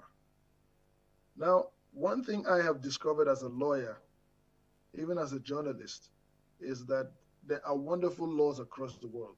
Even in Nigeria here, for instance, we have the National Data Protection Act, and we have the National Data Protection Regulations, 2019 and 2023, respectively. But enforcement is usually a problem. We can have laws, but how are they enforced? It's very important that they are enforced. Now, when we go to number 2, the key ethical challenge in cybersecurity, there's the dilemma of backdoors and encryption. As I mentioned earlier, Apple was complaining that the government was demanding access to encrypted data for national security. And Apple said, no, we're not going to give you access. Instead of us to give you access, we're going to leave out the encryption feature. Let it be that it's open for everyone. Because it's not right for you to tell clients or customers that you are giving them encryption and in the back, you're going to give access without them knowing that you're giving access. Data is very important. Privacy is very important. So, do we toe the Apple path or do we toe the Uber path? Now that's the dilemma. Now, what's the ethical conflict there? The truth is governments do need data for national security. However, it is important that citizens know that government is taking this data and how this data is used by the government is important. That's where transparency comes in again. It's not right that a company is giving your data to a government and you are not aware that your data is given to the government. You're not aware of how your data is being used by the government. It's not right. Number 3, ransomware and the ethics of paying hackers. Now, should companies pay hackers to retrieve stolen data? You know, the question here for Bybit, for instance, if you are the CEO of Bybit, given that the hack has happened, would you offer the hackers money to return Ethereum? Would you tell them, okay, you've done the hack, take $500 million, return $1 billion worth of Ethereum? Would you do that? Now, in 2021, there's a company, Colonial Pipeline, they paid $4.4 million to hackers so that they could retrieve stolen data. It's big money, $4.4 million. Now, how do regulations come in to save this? The government should make ransom payments illegal to reduce incentives. And beyond making them illegal to reduce incentives, it's time that cybersecurity is given the necessary attention at international level, at the national level. It's very important. Besides, cybersecurity challenges are not limited to AI, Web3, blockchain. No. They encompass every form of life. We're just doing this presentation for the purpose of AI, Web3, and blockchain and emerging technologies. Every other form of technology, the phone you use can have a cybersecurity challenge. We're in the age of the internet, the age of information. So it's very, very important that cybersecurity challenges are given the consideration they deserve. Now, in terms of cybersecurity governance, who is responsible? As it is with every other law, regulation, monitoring, the government of any sovereign state is first responsible. So the government, be it regional governments, be it continental government, like the EU, the AU, or regional governments, you know, like ECOWAS here in West Africa, it is very important, or even national government, like your country, the government of India, or the government in Nigeria here, or the government in England. It is very important that these governments are keen on cybersecurity governance. How are they going to do that? One, they can enforce compliance and set industry standards that should be followed. So should you find yourself as the Prime Minister of India tomorrow, you should open your eyes and be wise enough to know that there should be compliance with cybersecurity governance and regulations. It's very important. Then secondly, there should be investment in cybersecurity infrastructure and response teams. If there's no cybersecurity infrastructure, even in government, then the government cannot even understand what they are fighting against. That's the truth. So the first step is that even in government schools, institutions, in government parastatals, in government agency, cybersecurity teams should be assembled. The top people should be assembled. It should not just be left for the private sector. Secondly, corporations and tech companies have a responsibility towards cybersecurity governance. And how do they do that? They should implement ethical hacking programs. Ethical hacking is, unlike traditional hacking, a situation where you can use hacking methods to deal with threats. You can use ethical hacking to understand the mind of a hacker and create a response team that will fight or combat whatever attack you're facing. Then they should also adopt zero trust security models where no one is automatically trusted. It's very important. There should be a backup to the main security frame. When you go to a bank, Some banks have vaults inside vaults. That's zero trust. Your first line of defense in a bank, or the bank's first line of defense, is the gate. At the gate, you see the security. When you leave the gate, when you go into the bank, you go to the door of the bank, you're scanned. Even after you're scanned, when you're in the bank, there are cameras everywhere. And there are still scanners. You know, and then there are layers. There are places where they tell you, except unauthorized staff, or except authorized staff, no one should enter. So it's important that corporations and tech companies also adopt these approaches. Then individuals and ethical hackers also have cybersecurity governance responsibilities, yourself inclusive. And one way that you are being responsible for cybersecurity is you are in this conference. You are in this wonderful conference organized by the Modi University of Science and Technology. That way you are increasing your awareness on cybersecurity.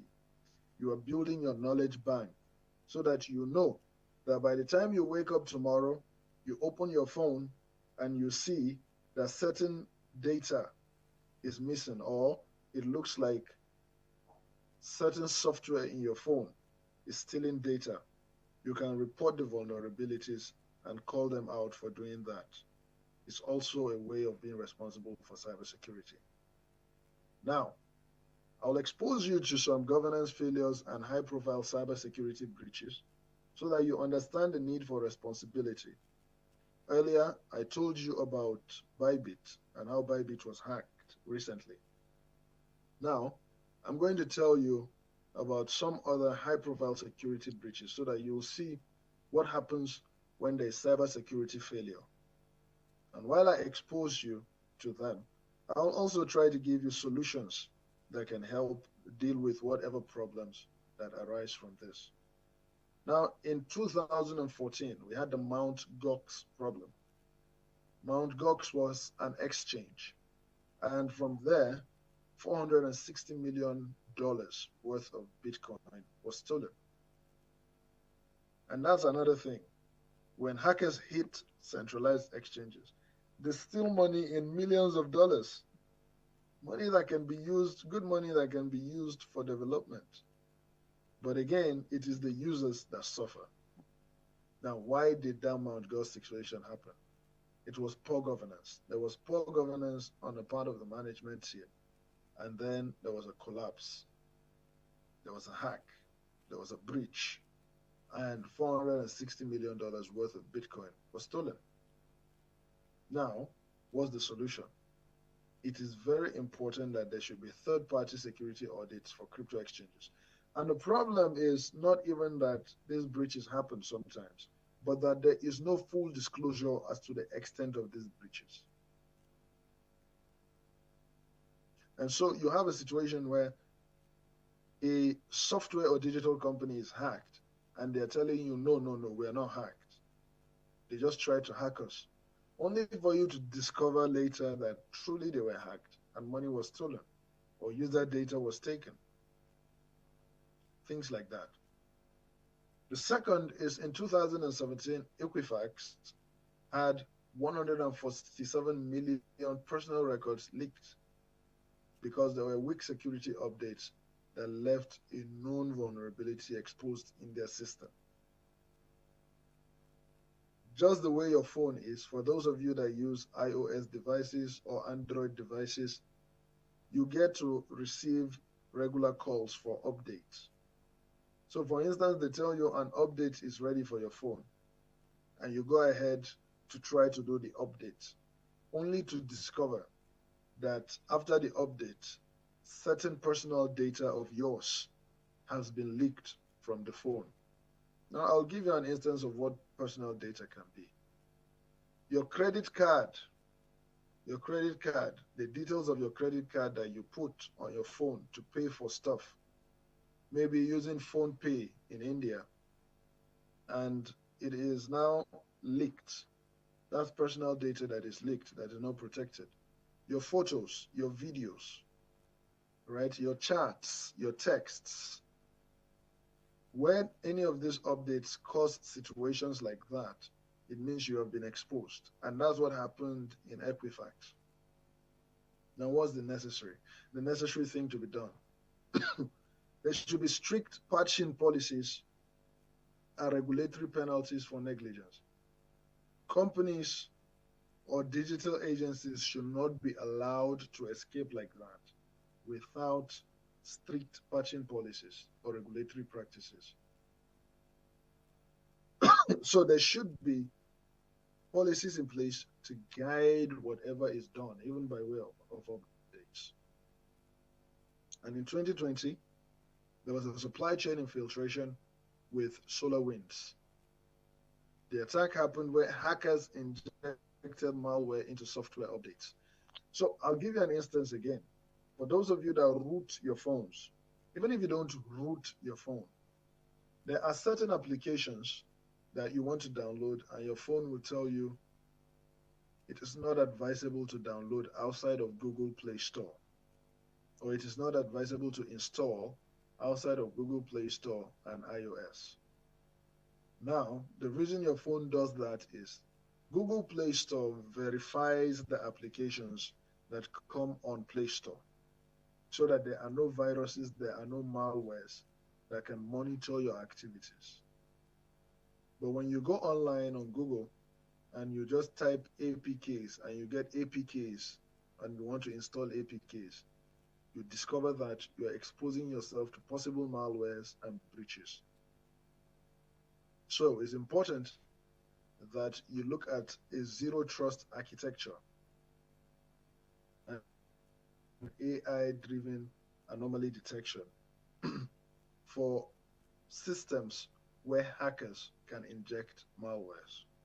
Now, that being said, I'll move to the next section. Earlier, I mentioned that the topic of the presentation is cybersecurity ethics and governance, best practices for emerging technologies. Now, for this section, we're going to look at the best practices for ethical cybersecurity and governance. Now, what are the best practices for ethical cybersecurity governance? Number one, we have to implement proactive security measures. It's very important that we implement proactive security measures in whatever we do. And I'll give you an instance. You know, for some of the applications you use, you are asked to do two-factor authentication. So a 2FA or a two-factor authentication is necessary. And you have to ensure that your devices or the software you use, maybe for texts, for sharing information, are end-to-end encryption softwares. They're important. So for texts, for instance, WhatsApp says they have an end-to-end encryption feature. Signal as well. So these are the kind of software applications that you should look to use. Even tech companies should be encouraged to develop such software applications, while governments and regulators should be encouraged to make sure that such companies are keeping to the terms of multiple factor authentication and end-to-end systems.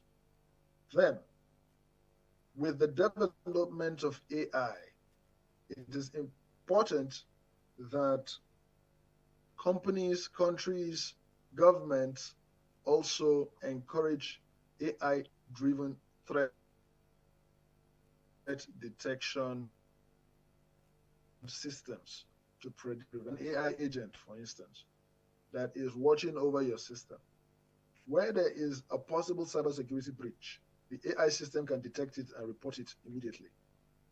Now, by AI system, we mean bot as well. You can develop a bot, train a bot, such that the bot is autonomous and able to understand when there's an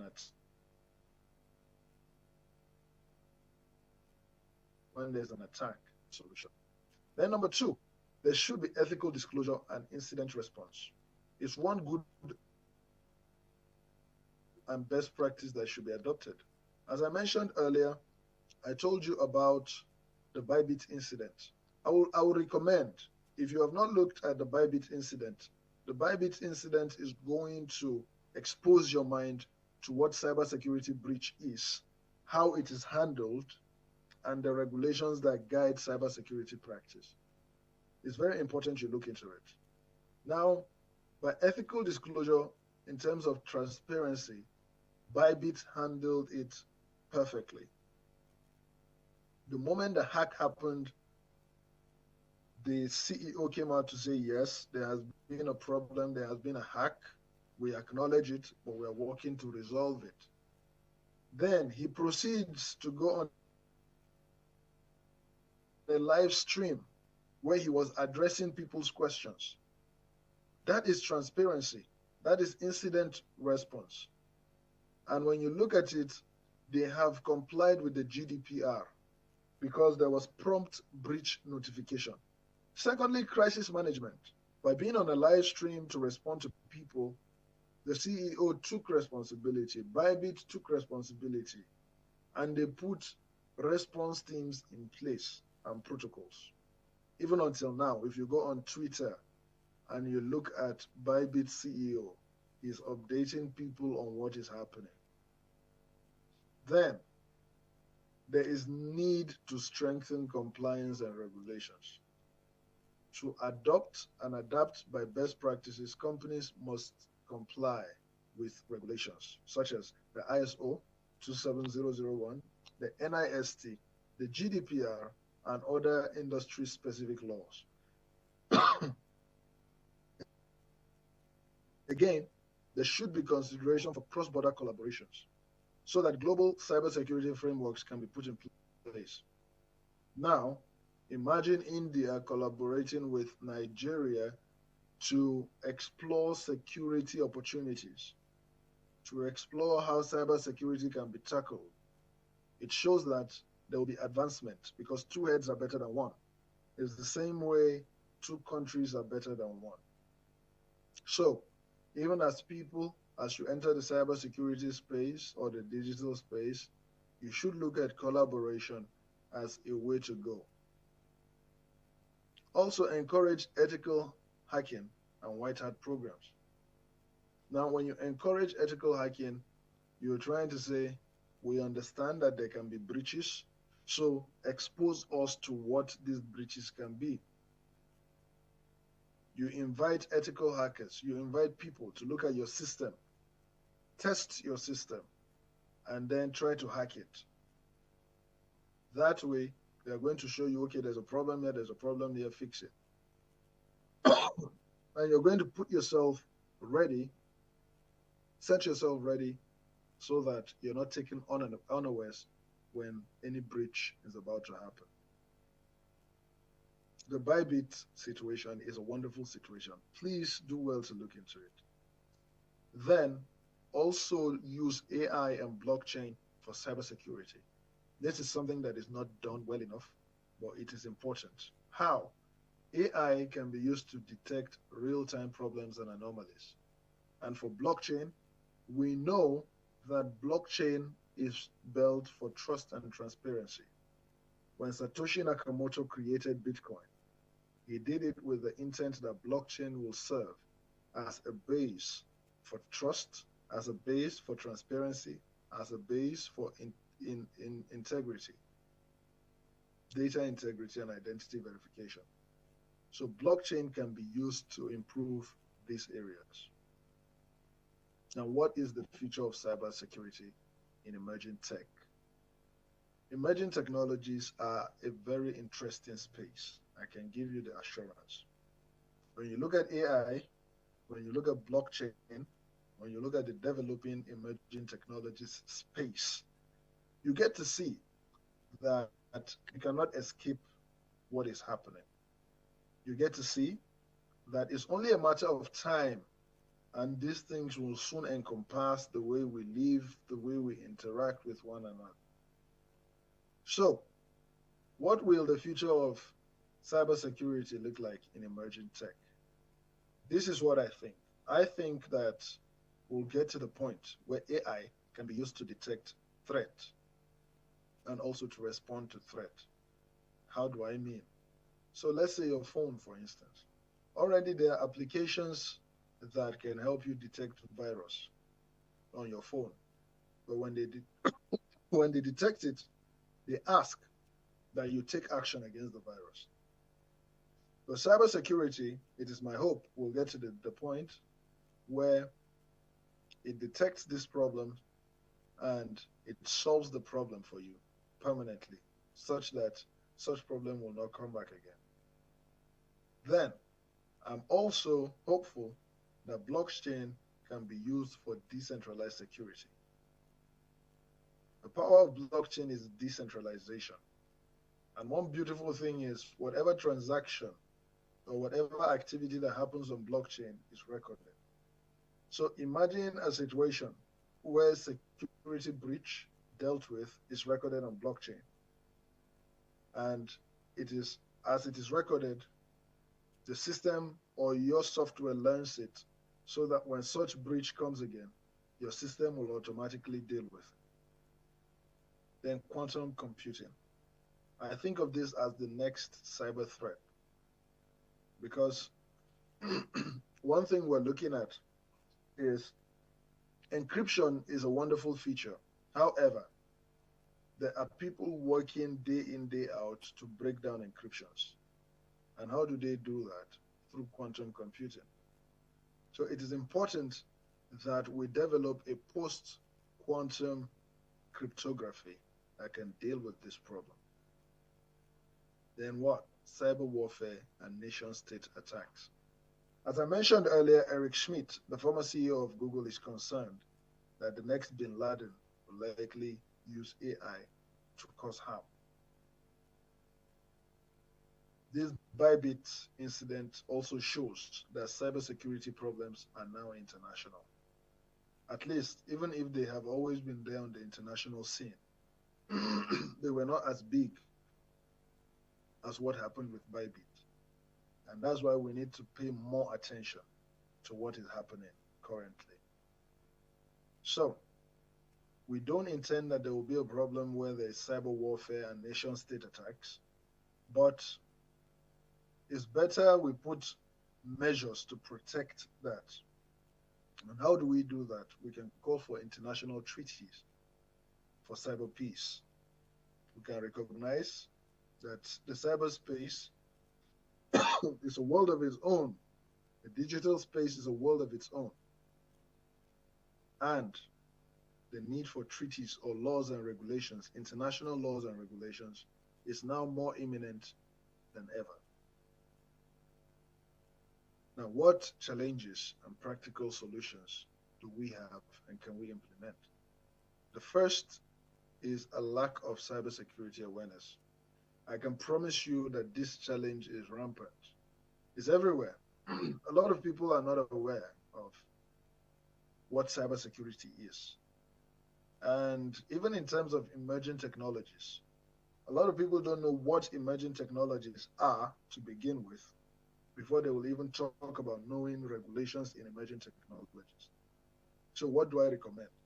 It is important that we implement mandatory cybersecurity training and awareness programs for employees, for people, for individuals. Governments should set up a system where they are educating their citizens constantly about cybersecurity. It's very important. In the EU AI Act, it has become mandatory, I think in Article 4 of the EU AI Act. I'll look at it again, but it's there. It has become mandatory for businesses, companies to train their employees on laws, on AI laws, AI ethics. It is very, very important. So even beyond them, it is important that governments, schools, families, people understand cybersecurity and at least be aware about cybersecurity, which is why I will commend you for being a part of this conference today. It is wonderful that you're here because you're learning more about cybersecurity and you're improving your knowledge. You can classify this as increasing your cybersecurity awareness. So if you can, put a big hand together for yourself. You've done well for this.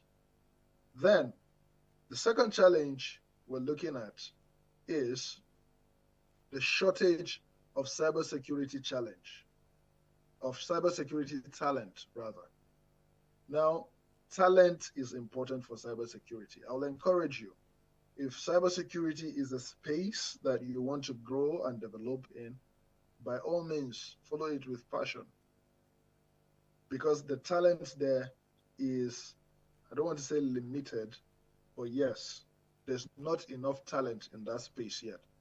Every day, companies are looking for people that can help them identify cybersecurity problems, cybersecurity breaches. And if you're good enough, you can get into any one of those companies, as long as you're looking for a job. As a lawyer, I have helped tech startups. I've helped digital marketing companies. And I see that even their cybersecurity problems are things that once you are well attuned with the regulations and you put your house in order, you shouldn't be having such problems. So I will encourage governments, I'll encourage legislators, schools as well, to invest in cybersecurity talent and see how they can develop the whole cybersecurity space. Now, the third situation is, or challenge, is there are regulatory gaps for emerging technologies. Which brings us back to the point of how fast can government develop laws to cope with the rapid development of technologies? How fast? Because if you create or put laws today in 2025, the development of technology does not end here. So how fast will we change the law to adapt to a situation in 2026, 2027, 2028, even until 2050? How fast? These are things that we need to look at. So we need to create a mechanism, a system. Even politics, I'm of the opinion that politics should become real-time and adaptive. A situation where when we see change in any area, we're able to move there immediately and put regulations that can help our people, that can help our country survive and become better. Regardless, I must say that following the Indian space, India has been doing well in terms of technology. You've been doing excellent, and I'm sure it will just keep growing that way. So, for my conclusion, I also have calls to action. And what am I going to say? One, cybersecurity is a collective responsibility. Don't think of cybersecurity as something that is far away from you. Think of cybersecurity as something that is close to you. When you look at your phone, that is where a potential cybersecurity breach can be your start from.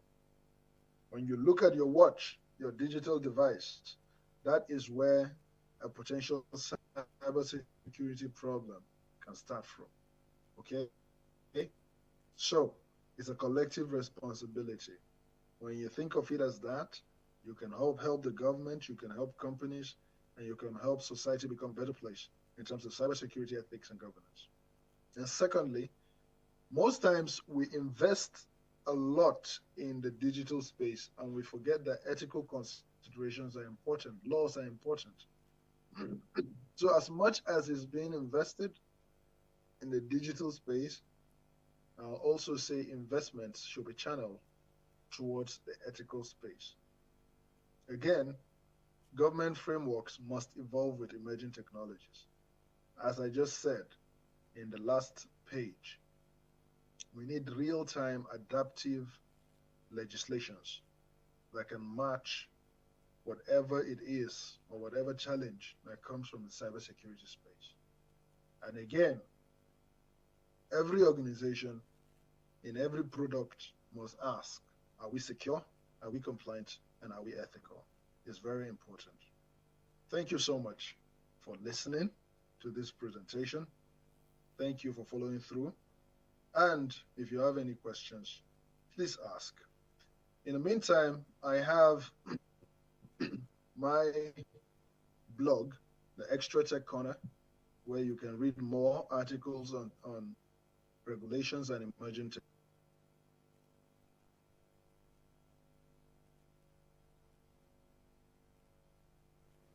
technology.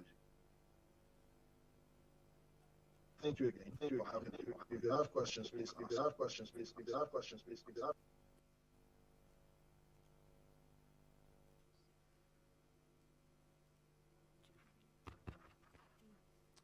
Thank you, sir, for enlightening us with your deep insight on cyber ethics and cyber governance. Participants, please feel free to raise your hand and ask any question if you have. I request the volunteers to pass the mic those who wishing to ask.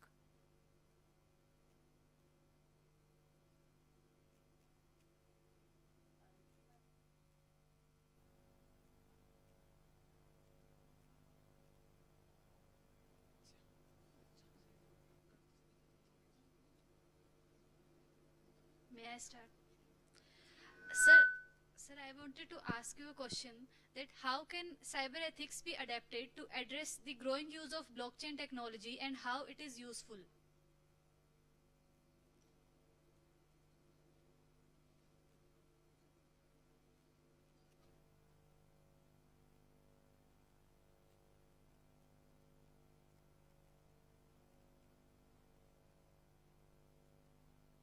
Okay, yes.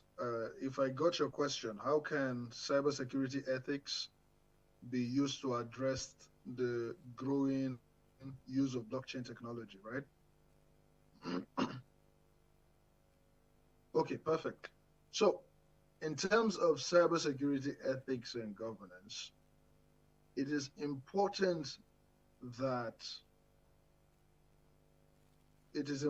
that whoever is creating a blockchain system understands cybersecurity ethics to start with. Because if you don't understand cybersecurity ethics, then even the use of blockchain can go wrong. Okay? So it begins with the founder, it begins with the owner of the company. By the time that person understands blockchain, by the time that person understands, then that person can know, careful, so that I can build something that will not harm other people.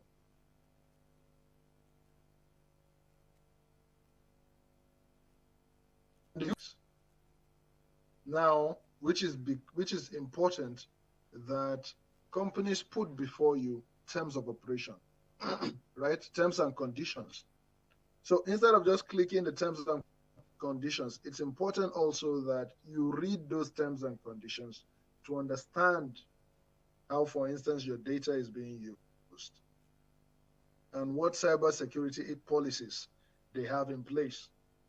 So when you ask how it can be adapted, it can be adapted in such situation that while blockchain mass adoption is going on, there should also be education on cybersecurity ethics for founders of products, founders of blockchain companies, users of blockchain companies. That way, you can have cybersecurity ethics well adapted for the use of blockchain or the growing use of blockchain. Thank you.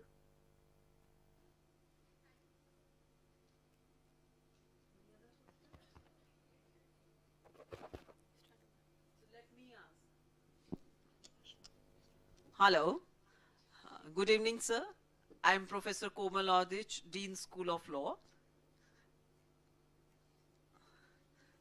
Thank you so much for giving us so much time and for very, very informative and enlightening session.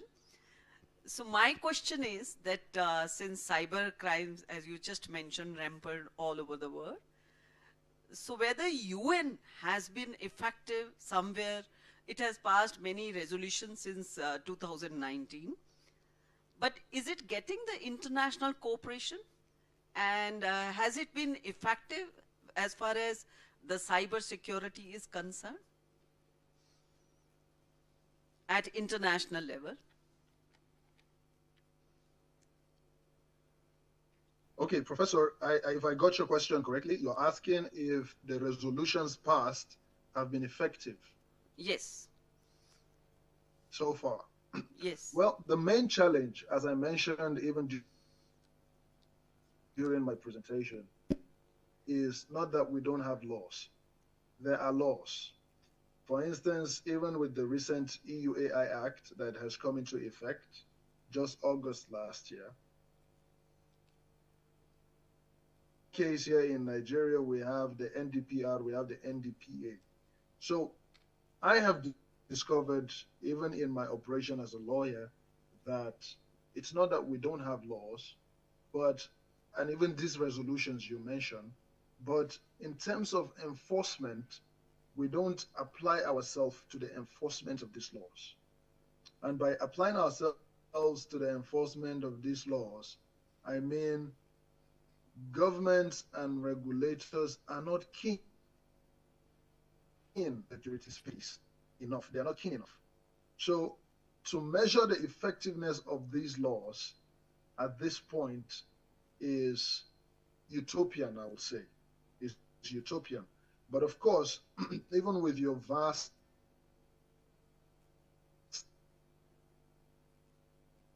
not can also educate us better if in any situation you have seen their effectiveness.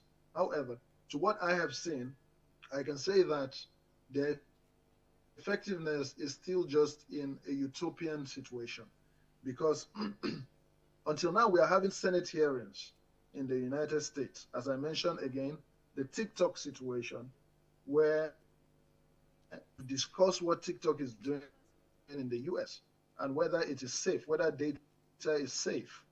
And they were about to ban TikTok in the United States. So it's not that we don't have these laws, but I believe the problem is in enforcement. And that is why I believe too that they have not been as effective as they should be in the cybersecurity space. Thank you. Thank you. But I would love to hear your opinion, madam, if you have contrary views or contrary beliefs on No, this. I do agree Thank with you. Because as far as, Security Council is also concerned, we go by that it is there for international peace and security. But later on, what we see, the wars between the countries and all, it has become more of a fossilized body. So I just wanted to know whether in this area also it has been effective or not. I do agree with you that as far as the enforcement is concerned, it becomes a problem because it has to get the cooperation of other countries also. Thank you so much.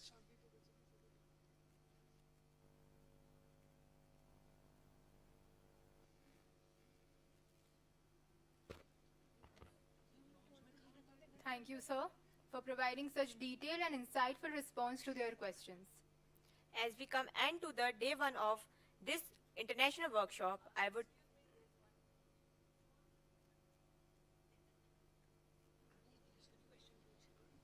Namaskar, sir. My question is, can you explain the importance of cyber ethics and governance in today's digital world?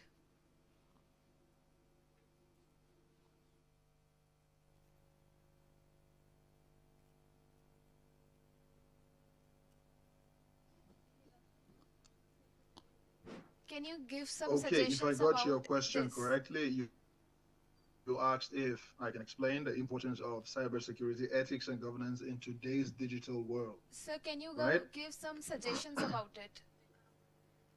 Suggestions related to this thing. I can't hear you, please. Suggestions.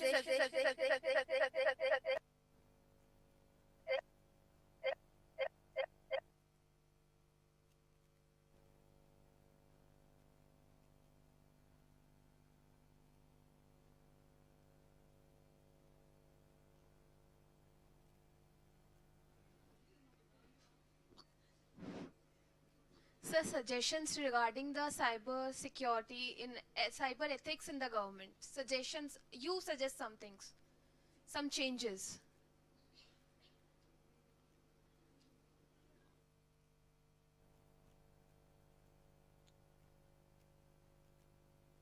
Please ask the question again. I should make some suggestions. Suggestion regarding the cyber ethics in concern with the government. What will be your suggestions?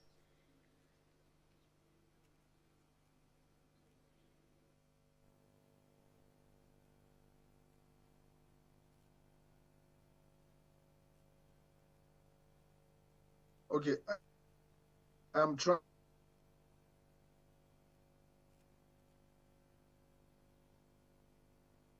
to type to ask what now? What area do you need my suggestions? In what area do you need my suggestions, please?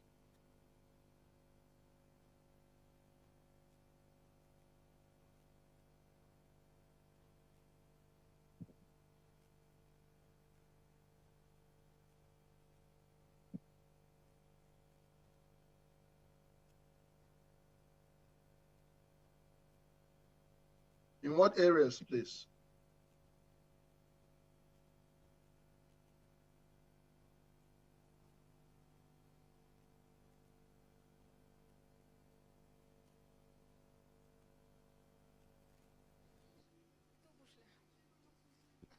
Hello? Namaskar, sir. Can you hear me?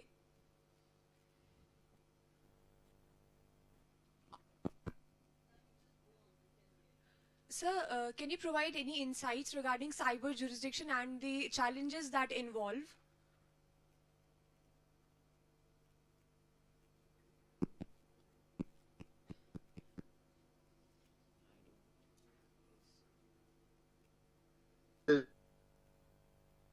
It's the first question, suggestions regarding solutions to cybersecurity.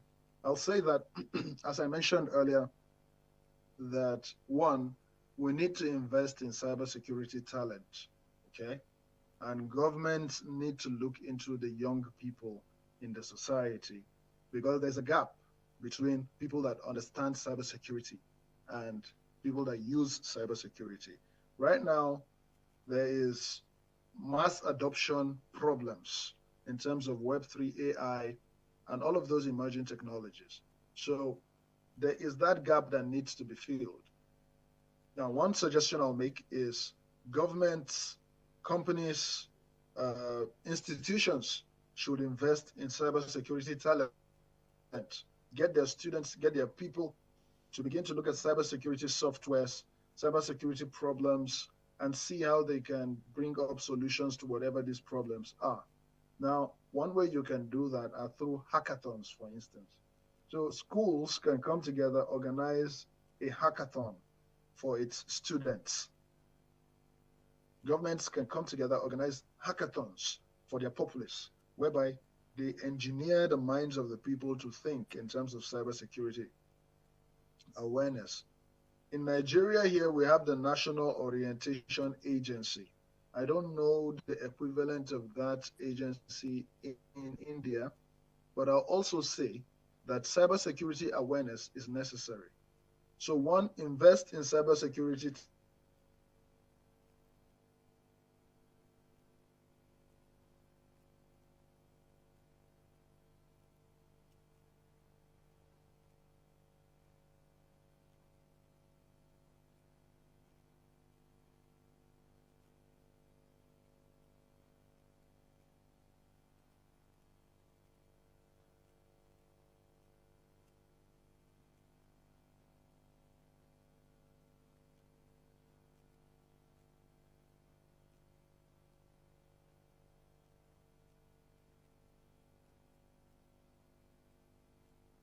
with laws is that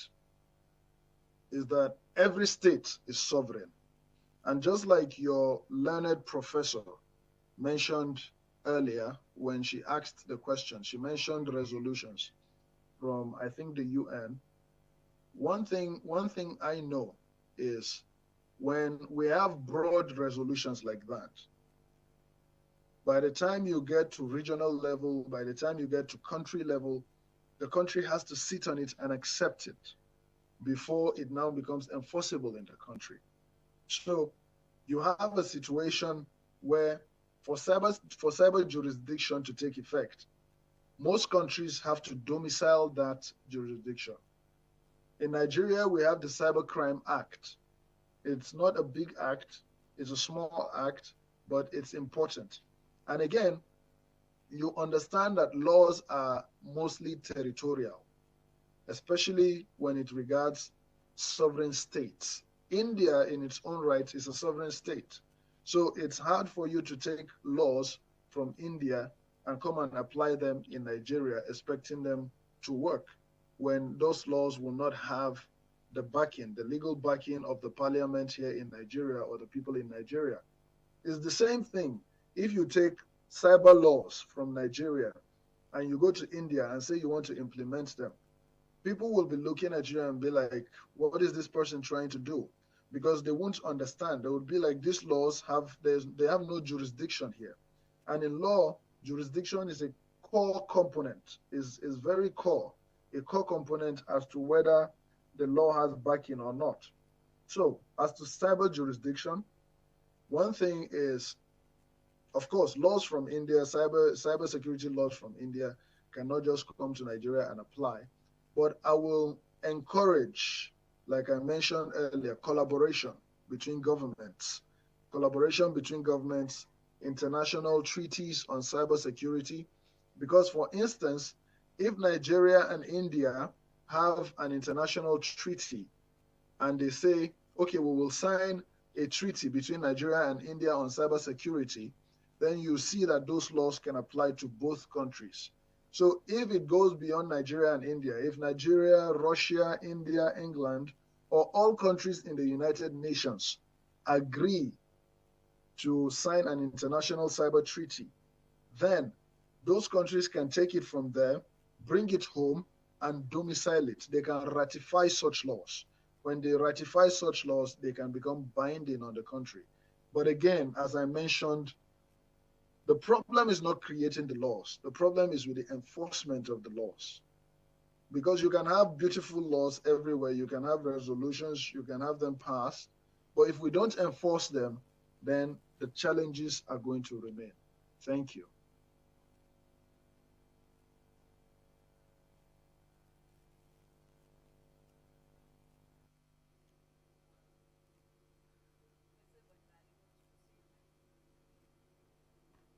Questions?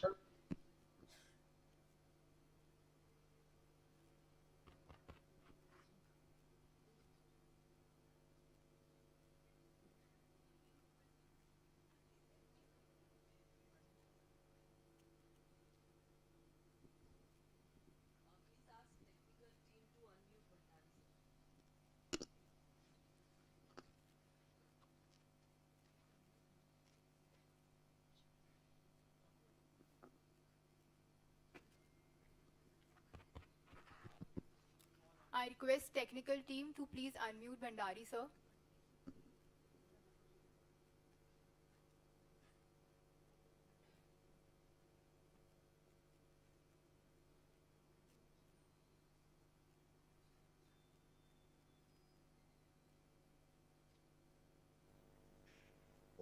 Hello, Alkali.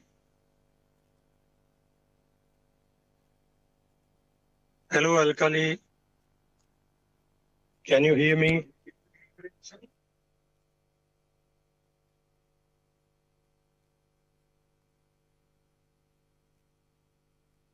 I can hear you, sir.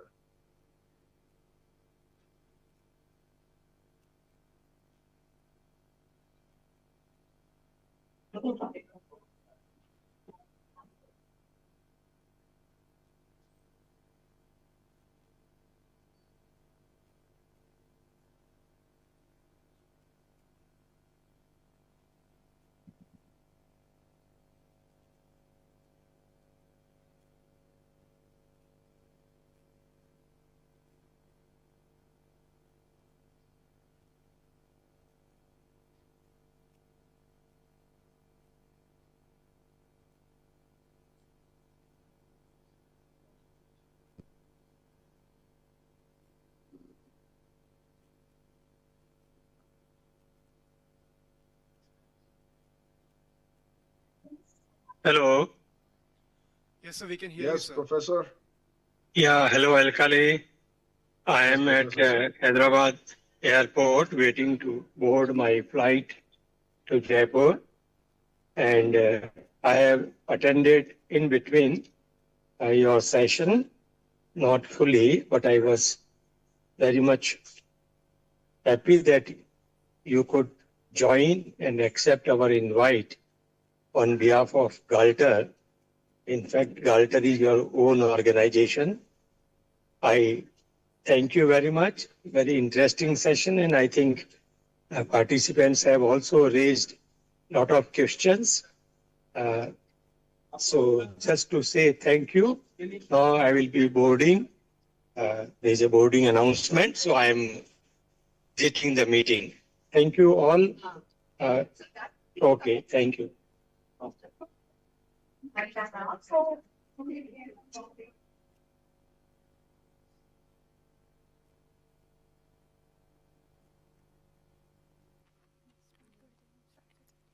As we come to the end of day 1, I would like to express sincere gratitude to our esteemed speaker for generously sharing his invaluable knowledge and expertise with us today. Your presentation has greatly enhanced our understanding of cyber ethics and cyber governance, while underscoring the critical need for vigilance in today's digital era and landscape. Thank you so much, sir. A heartfelt thank to all dignitaries, our coordinators, wonderful audience, dedicated volunteers, and the technical team for making day 1 of this workshop a great success. Your support has been instrumental in making this event impactful and meaningful. Now, I request the technical team to play the national anthem. Everyone, please rise for the national anthem.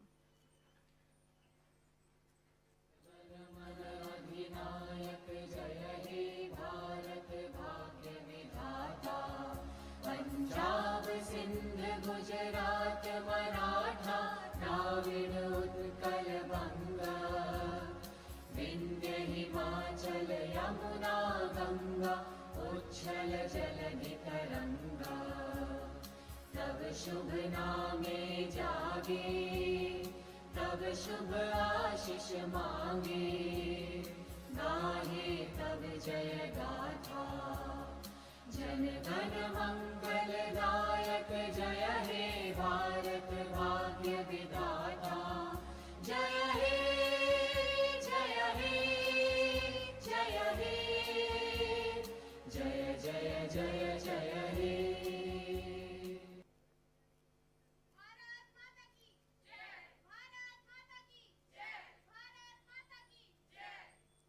Thank you everyone, and I hope you have a secure online experience moving forward.